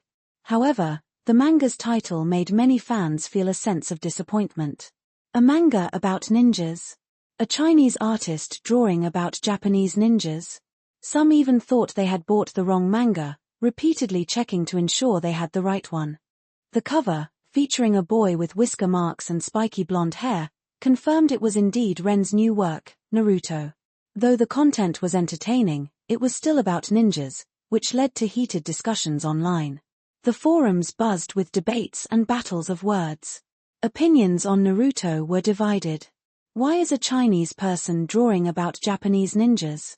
Isn't Chinese martial arts or immortals good enough? Is he promoting Japanese culture?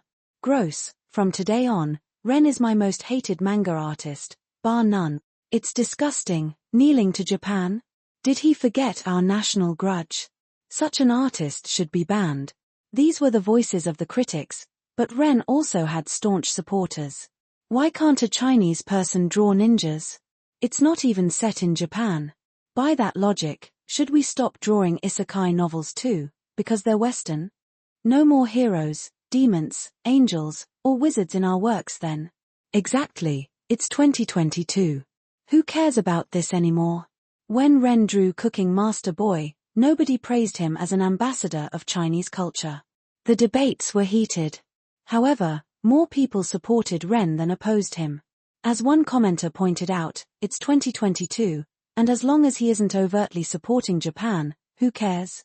Despite the majority support, there were still plenty of negative comments that Ren couldn't ignore. Honey, don't get upset. It's obvious that some of these comments are from paid trolls, Jada said, worried that Ren might be hurt by the backlash, trying to comfort him. Ren looked at Jada, smiled, and said, I'm not angry. There's no shortage of keyboard warriors. If I got mad at all of them, I'd have flipped tables over the comments about my previous works. As he spoke, Ren picked up his phone to type a response. But then he looked at Jada, a strange expression on his face. Wait, I'm about to reply to these people, and you're not stopping me. Aren't you worried I'll say something to make them angrier? Why would I stop you? Jada looked puzzled. As long as you don't curse, say whatever you want. Typically, most manga artists would stay silent to avoid provoking readers. But Jada supported Ren's decision to respond. Seeing him get attacked by a bunch of trolls made her angry too. As long as Ren's responses didn't contain offensive language, she didn't mind. After all, Ren was now a public figure. Besides, even if your comments are too harsh and you get banned, I can support you for the rest of your life. Jada joked. Thanks to Ren's help, her company had grown significantly. Even if Ren stopped working, their merchandise alone could make a lot of money. Really? Then I'll rely on my rich wife, Ren said, burying his face in Jada's chest and enjoying the comfort before picking up his phone again. He carefully composed his response. It wasn't an aggressive comment, just a logical argument. If our vast Chinese culture can be overshadowed by a single ninja manga, then that's truly a tragedy for our nation. He attached a previous illustration of Naruto to his post. Shortly after he posted, the comment section exploded. No one expected Ren to post at such a time. He's doing this on purpose. Is he untouchable? Traitor. Chinese traitor. Your work is disgusting. But many also supported him. Exactly. If our culture is so fragile that one ninja manga can overshadow it, how weak is it? Thumbs up. Our culture doesn't fear challenges. Any culture is a paper tiger before ours. Paper tiger? I think Ren's just out of ideas, bringing in all this random culture for you guys to read. Seeing the mixed comments, Ren felt a bit better.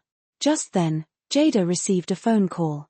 Yes, please send the materials over. I'll take a look. For 10 advanced chapters, patreon.com/angelic translating. Chapter 139, Yea's Thoughts. 959 words. At home, Ren and Yea sat on chairs with their heads down, looking like children who had done something wrong.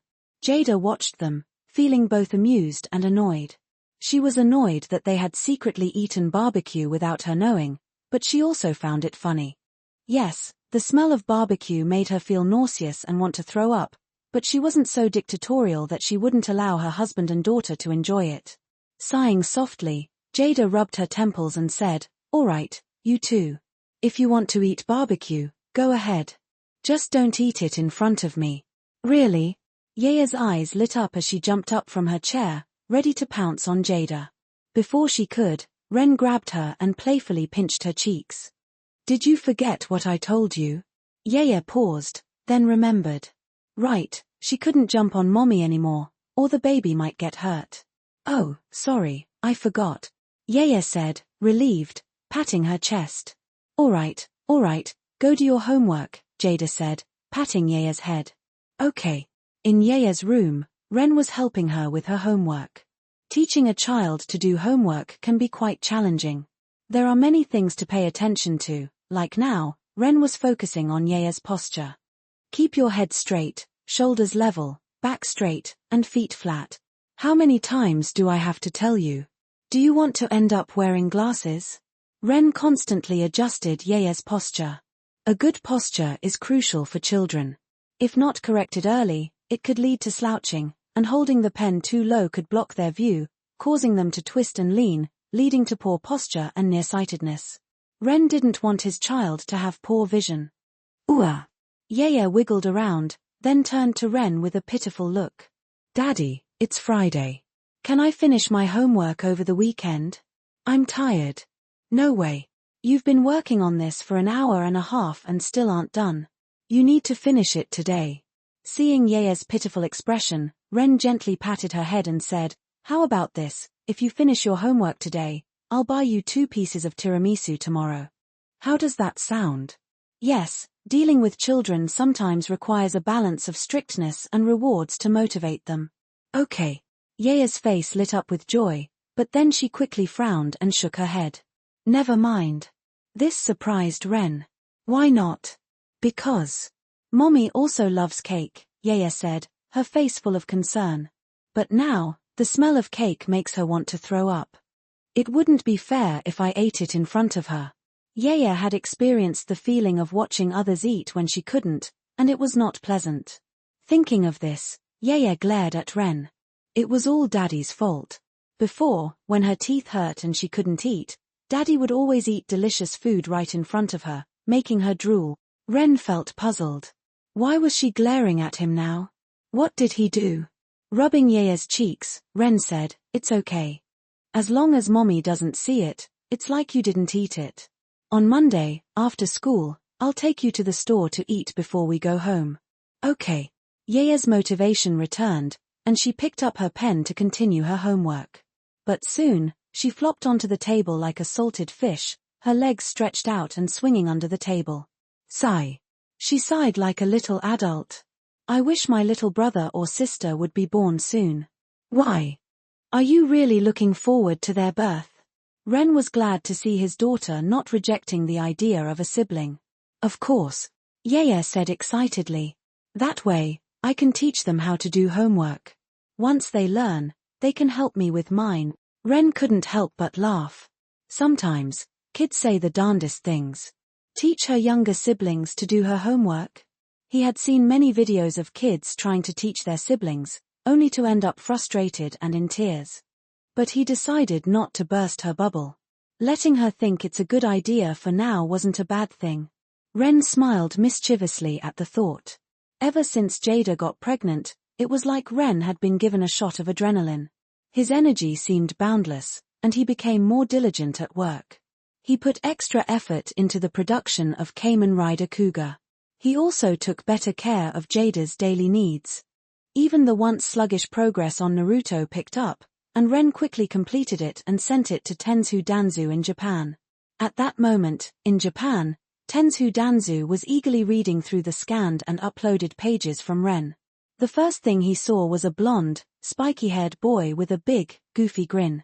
This character, clearly the protagonist, didn't look like a traditional ninja hidden in the shadows, carrying out secretive and grim tasks. Naruto. Tensu Danzu glanced at the title again, confirming it was indeed a ninja-themed manga, before continuing to read. He read through the name carefully, thoroughly captivated by the story. He read it 2 or 3 times before reluctantly putting it down. Although this wasn't the entire story, it was clear that this work depicted ninjas in a completely different light, portraying them as proud and honorable figures under the sun. The story had humor and touching moments. For example, seeing Sasuke and Naruto accidentally kiss and Kakashi using the 1,000 Years of Death technique made Tensu Danzu laugh. But when he saw Haku sacrifice himself to save Zabuza, he couldn't help but sigh. For 10 advanced chapters, patreon.com/angelic translating. Chapter 140, That Year, That Rabbit, and Those Things, 2 inches. 1,764 words. What is it? Ren asked curiously as Jada hung up the phone. It's an invitation from CCTV to produce an animation, Jada replied. This puzzled Ren. Why are they looking for our company? Ren knew his company had only been established recently, and their only notable work was The Garden of Sinners. He figured CCTV wouldn't lack animation companies to collaborate with, so why approach them? Seeing Ren's confusion, Jada smiled and explained, it's not just us. They've approached multiple companies, asking for samples before deciding on the final producer. As for why? She paused and then asked, do you know what year it is? 2021. But what does that have to do with us working together? Yes, it's 2021, which marks the 70th anniversary of the founding of our country, Jada said, noting Ren's puzzled look. This year is very significant, and to celebrate the anniversary, CCTV has received directives to produce a patriotic animation as a tribute before October 1st. Patriotic animation? Ren's expression turned thoughtful. He hadn't expected his company to receive an official invitation to participate in an animation production. But on second thought, given the success of The Garden of Sinners and his reputation for innovative storytelling, it made sense. Yes, they want to focus on children, instilling patriotism through the animation, but we can't neglect adults either. Adults need patriotic education too, Jada said. Her question made Ren think. It was a challenging task. In the entertainment industry, 2 genres were notoriously difficult to produce: patriotic education and anti-corruption. The former risked turning into a documentary, while the latter risked crossing lines. I need to think about it. When's the deadline? Ren pondered. He hadn't immediately agreed, hoping to get some inspiration from his system before the deadline. If nothing suitable came up, he would have to create something himself. He recalled a previous work that fit perfectly, That Year When the Rabbit Stayed. In his previous life, this work had gained popularity due to its humorous style and engaging animal characters, depicting significant historical events through their lens. It gradually attracted many online followers. Honestly, this was one of my favorite domestic works, along with Chin's Moon and Stellar Transformation, Ren thought. Creating something similar to That Year When the Rabbit Stayed wouldn't be too difficult. The series was essentially a historical narrative. The deadline is the end of March, so we have 2 months. It's a bit tight, Jada replied, looking at the documents from the company. 2 months. That's doable, Ren nodded.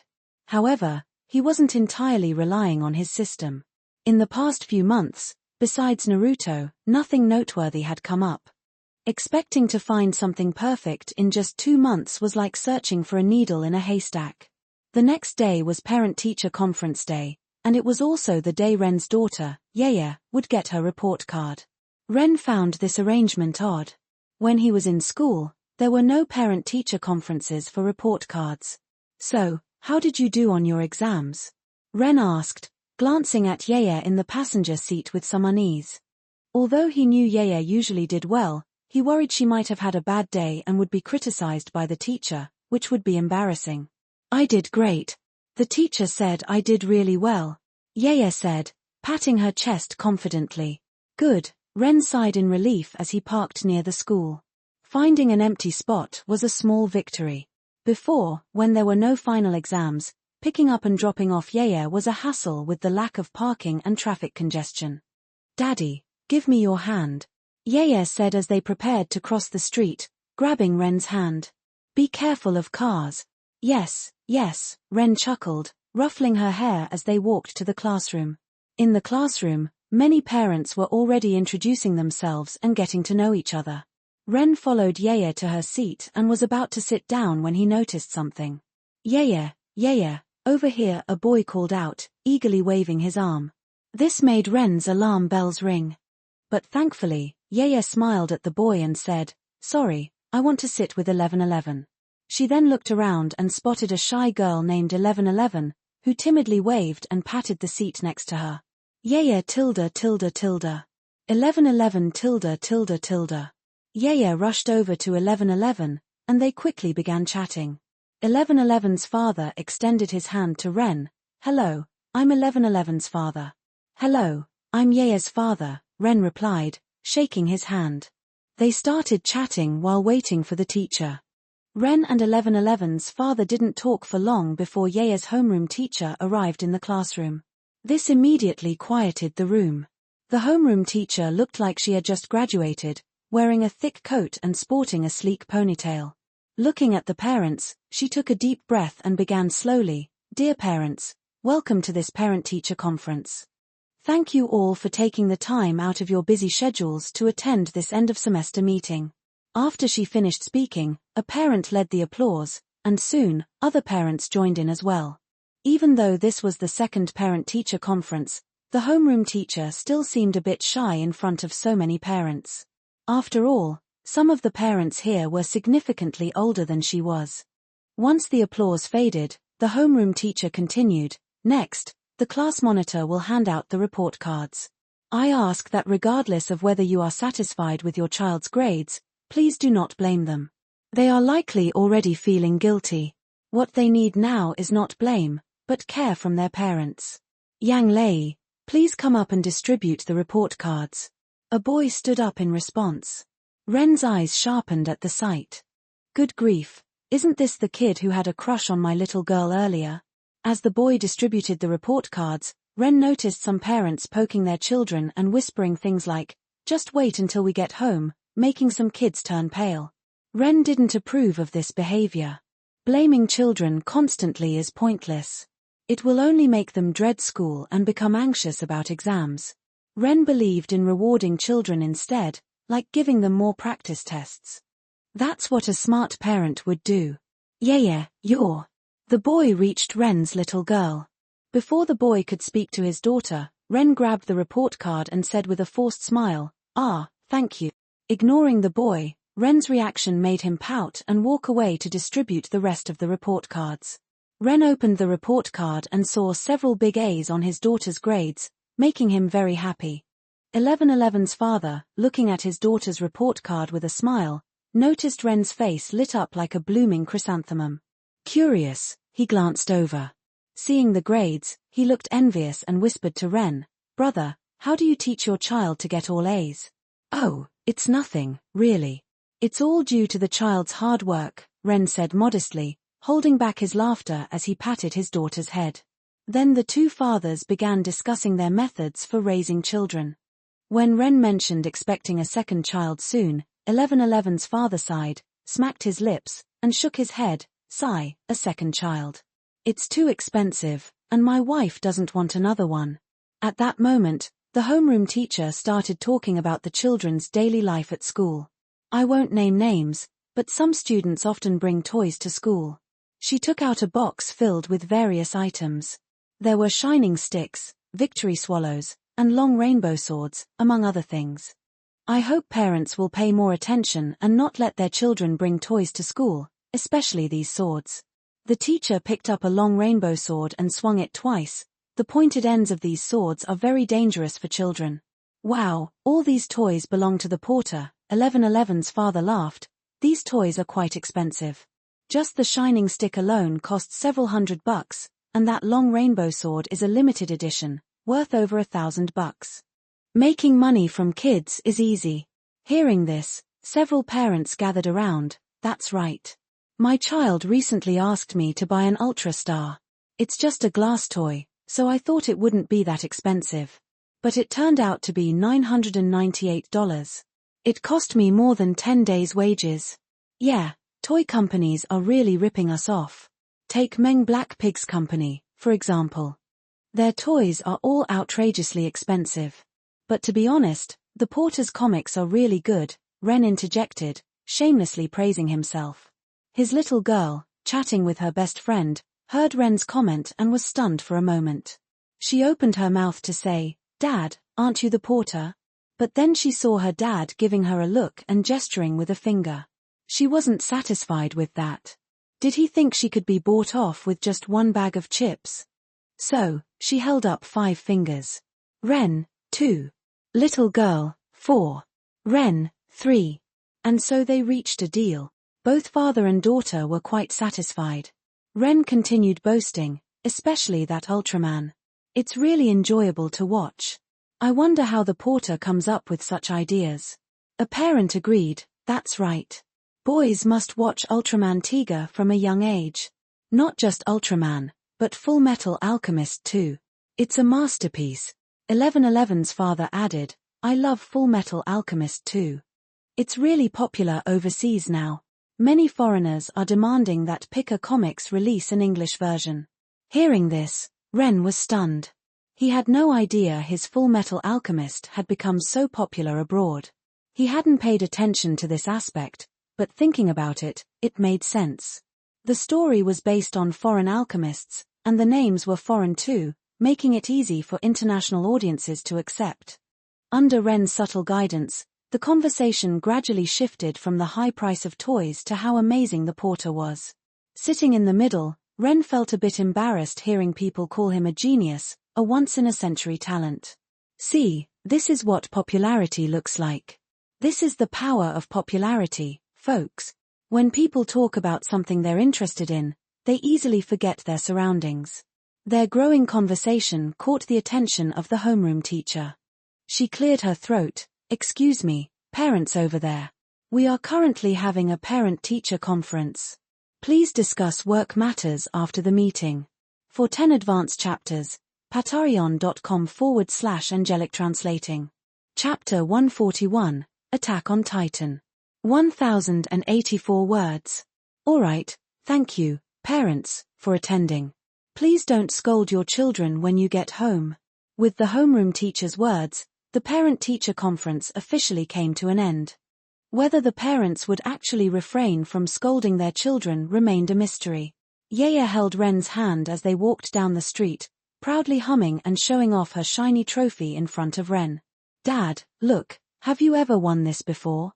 Seeing his daughter showing off, Ren raised an eyebrow. Was this little girl trying to challenge him? Did she forget that while he might not have won this kind of award when he was in school, he did win a few last year?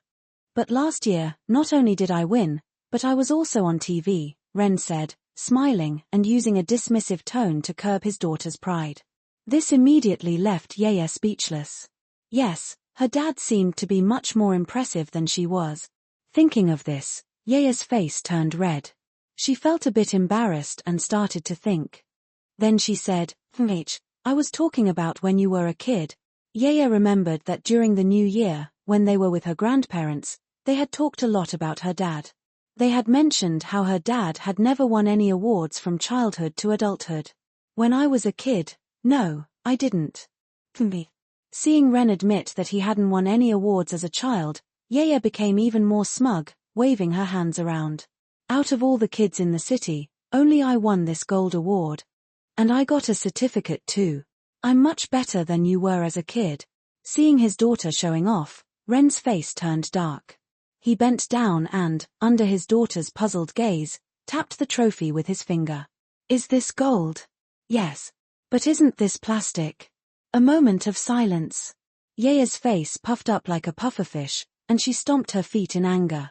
It's gold. It's a gold award. But the cup is plastic. Dad, you're a big meanie. I'm going to tell Mom that you spilled her makeup and filled it with water last time. Yaya's face turned bright red as she threatened Ren with shocking words. Did this little girl see him doing that? No, I want to live a bit longer. How about this? I'll buy you a box of chocolate on the way home, the special edition Madoka Magica one. 3 boxes, no, 5. And the chips you promised during the meeting. What a warm and loving scene between father and daughter. Seeing Ren and his daughter's playful bargaining, many parents couldn't help but smile and ruffle their own children's hair. They thought about buying their children more practice papers when they got home. February 1st.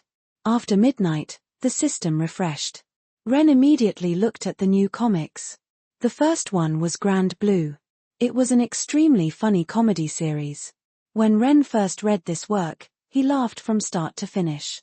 It told the story of the protagonist who, after graduating from high school, went to a seaside university and stayed at his uncle's place. A rosy university life. An ambiguous life with his cousin? None of that existed. What existed were flammable oolong tea, a drink called water of life, and a group of bare-chested muscle men. Honestly, Ren really wanted to redeem this work, but the Japanese style was so strong that he couldn't change it, so he passed. The second one caught Ren's eye, Attack on Titan. This work was one of the masterpieces of the 21st century in his previous life. Its single volumes, including digital versions, had sold over 100 million copies worldwide. Especially the setting and plot of this work were quite refreshing. For example, the 3D maneuver gear. When Ren first saw this, he thought it was very cool. The flying devices made the battle scenes fluid and exciting, and the scenes of horses running and flying through the giant forest were unforgettable. As for the plot, Attack on Titan was a rare work with an unusually high level of completeness. From Ren's perspective, it never fell apart. The whole series felt cohesive, and binge-watching it was incredibly satisfying, making you eager to turn to the next page. Unfortunately, when Ren redeemed it, he realized it only covered the first season of the anime, which left him slightly disappointed. In his previous life, the first 3 seasons of the Attack on Titan TV series were indeed excellent, but the most exciting part was the 4th season. It's recommended to read the manga for Attack on Titan since the TV version is not as detailed. The 3rd season's royal government arc cut out a lot compared to the manga. If the earlier seasons were appetizers, then the 4th season was the main course in Ren's eyes. Oh well, this is good enough. At least there's the 1st season. Maybe the 2nd season or the final season will come out soon. Ren wasn't too worried. He had plenty of choices. There were many excellent works from his previous life. Even if the system didn't always give him what he could use, the occasional good one was enough to last a long time. Knowing the second work was Attack on Titan, Ren didn't ask for more. Plus, he had spent a lot of reputation points redeeming Naruto recently. Just the 1st season of Attack on Titan required a lot of reputation points. Redeeming the entire series would be a problem. Then Ren looked at the 3rd work. Unfortunately, it was Shimonetta, a boring world where the concept of dirty jokes doesn't exist. This work was indeed good, featuring the infamous Anna who produced and used her own fluids to make cookies for others. But Ren couldn't draw it himself. Otherwise, how would his wife and children see him? He was a gentleman who never dabbled in lewd stuff. However, Ren was a bit disappointed. The patriotic work he wanted most hadn't been refreshed. He had prepared for this, but it still made him sigh. Oh well. Thinking about Attack on Titan, Ren couldn't help but smile. Getting this was a good deal. Yay. Ren couldn't help but cheer softly, only to get smacked on the chest. What are you yelling about? Go to sleep. Jada squinted at Ren, then turned over, giving him her back. For 10 advanced chapters, patreon.com/angelic translating. Chapter 142, New Release. 995 words. Since there weren't any patriotic education works refreshed, Ren started searching through history books to slowly create a version of Year Hair Affair for this world. Even without system-provided comics, Ren's ability to create plots wasn't bad. The reason he didn't make comics himself was simply because he was lazy. If there were homework to copy, why do it himself? Ren was eager to create Year Hair Affair not only to help his newly established animation company get a foothold with CCTV but also because he genuinely wanted to make patriotic education content. Today's young people were getting out of hand. A few years ago, some people from the China wore Sakura Nation World War II uniforms and showed off in some red scenic spots. Some of them were even graduates from prestigious universities. In addition, there was a crossdresser on social media who insulted his own country and refused to repent. All these incidents indicated that these people were out of their minds. Liking things from other countries was fine. In his previous life, many people enjoyed things like One Piece, Bleach, and Naruto from Japan. But liking those comics was one thing, forgetting one's roots was another. When something serious happens, one must stand with their own country. Since comics were so popular in this world, Ren felt it necessary to remind those ungrateful people how their current lives were achieved through the sacrifices of countless compatriots. And some people complained about the country, like a certain person named Shu. Sure, compared to some developed countries, salaries in some industries were less impressive. The same job paid differently. But how long has the China been established? How long have those developed countries existed? Achieving in a few decades what took others centuries was already something to be proud of. Going abroad to make money was fine, who wouldn't want a better life? But making money while slandering your own country was unacceptable. So, even without system-provided comics, Ren planned to create this work, even if it didn't pass CCTV's selection. Winter vacation, one of the two most anticipated holidays for all students. During this break, various companies also published new manga works. At Shushan Bookstore in Shicheng, the largest bookstore in the city, all kinds of magazines and books were available. In the past year, this bookstore had become the biggest supporter of Pika Comics. There was no other choice, as Pika's headquarters was in Shicheng. Of course, they needed to maintain a good relationship with Pika Comics. Occasionally, they could even invite the porter for signings. So, the store was filled with promotional posters for Pika Comics works. At this moment, Miao Fang and his good friend Lu Yun from First High School were walking together, planning to buy books at Shushan Bookstore. "Old Lu, my entertainment for this holiday depends on you," Miao Fang said, putting his arm around Lu Yun's shoulder with a tone of despair. He didn't do well in the final exams, and as a result, his parents had cut off his allowance, saying it would resume once his grades returned to their usual level. He might not even get his holiday money. Without Pika Comics, he felt like he would die. "Serves you right. You spent all your time reading comics and dropped from 9th to 18th in the class?" Lu Yun said, hands in his pockets, looking at Miao Fang helplessly. But the comics are just too good. Especially the porter's works. From Madoka Magica, which started the dark magical girl genre, to now, many artists are still drawing similar comics. "I didn't plan to watch Naruto at first, but it was too fun, especially that 1,000 Years of Death. How did the porter come up with that?" And Miao Fang got more excited as he talked, discussing manga plots with Lu Yun on the way. Suddenly, he looked at Lu Yun with hopeful eyes. "How do you manage to read comics and still keep such good grades? You're first in the class. Do you have any secrets? You spend more time reading comics than I do." Lu Yun stopped walking and looked up at the sky at a 45-degree angle. "Maybe it's because I'm a genius." "Get lost." Miao Fang rolled his eyes and gave Lu Yun the middle finger.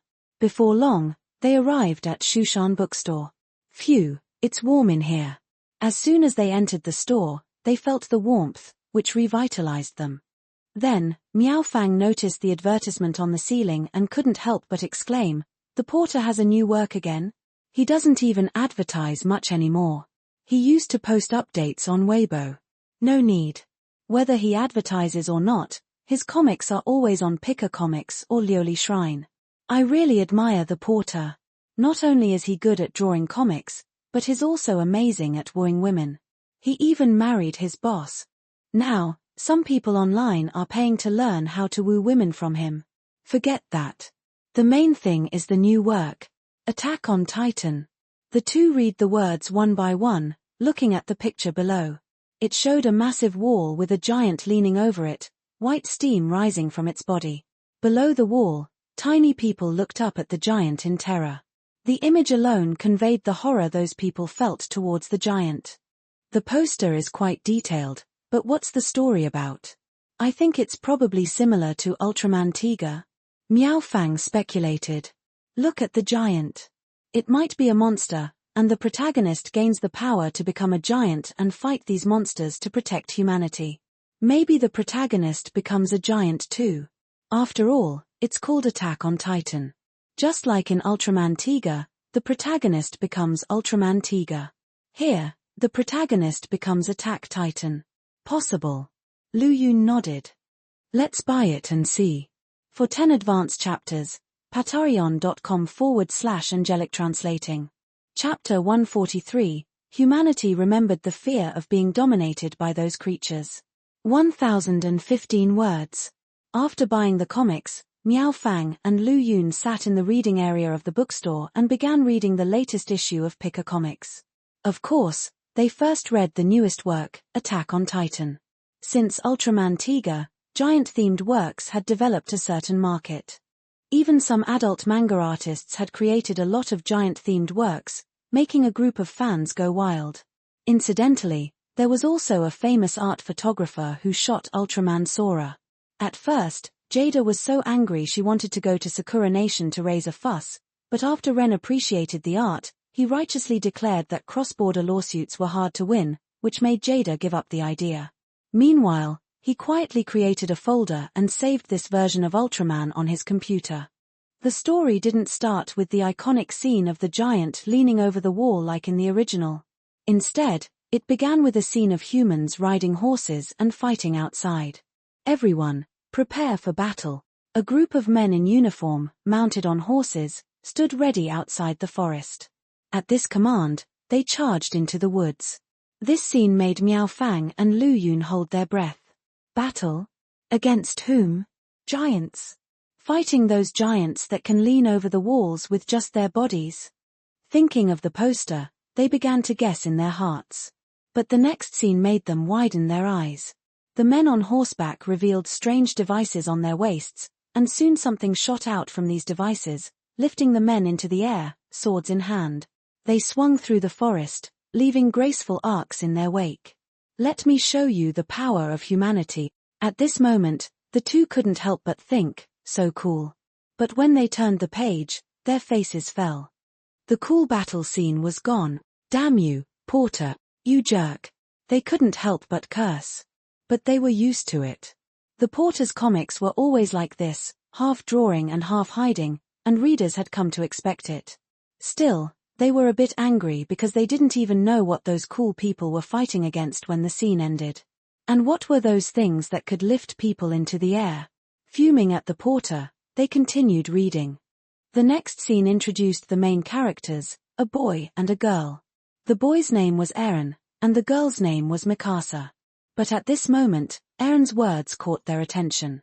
Mikasa, your hair has grown longer. This line is not in the TV version, replaced by scenes not in the manga. But I feel like I've had a very long dream. What was it?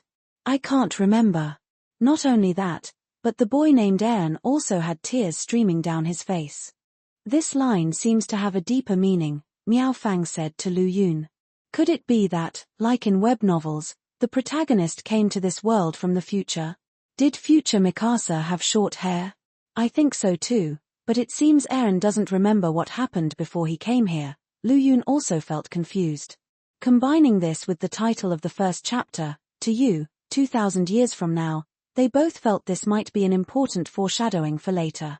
In the following scenes, Eren and Mikasa return to the city, a place with a distinctly exotic feel. Here, readers learned about the general world setting. In this world, giants ruled. To protect themselves, humans built 50-meter-tall walls, sacrificing their freedom to prevent giant invasions from outside. At the same time, They learned the identity of the men on horseback outside the walls, the Survey Corps. This was also where Aaron always dreamed of joining. Since childhood, he had been drawn to the world outside the walls. Thinking of those figures soaring through the forest, even Miao Fang and Lu Yun felt Aaron's longing was justified. After all, it was so cool. Any man would be drawn to it. However, the next scenes made them gape. On the city streets, the Survey Corps returned from outside the walls. Out of over 100 soldiers, fewer than 20 came back. Only then did they understand why humans preferred to hide behind the walls rather than venture outside. The losses were too great. Compared to death, humans preferred to live in hiding, especially after seeing dozens of people die with no results. People were full of complaints about the Survey Corps, seeing them as a waste of taxpayers' money. This is a hopeless world. After reading this part, Lu Yun and Miao Fang were even more certain. But it also made them more curious about the story. From what they had seen, the battles were fought with those flying machines. So how did the protagonist eventually defeat the giants? Was that early scene suggesting Aaron was a reincarnator? The subsequent plot didn't have much drama. It introduced Aaron's family and his friend Armin. They sat together. Both Aaron and Armin believed humanity should one day venture into the outside world. As they discussed this, the ground suddenly began to tremble, making Lu Yun and Miao Fang perk up. Outside the wall, which was said to be unbreakable, a giant covered in steam slowly stood up. The giant was even taller than the 50-meter wall. How could this be? That wall is 50 meters tall.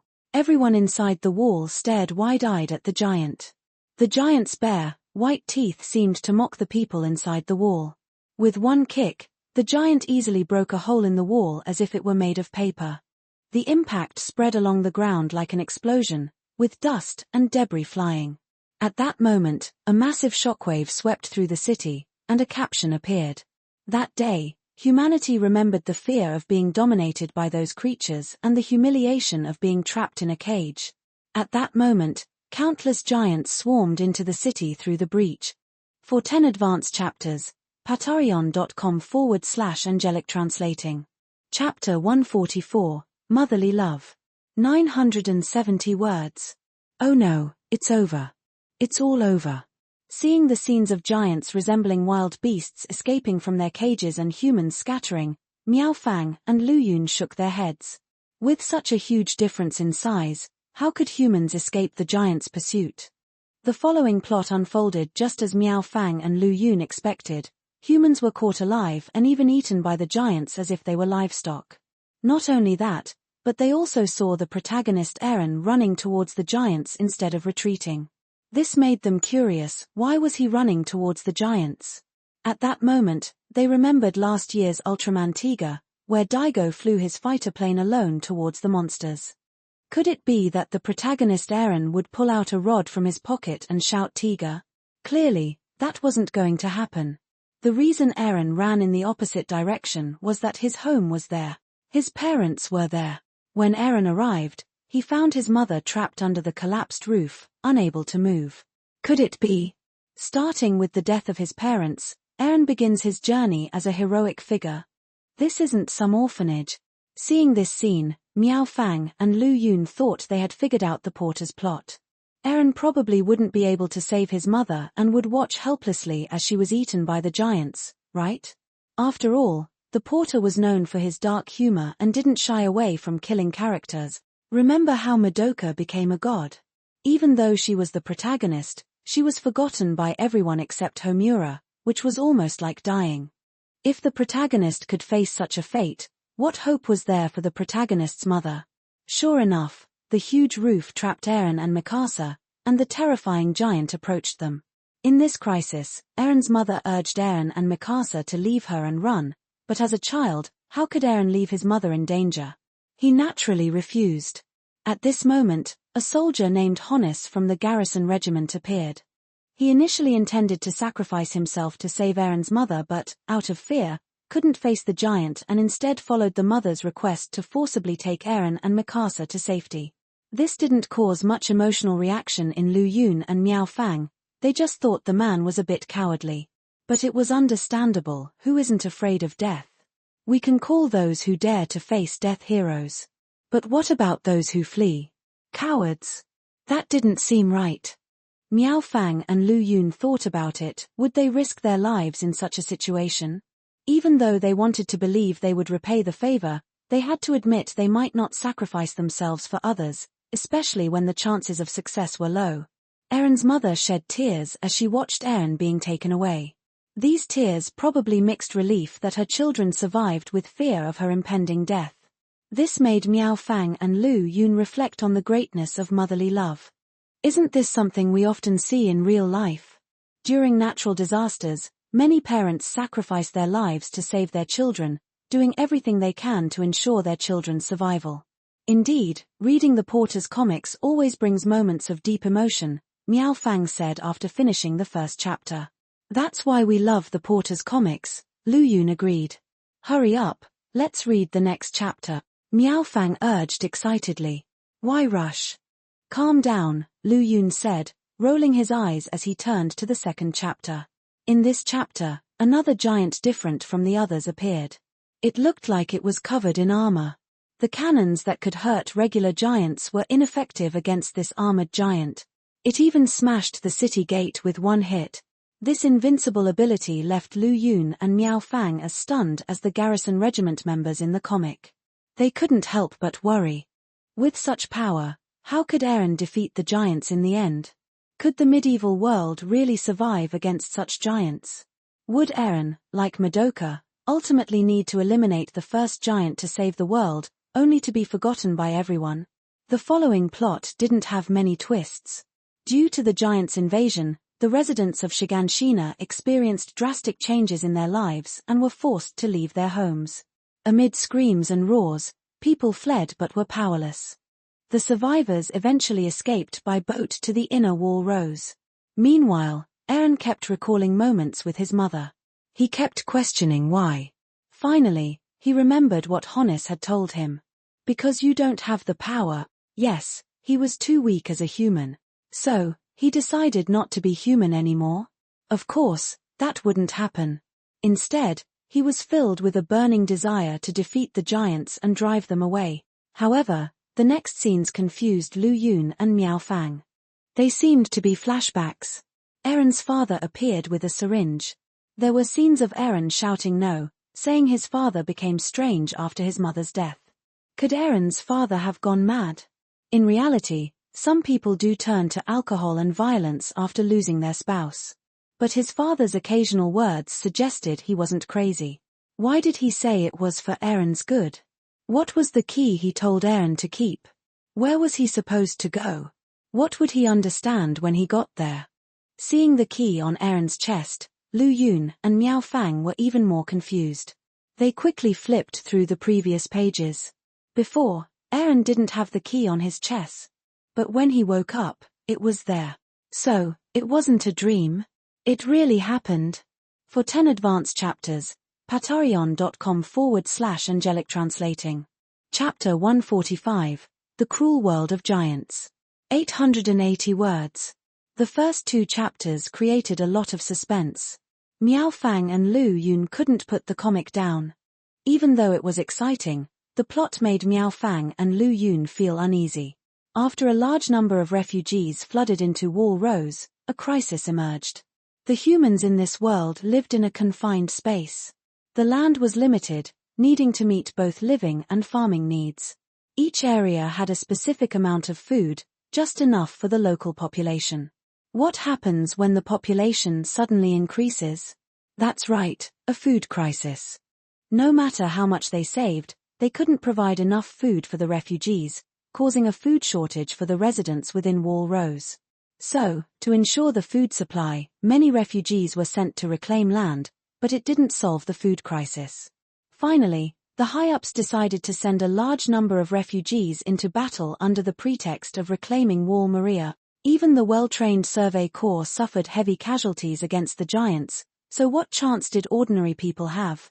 Out of 250,000 civilians, only 100 survived. This so-called reclamation battle was just sending people to their death. Sigh, The Porter's comic worlds are always so harsh on ordinary people. Yeah, if it's not witches destroying the world, it's monsters wrecking cities. Now we have giants eating people. TSK.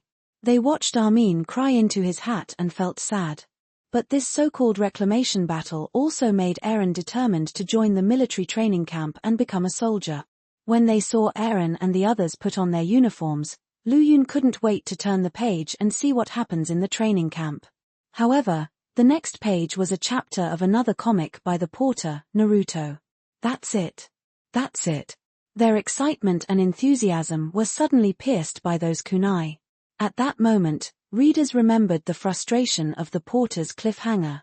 At that moment, countless readers wanted to grab 2 watermelon knives and march from the Porter's company to his home.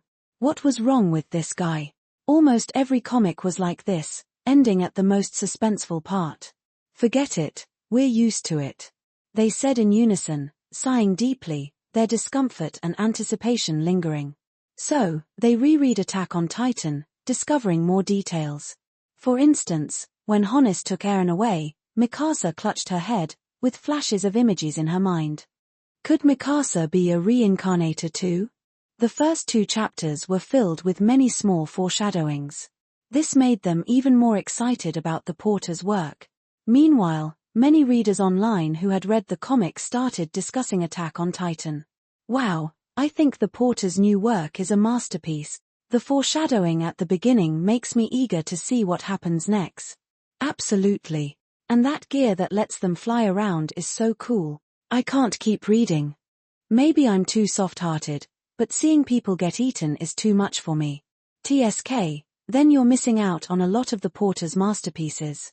His Full Metal Alchemist has eating scenes, Tokyo Ghoul 2, and even in Madoka Magica, the senior gets eaten. Speaking of which, the beginning really made me curious. Is Eren from the future? I think so. When he woke up, he wondered why Mikasa's hair was longer. Since her hair is long now, it suggests his from the future. Right, and Eren's tears seemed like he remembered something tragic. The second chapter already showed the brutality of this world. Eren's mom died, and only 100 out of 250,000 people survive. The more I think about it, the more annoyed I get. The Porter loves cliffhanger, leaving the key parts unfinished. Forget that. I have to admit, Naruto is getting good too. TSK, I'm not interested in that. What's so special about Sakura Nation's little ninjas? Our ancient assassins were way cooler. Ever heard of Jinku, Naizheng, or Zhuanzhu? Despite such comments, Naruto was becoming as popular in this world as it was in Ren's previous life. Though some people still didn't like it, its unique take on ninjas was drawing more readers. Chapters 5 to 10 of Naruto covered a simple mission where Kakashi's team had to escort Tazuna to the Land of Waves. They were attacked by ninjas, revealing the mission was more than just a C-rank escort task. To gain Kakashi's help, Tazuna explained why he only issued a C-rank mission with a casual attitude that left Naruto and readers speechless. Well, if you cancel the mission now, I'll be killed before I get home. Oh, it's no big deal. If I die, my cute 8-year-old granddaughter will cry every day.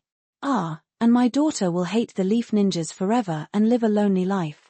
No, it's okay. It's not your fault.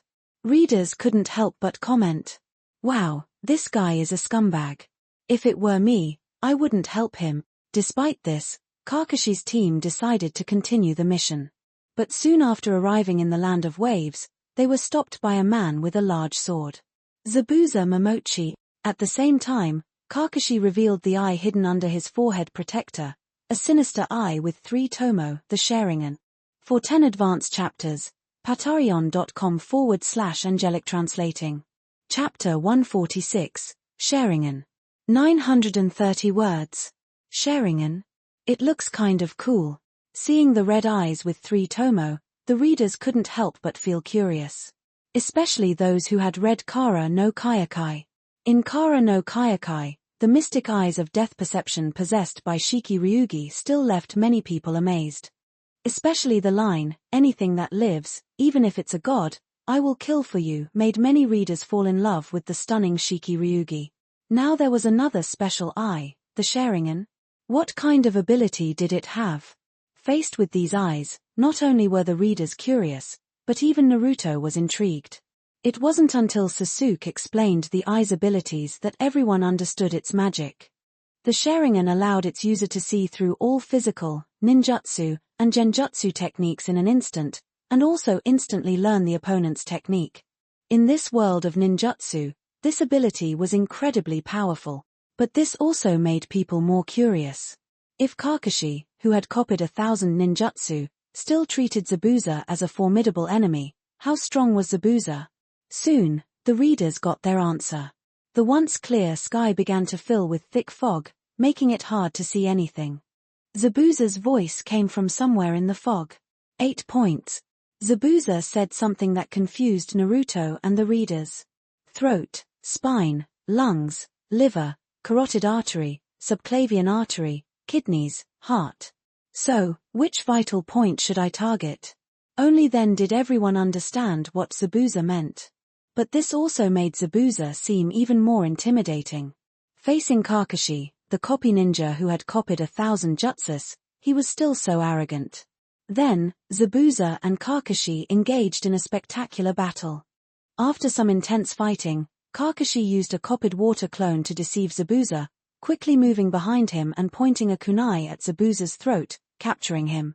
This combination of strategy and action captivated everyone. Readers, along with Kakashi, thought this would end Zabuza's attack, but the next moment showed that Zabuza was one step ahead. When Kakashi used the water clone to deceive Zabuza, he had already fallen into Zabuza's trap. The Zabuza Kakashi captured was also a water clone. Fooled by Zabuza, Kakashi couldn't escape Zabuza's attack and was trapped in a water prison. This meant that the only one who could fight Zabuza, Kakashi, had lost his ability to fight, leaving only Naruto and his recently graduated teammates to face Zabuza. What could they do? Seeing this, all the readers couldn't help but worry for Naruto and his friends. However, they also felt some sympathy and fear for Zabuza. They learned about the harsh graduation exams in the village hidden in the mist. Graduates had to fight each other to the death, and Zabuza had killed all his classmates in his graduation year. This made people feel both sorry for and scared of Zabuza. Fear because he killed all his classmates, and sympathy because the Mist Village's harsh environment had shaped him into this. Although they didn't know much about the Mist Village, any place with such a cruel graduation system must be even darker. But soon, the readers were amazed by Naruto and Sasuke's plan. Naruto transformed into a shuriken, which Sasuke threw, successfully tricking Zabuza and freeing Kakashi from the water prison, allowing Kakashi to fight Zabuza again. Using the Sharingan, Kakashi copied Zabuza's water dragon jutsu and counterattacked, predicting and mirroring Zabuza's every move. Seeing the identical, almost synchronized hand signs, the readers were impressed by the Sharingan's power. They eagerly anticipated more battles involving the Sharingan. What they didn't know was that in future battles, such hand signs would become less common. Eventually, some powerful characters would perform jutsus with just a clap and a shout. Just as Kakashi was about to deliver the final blow to Zabuza, a barrage of Senbon needles suddenly pierced Zabuza's throat, killing him instantly. A mysterious figure, claiming to be a tracker ninja from the Mist Village, appeared and took Zabuza away. Naruto and his team safely escorted Tazuna home, but Kakashi was temporarily incapacitated. At this moment, Kakashi raised a question that shocked the readers. Zabuza wasn't dead. Kakashi explained that tracker ninjas usually dispose of the body on the spot, but this one took Zabuza's entire body away. After thinking it over, he concluded that the tracker ninja was actually an ally of Zabuza. To prepare for Zabuza's return, Kakashi devised a training plan to quickly increase Naruto and his team's strength. I have to say, even though it's a ninja story, the porter's touch makes it enjoyable for someone like me from the Celestial Empire, Daniel said, letting out a deep breath as he saw the to-be-continued message. The hand signs, various jutsus, and the Sharingan made Daniel think that this could easily be adapted into a cultivation story. For instance, the Sharingan could be turned into some kind of special eye technique, and the hand signs could be part of ancient mystical training methods found in the Celestial Empire. But that wasn't the main point. The main point was the volume and satisfaction. According to industry insiders, the porter created the Ninja series in collaboration with a powerful manga company in Sakura Nation, releasing it in both places simultaneously, which allowed for 5 chapters a week. This made readers very happy. But even though Naruto was satisfying, Daniel was most excited about the porter's other masterpiece, Fullmetal Alchemist. He wondered what the latest chapter would bring. Though, it's probably nearing its conclusion. With that in mind, Daniel opened the manga. For 10 advanced chapters, patreon.com/angelic translating. Chapter 147, Chapter 147. 942 words. The promised day is probably coming soon. Looking at the cover of the new chapter, Daniel couldn't help but smile. The plot leading up to the promised day was quite exciting. For example, after Edward lured out Scar and the homunculi, Lan Fan was injured by the president and had to cut off her own arm to escape. Yarrow Lin captured Gluttony. While rescuing Lan Fan, Gluttony broke free and swallowed Edward, Yarrow Lin, and Envy, who had come to save him. Inside the fake Gate of Truth, Edward, Yarrow Lin, and Envy revealed their true forms and had an intense battle. This part of the story also revealed some past events to the readers. For instance, the officer who shot the Ishvalan girl was actually Envy in disguise. Hughes was also killed by Envy after recognizing him in the form of his wife and hesitating to attack. Following this, Zhong Mai, Scar, and Marco went north to investigate Scar's brother's research. Edward and his brother Alphonse also went north to Briggs Fortress. During this time, Major General Armstrong interrogated Edward to find out what they knew and realized that the enemy wanted to use the entire country as a massive transmutation circle. Aside from the intense battles, Fullmetal Alchemist featured many well-developed characters, all of whom had the skills of top-notch actors, whether they were main characters, side characters, heroes, or villains. General Olivia Armstrong, who guarded the Northern Fortress and was the sister of Major Armstrong, got vital information from Edward. She then tricked General Raven, who had betrayed Roy, and killed him to avenge her subordinates. When Kimberly and Edward chased Scar, Edward thought of a plan to free Winry from the president's grasp. Edward, usually straightforward, used Scar to let Winry escape, tricking Kimberly and others. The story was full of clever schemes and intense battles, making it very engaging. Of course, these schemes and plots were thrilling, but the battles in Fullmetal Alchemist were also impressive. For example, as the promised day approached, to ensure the safety of the human sacrifices, Pride and Gluttony fought Edward and the others in the east. In the previous chapter, Pride had cruelly consumed Gluttony to gain his powers. Everyone was eager to see what would happen to this ruthless character. Daniel turned to the new page. Pride, having absorbed Gluttony's powers, became much stronger, putting Edward and his group at a disadvantage.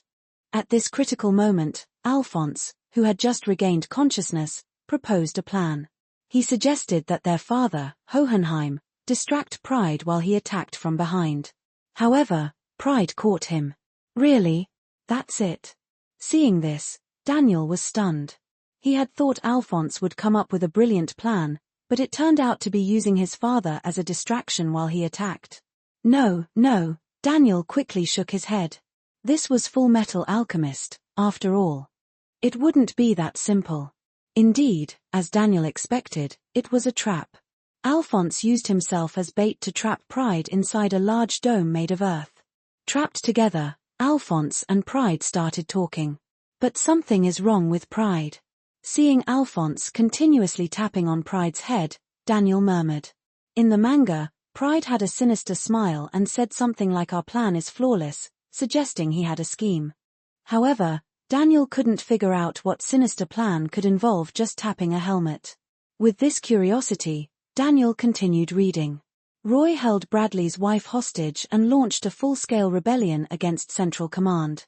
What seemed like a doomed rebellion turned into intense street battles, with Roy's clever attacks and the support of the Briggs soldiers.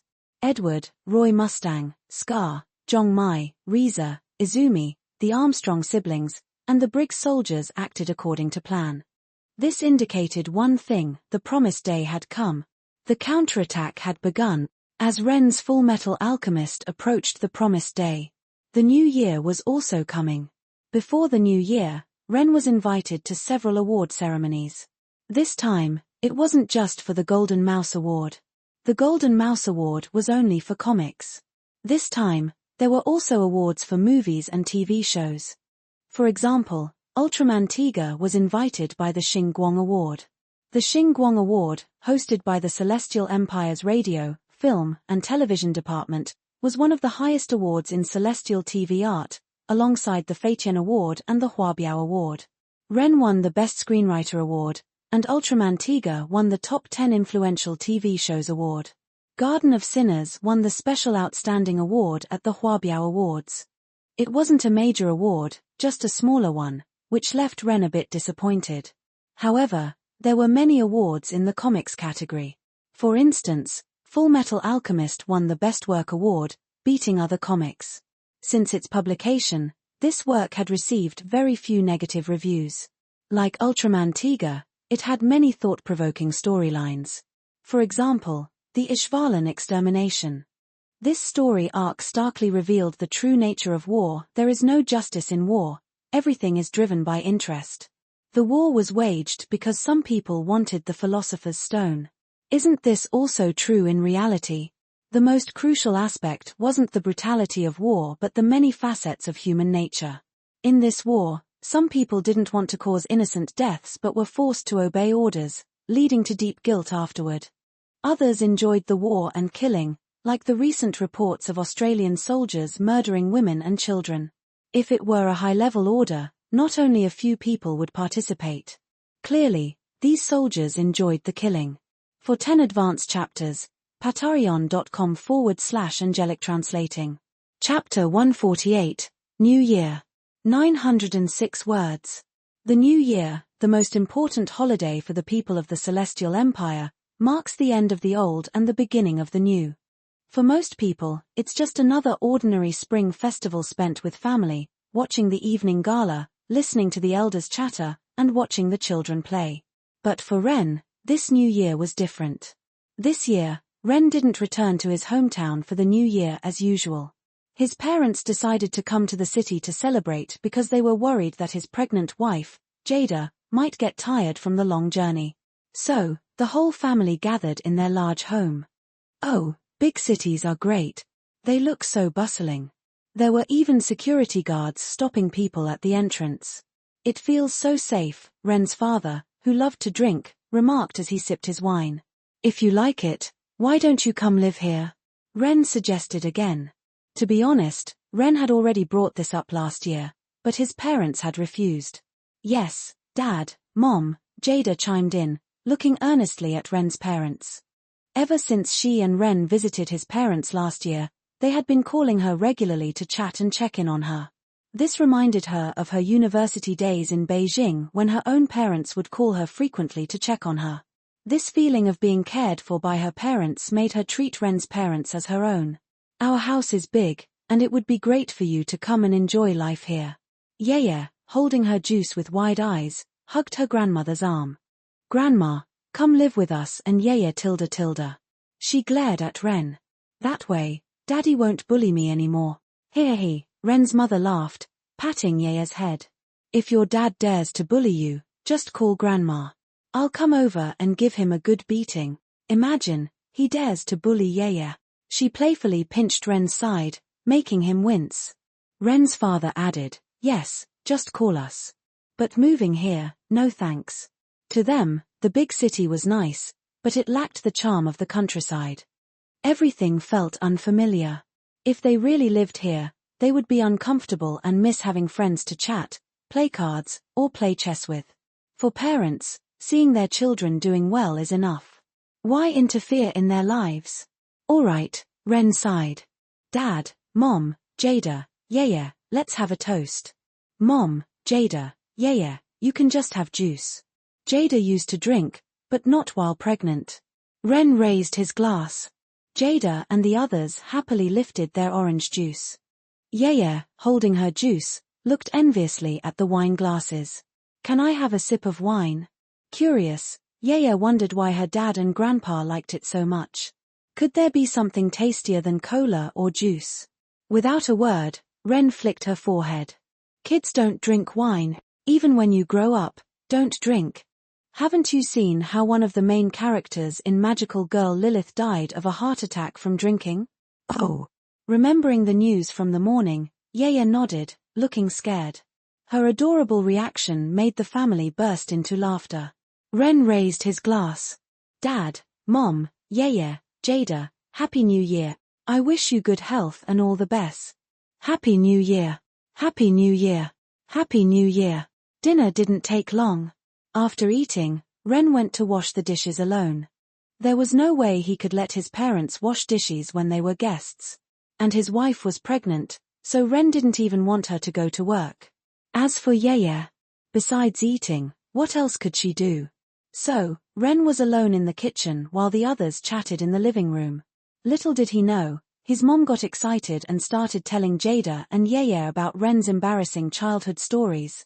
Let me tell you, when Ren was 5, he wet the bed and made a map of the Celestial Empire. Everyone praised him for his achievement. This little guy was so proud and even asked me for a reward. He wanted me to praise him and buy him snacks. I was so mad. He made me wash the sheets, and he wanted a reward. Can you believe this kid? Oh my, thinking about it now still makes me angry. Mom. Ren, washing dishes, overheard his mom and turned red with embarrassment. He wanted to stop her, but it was no use. They kept chatting and laughing. When Ren came out, he saw everyone laughing heartily. A sense of revenge stirred in him. He looked around. He couldn't target his parents. He didn't want to face a mixed double attack. Jada. Unless he wanted to sleep on the couch tonight, she was off limits too. So, his eyes settled on Yaya, who was laughing the hardest. The only one he could bully was his daughter. Feeling a mix of anger and determination, Ren walked over to Yaya, who was still engrossed in her grandma's stories. She didn't notice Ren sneaking her chocolates into his pocket and slipping away. When she finished listening, she reached for her chocolates and froze. Where were they? Tears welled up in her eyes. Times degree times. By then, Ren had already vanished. Hee, your dad will always be your dad, Ren chuckled, popping a chocolate into his mouth. For 10 advanced chapters, patreon.com/angelic translating. Chapter 149, Progress. 881 words. Although Ren got his revenge on Yaya, he still had to pay for his actions. His parents scolded him harshly, then gave Yaya 3 times her usual New Year's money. Not only that, he was punished by having to watch his newly bought snacks being eaten by Yaya. After spending some time having fun with his parents, Ren drove them back home once the holiday ended. Yaya also started school. On the first day of school, Ren dropped off his assistants and then drove to Yaya's elementary school to pick her up. The streets were packed with cars, and the traffic was extremely congested. Seeing the parents on electric scooters and motorcycles, Ren felt a twinge of envy. He thought about buying a motorcycle to make picking up and dropping off Yaya easier. Never satisfied, Ren shook his head. He used to envy car owners when he rode his electric scooter. Now, driving a luxury car, he envied scooter riders. People always want what they don't have. With a self-deprecating smile, Ren started looking for Yaya. Despite being tall, he couldn't help but stand on his tiptoes to spot her. Among the sea of little heads, he finally saw Yaya's ponytail. At that moment, Yaya was holding hands with 1111, the girl Ren had seen at the parent-teacher meeting, chatting and laughing. Yaya, over here. Ren waved and pushed through the crowd. Yaya's eyes lit up when she heard him. She told 1111, bye, 1111 ... and ran towards Ren, jumping into his arms like an octopus. Daddy ... Ren hugged her and made his way out of the crowd. Yaya chatted about her day at school, mentioning who hadn't done their winter break homework or that they had a new homeroom teacher. The news of the new teacher made Ren pause. Her homeroom teacher had only been there for 1 semester. Why the change? He asked Yaya casually. Because the teacher is having a baby ... Yaya pouted. I don't like the new teacher. She looks so mean, like the witch from Lilith. Yaya, Ren frowned. She's your teacher, and you shouldn't judge people by their looks. It's rude. Even though she was young, Ren needed to teach her good manners. Not to mention respect for teachers, she shouldn't develop the habit of judging people based on their appearance and talking behind their backs. Oh. Scolded by Ren, Yeye sulked but quickly remembered something and pulled out a piece of paper. Daddy, the new teacher wants you to join the WeChat group. She said they'll share important information there. Okay, got it, Ren nodded as he drove. After Yeye started school again, the final battle in Full Metal Alchemist began, showcasing the most exciting parts of the story. The battle lasted only a day, but it spanned over a dozen chapters. Even though it was lengthy, it felt like watching a spectacular movie with no drag. The only downside was that you couldn't finish it all in one go. Here, the fates of many intertwined characters brought them together in Central City once again. Under the command of the military higher-ups, an army of immortal soldiers was unleashed. These undead soldiers, impervious to death, even attacked the high-ranking officers who ordered them, then targeted Edward and his team as they infiltrated the underground to find Father. Meanwhile, Olivier Armstrong, who openly rebelled against the military high command, faced an attack from Sloth. Previously, Pride's constant tapping on Alphonse's helmet turned out to have a hidden meaning. Pride had been using Morse code to signal his location to his allies. Although Heinkel, who stayed near the dirt mound where Pride and Alphonse were trapped, realized Pride's true intentions, it was too late. Kimberly arrived and freed Pride. But because of Heinkel's words, Alphonse decided to use the Philosopher's Stone. He harnessed the power of the many souls trapped in the stone to fiercely battle Pride and Kimberly, holding his own against them. In the end, Kimberly was mortally wounded and consumed by Pride. Kimberly's death marked the beginning of the end for the villains. The next to go was Envy. Scar convinced Zhong Mai to take the worm-like Envy back to Xinjiang Mai, moved by the kindness of the people in the mining town, reconsidered her decision. Envy's manipulative words swayed her to return to Central City. Back in Central City, Envy managed to seize the body of a soldier infused with the Philosopher's Stone, fully reviving himself and absorbing most of the Philosopher's Stone from the soldiers' bodies to enhance himself. He then chased after Zhong Mai. During the chase, Envy encountered Roy. Who killed Hughes? Roy's calm question seemed casual, but the readers felt the intense anger bubbling beneath his calm exterior, like a volcano about to erupt. Envy admitted to killing Hughes and mocked Hughes for being killed by someone who looked like his wife. Enraged, Roy lost his composure and set out for revenge. A one-sided battle ensued. Envy's massive form was the perfect target for Roy's flames. Despite transforming into a monster, Envy couldn't withstand Roy's attacks and was burned back to his worm-like form. Just as Roy was about to kill Envy, Edward and the others arrived and saved Envy. For 10 advanced chapters, patreon.com/angelic translating. Chapter 150, The Death of the Villain. 913 words. Facing the furious Roy, Edward and the others kept trying to talk him down. They reminded Roy of his memories with Hughes, which eventually made him give up on killing Envy. At this moment, Envy couldn't understand why everyone present, Scar, Hawkeye, Roy, and Edward, who had deep grudges against each other, were now united on the same front. But then, Envy noticed that no one looked furious. Instead, they all looked at him with pity. Edward, holding Envy, spoke softly. Envy, you're jealous of humans, aren't you? Humans are supposed to be much weaker than you homunculi. But even when we are struck down, lose our will, go astray, or about to fall, we always get back up. People around us help us recover. You envy that about humans. Yes, at this moment, Edward's pity and understanding revealed that Envy had always been jealous of humans. He envied that humans, despite their weakness, always stood back up after any failure.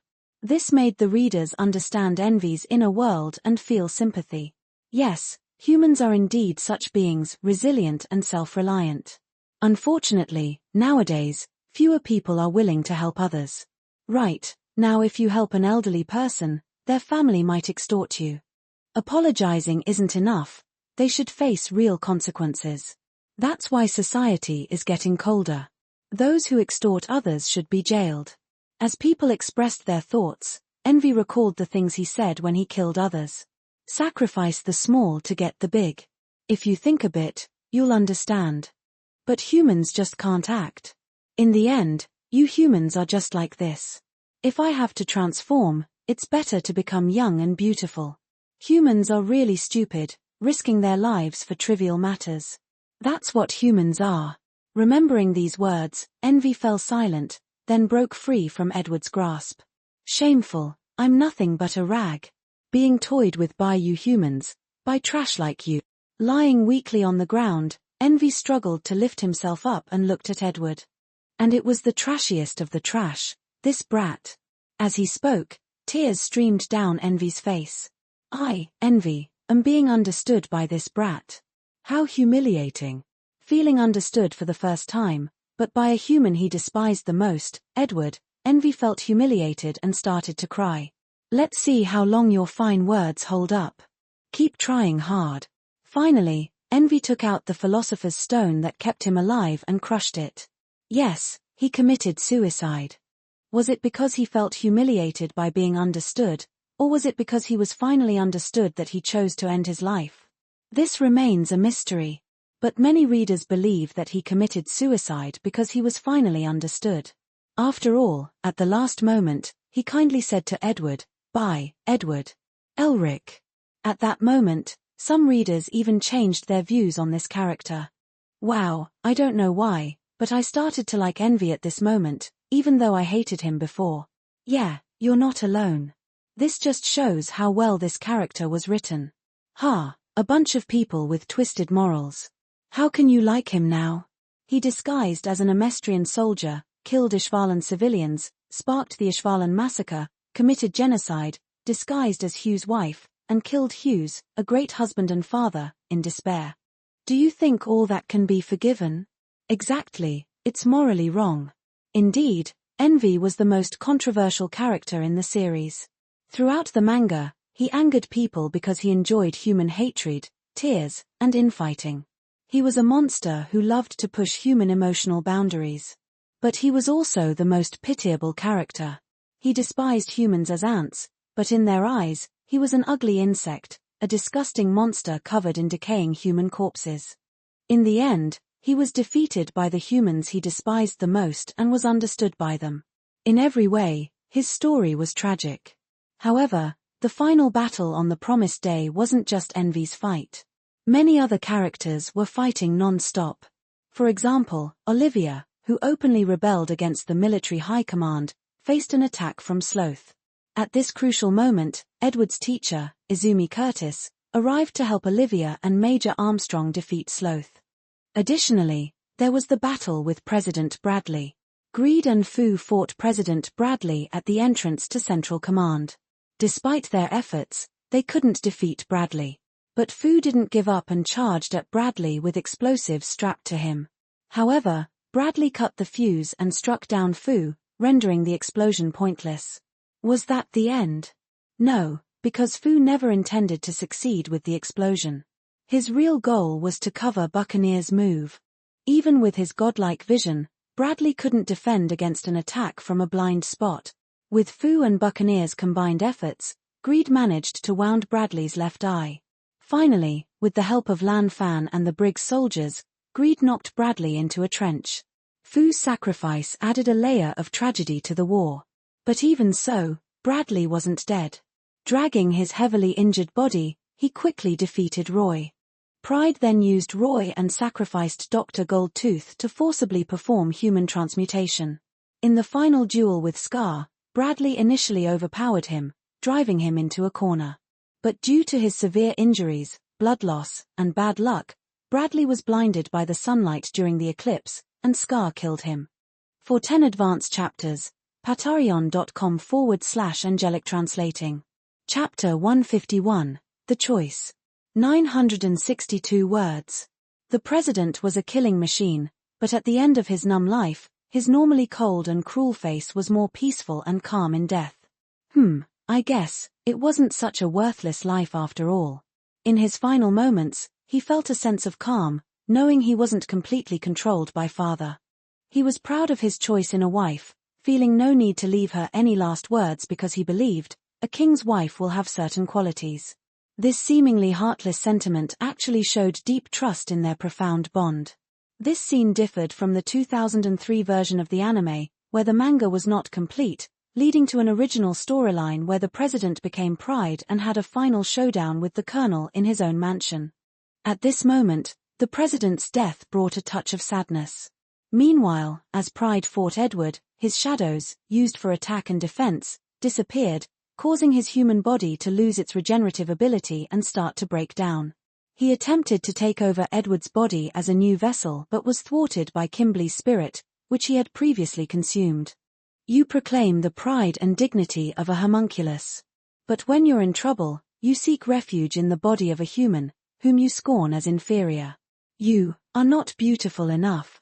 This moment showcased Kimberly's elegant departure, marking the peak of his character's villainous charm. Readers felt a mix of emotions, unexpectedly finding themselves moved by a villain. Kimberly, though a villain, had a send-off that felt as tragic and somber as the death of a major protagonist, evoking tears. He was just a villain. Not only did the homunculi meet their end, but even the creator, Father, faced his doom. With the 5 human sacrifices gathered, Father opened the gate of truth, thinking he had everything under control. However, the transmutation circle set up by Hohenheim, using the moon's shadow and philosopher's stones scattered throughout Amestris, disrupted Father's plan. Father needed more philosopher's stones and tried to consume Greed. To protect Lin from being absorbed as well, Greed lied for the first time. After being consumed, Greed used his carbon powers to try and turn Father into charcoal. This is a late rebellion, old man. Unfortunately, before he could succeed, Father expelled Greed and crushed him. In his final moments, Greed recalled memories of his time with Lin, Edward, and the others. That's enough. Yes, that's enough. I have nothing more to desire. Farewell, my friend of the soul. Greed had always longed for true companionship, and in the final battle, he finally got his wish. This scene left readers feeling sorrowful. Tears in my eyes. Greed was my favorite among the homunculi. It's a pity. Greed didn't need to die, right? I really wanted to see Greed and Lin return to Xing together. Greed's sacrifice added another layer of tragedy to the war, bringing the battle to a conclusion. Though Greed died, he critically wounded Father, allowing Edward to finish him off. But the story didn't end there. During the fight with Father, Alphonse asked Mai to create a transmutation circle on Edward's right shoulder, opening the gate of truth and sacrificing his own soul to restore his brother's right arm. This was a journey to find his brother. Without Alphonse's return, how could it be considered complete? Watching Edward refuse to use the Philosopher's Stone in pain, readers grew anxious. Could it be that Alphonse would die? Knowing the porter's penchant for shocking twists, readers feared the worst. The porter might actually do it. This reminded them of the scene in chapter 20-something, where Edward faced the truth and saw his brother Alphonse's body, feeling helpless. Alphonse Edward's determined gaze held a firm resolve. In the closing gate, Edward struggled, his steel fingers extending like his unyielding will, strong, resolute, and unwavering. Alphonse, I'll come back for you, wait for me, wait for me. Readers' frustration and helplessness turned into boiling blood at that moment. Could it be that the porter would now let that passion cool? If Alphonse dies, I'll be the porter's enemy for life. If he really dies, I'll never read the porter's comics again. Fortunately, the porter didn't let everyone down this time. Edward decided to use his own gate of truth as the toll. The gate of truth exists within everyone, allowing everyone to perform alchemy. If he gave up his gate of truth, Edward would become an ordinary person who couldn't use alchemy. Are you willing to become an ordinary person who can't use alchemy? The truth asked. Edward looked up with a self-mocking smile. What's there to lose?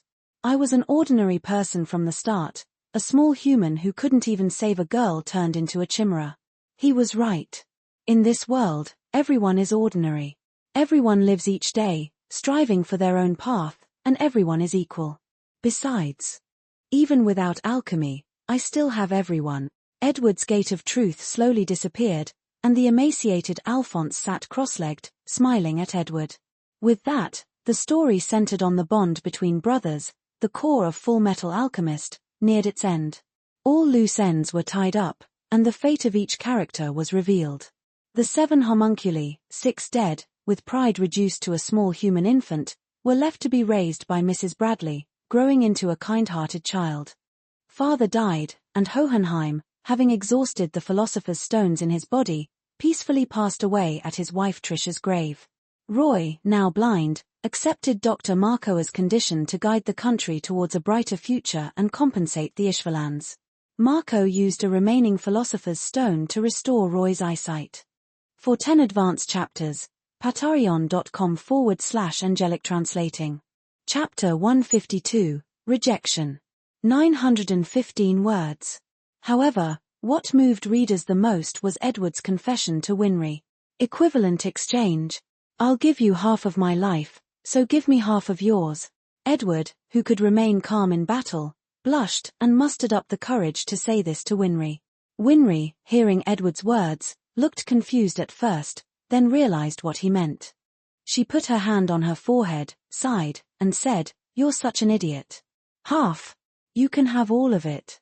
After saying this, she and Edward stared into each other's eyes for a long time. Suddenly, Winry blushed deeply and waved her hands frantically. No, not all of it. Maybe 9/10, no, 8/10. At this moment, seeing the two embrace, all the readers smiled with satisfaction.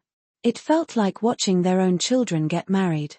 After all, readers had followed Edward through many adventures, conspiracies, and battles leading up to this moment. Finally, it's over. The story's pacing was tight, no drag at all. This is a work worth revisiting.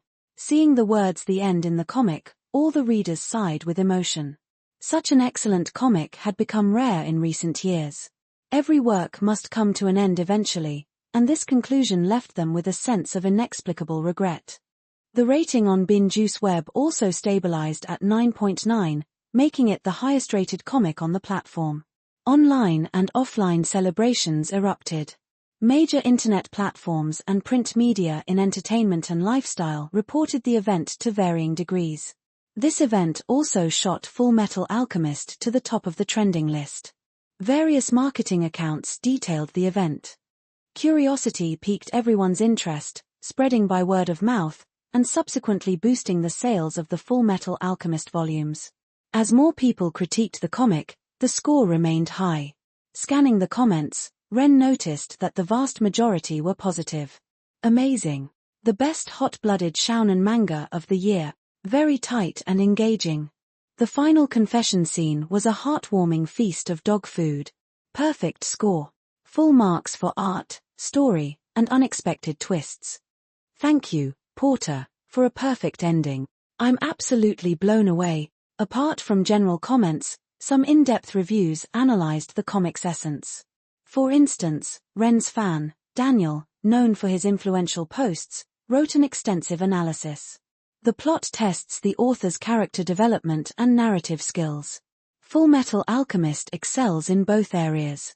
But what truly elevates a work is its core message. Beyond the inspiring journey of the Elric brothers, the recurring flashbacks to the Ishvalan War elevate the comic's stature. The cold brutality of war, the complexity of human nature, this battle transformed once noble, upright young soldiers into tools of massacre due to duty, and released the full scope of the perpetrator's desires. The perverted victor's justice exacerbated the distorted scenario. And the post-war behavior of those involved highlights the story's core message: anti-war.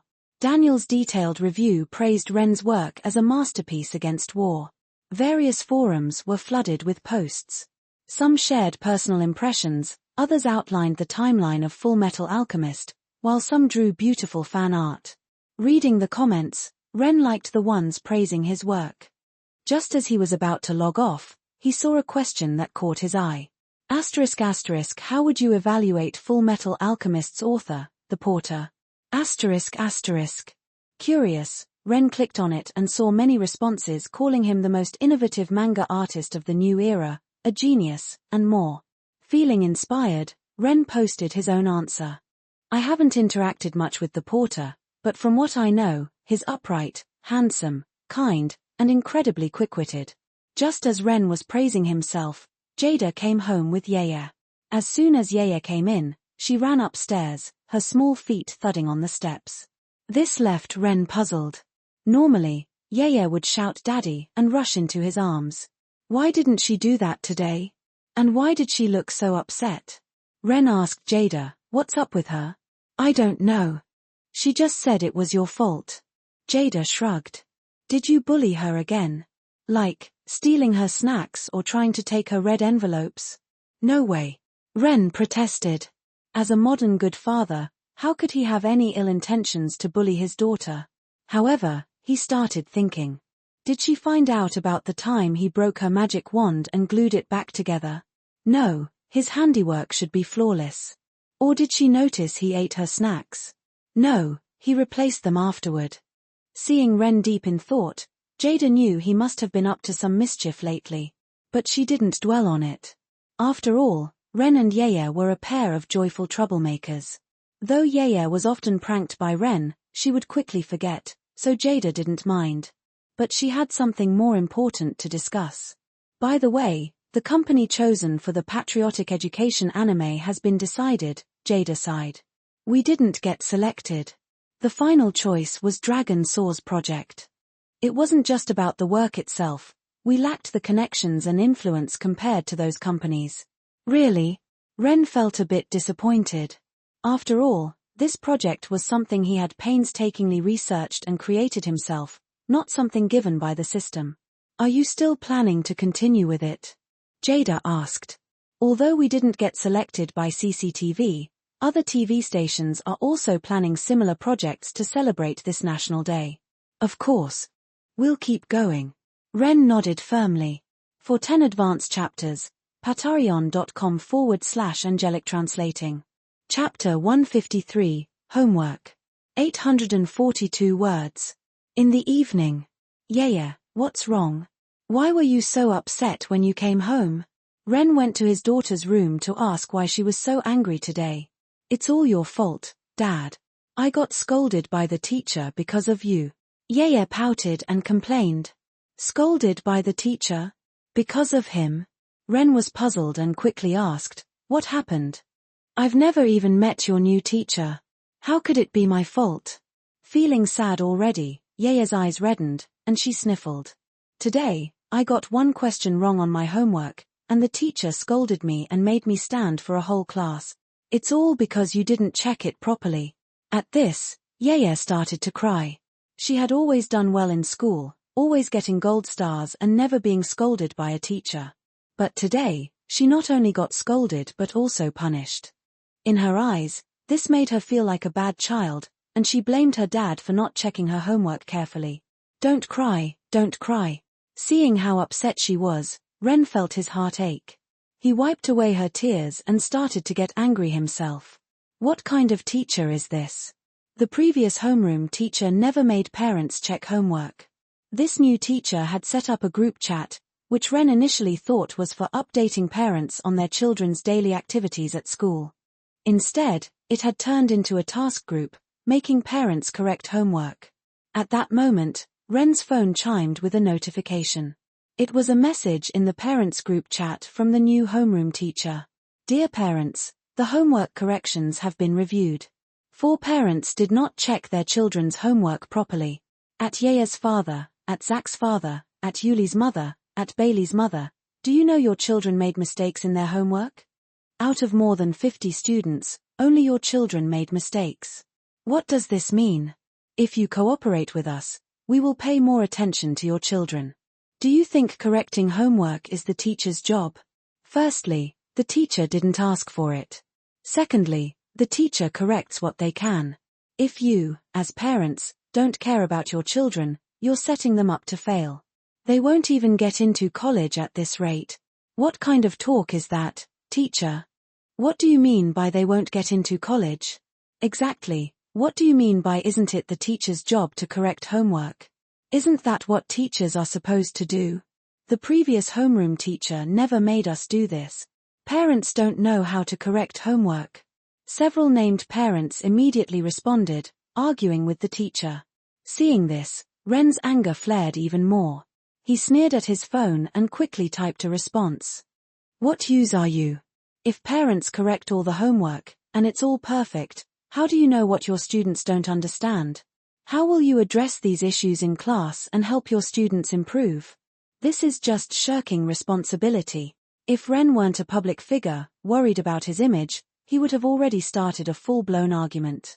The teacher's last comment about not getting into college, though not a direct insult, was a terrible thing to say to students. Every student goes to school hoping to get into college. How could a teacher curse them like this? Ren might have let it slide if his child had been misbehaving, but this was over a homework correction issue, and it was outrageous to Ren. Homework is not just for children but also for teachers. It shows the children's learning progress and helps teachers understand where the students are struggling. If a lot of students make the same mistake, it indicates a teaching issue that needs to be addressed.